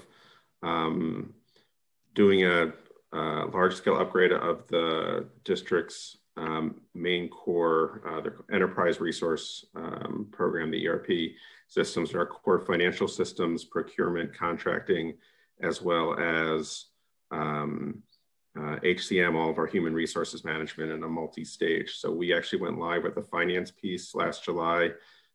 We are working to complete some pieces of that, as well as the human resources piece, which we're in the middle of. We're probably going to do a full update on where we are with that in the next month or so. But as part of that, and the finance piece, which includes all contracts and procurement, we actually built a specific module, which will allow us to not only track, as I mentioned, the contracts that are awarded and what's promised essentially on minority and female-owned firm participation, but actually allow us for the first time to have to track the actual performance, gather that data, and have the performance based not on what the main contractors tell us, but actually everything has to be confirmed by the subcontractors in the system so we can actually track the payments. So we'll have, which is one of the complaints about a lot of, not just us, but certainly public sector systems across the country, that you don't always get what's promised in the contract, and you also can't always track it from the point of view of the minority contractors. And so we'll at some point do a preview of what we've done so far on that for the new board members. And we're starting to see data that just went live about 2 months ago. So we're just starting to get data through that. And as we get the data, we'll be able to produce more detailed reports on all that information for the board and for the public. Thank you. Ms. Fix Lopez, you still have a question? I do. I just have, I guess, more of a clarification of what the deliverable is. So, like, you know, I understand basically there's going to be this report coming out, talking about conditions, talking about the current facilities and where they are at in terms of conditions. I'm assuming, my assumption would be that a report like that would be then used to inform like the CSPR process that is currently on pause. But my question is, one, that deliverable that Mr. McNeil mentioned for May, is that the actual report? Is that what the deliverable is? And will that be made public at that time? I think one of the things that we have, you know, learned over the past couple of years through a variety of situations is that, in particular, these facilities things need to be laid out there so that people can trust, you know, what these buildings are that they're going into. So will that be public? Yes. So I was waiting for Mr. McNeil to answer the question. Yes, okay. Board Member Fix Lopez, it will be made public. And this also includes conversations in those communities, again, to talk about what would be an adequate a 21st century educational facility. So it not only makes the whole plan public, but it also talks about what would be new, replaced, improved, in order to ensure that we have 21st century educational facilities. And it will take into account the data that was collected as a part of the CSPR process around student enrollment and demographic shifts in the city as well. But just to clarify and be super clear, this is really focused on the physical conditions of the buildings. These are not people that are being paid to go out and talk about catchments and programs in school, right? No. Okay, I just want to make it clear. It's all facilities related. Am I on? You are, yes. Okay, I'm not on the camera, so I don't know if you can hear me or. So I just wanted to add on to something Dr. Heiss said. This is a comprehensive plan, which I'm very excited about. One of the components of this comprehensive plan is the facility condition assessment that was done in 2017. And so another part of that, of which he already mentioned, was the enrollment projections, and also looking at the school capacities, looking at the size of classrooms. Did we have adequate storage? These are going to be educational adequacy assessments that are done at each school with the principal to walk around and talk to them about the educational program that exists within their facility. And then all of these components that are part of the master plan will be driven together, and then we will be able to produce what we would think we would envision for the School District of Philadelphia's facilities plan to be for near term and for long term. So there will be costs associated with it. There will be structures that we put in place in order to support additional building if that needs to get done. But we're very excited about the hard work that's going to be done by this Parsons group over the next couple of months.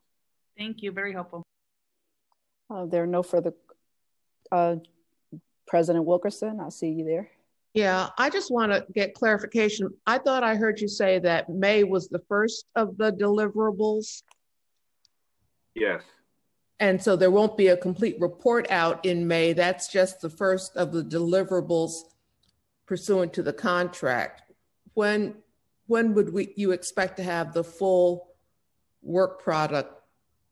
And is it that'll be made public, or will each deliverable be made public? I just want there to be clarity around this. So the 90% completion of this plan will be done in May, and then the full completion of that report or plan will be done in June. And so it'll be that general window when the thing would be made public? Yes. Okay, thanks. If there are no further questions, none? Okay. So the board will now vote on action item 11. Ms. Rausch, please call the roll. Thank you, Vice President. Ms. Danzy? Yes. Vice President Hay-Hinton? Yes. Ms. Fix Lopez? Yes. Dr. McColgan? Yes. Dr. McIver? Yes. Ms. Sally? Yes. Mr. Streeter? Yes. Ms. Thompson? Yes. President Wilkerson? Yes. Thank you. Okay. We'll now consider The remaining action, the action item 11 has passed. We will now consider the remaining action items as part of a consent agenda.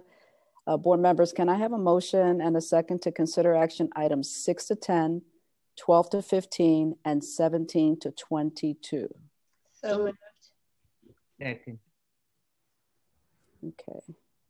Are there any further questions? None?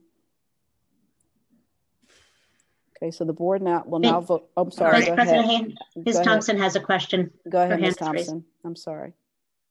Yes, so I have a question for, I think this is action item 14, pest control.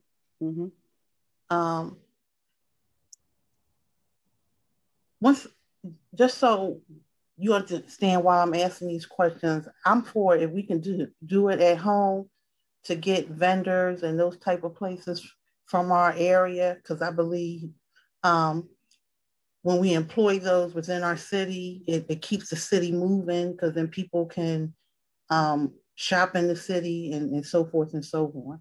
So when I looked these companies up yesterday, one was in Delaware, one is in New Jersey, and one is in Maryland. Bishop Barry Pest Control is in Maryland. Did I look that up correctly?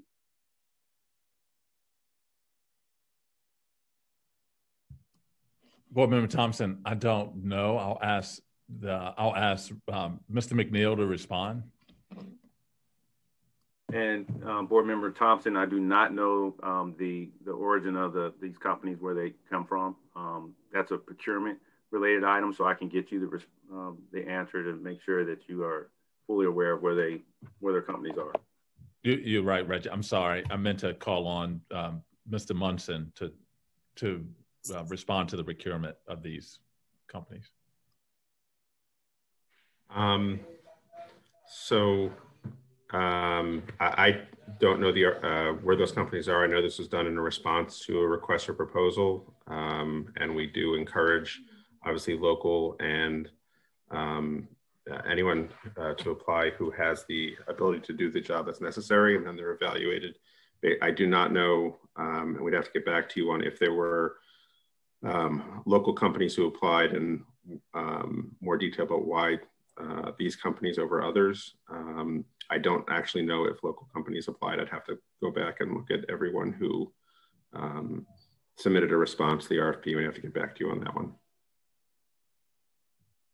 Again, just for the record, my concern is if you're in Maryland and somebody needs and we need their services, that's like a 2.5 hour drive just to, as one of the callers, as one of the individuals who testified, just to put down a glue trap or, whatever the case may be. There's at least 2 places where I live that,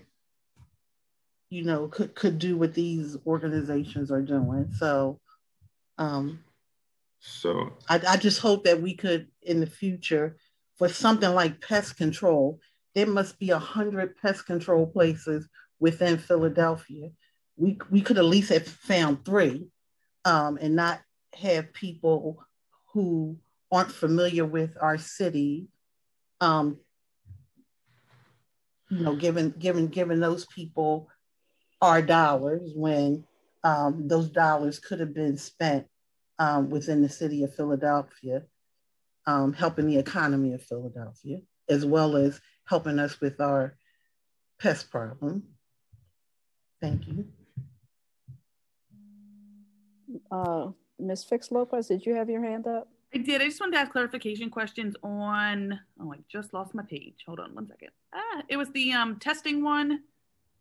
I'm sorry, I just must have exited out what I wanted. It was the testing ones, like 20, which one was testing? Was it 20? I think it was 20. Yeah. Was it 21 and 22 and 22? Yeah, so 20 is the actual testing, and then 21 and 22 are the MOAs for the actual vaccination, if I'm remembering this correctly. So I guess I just want a clarification with number 20.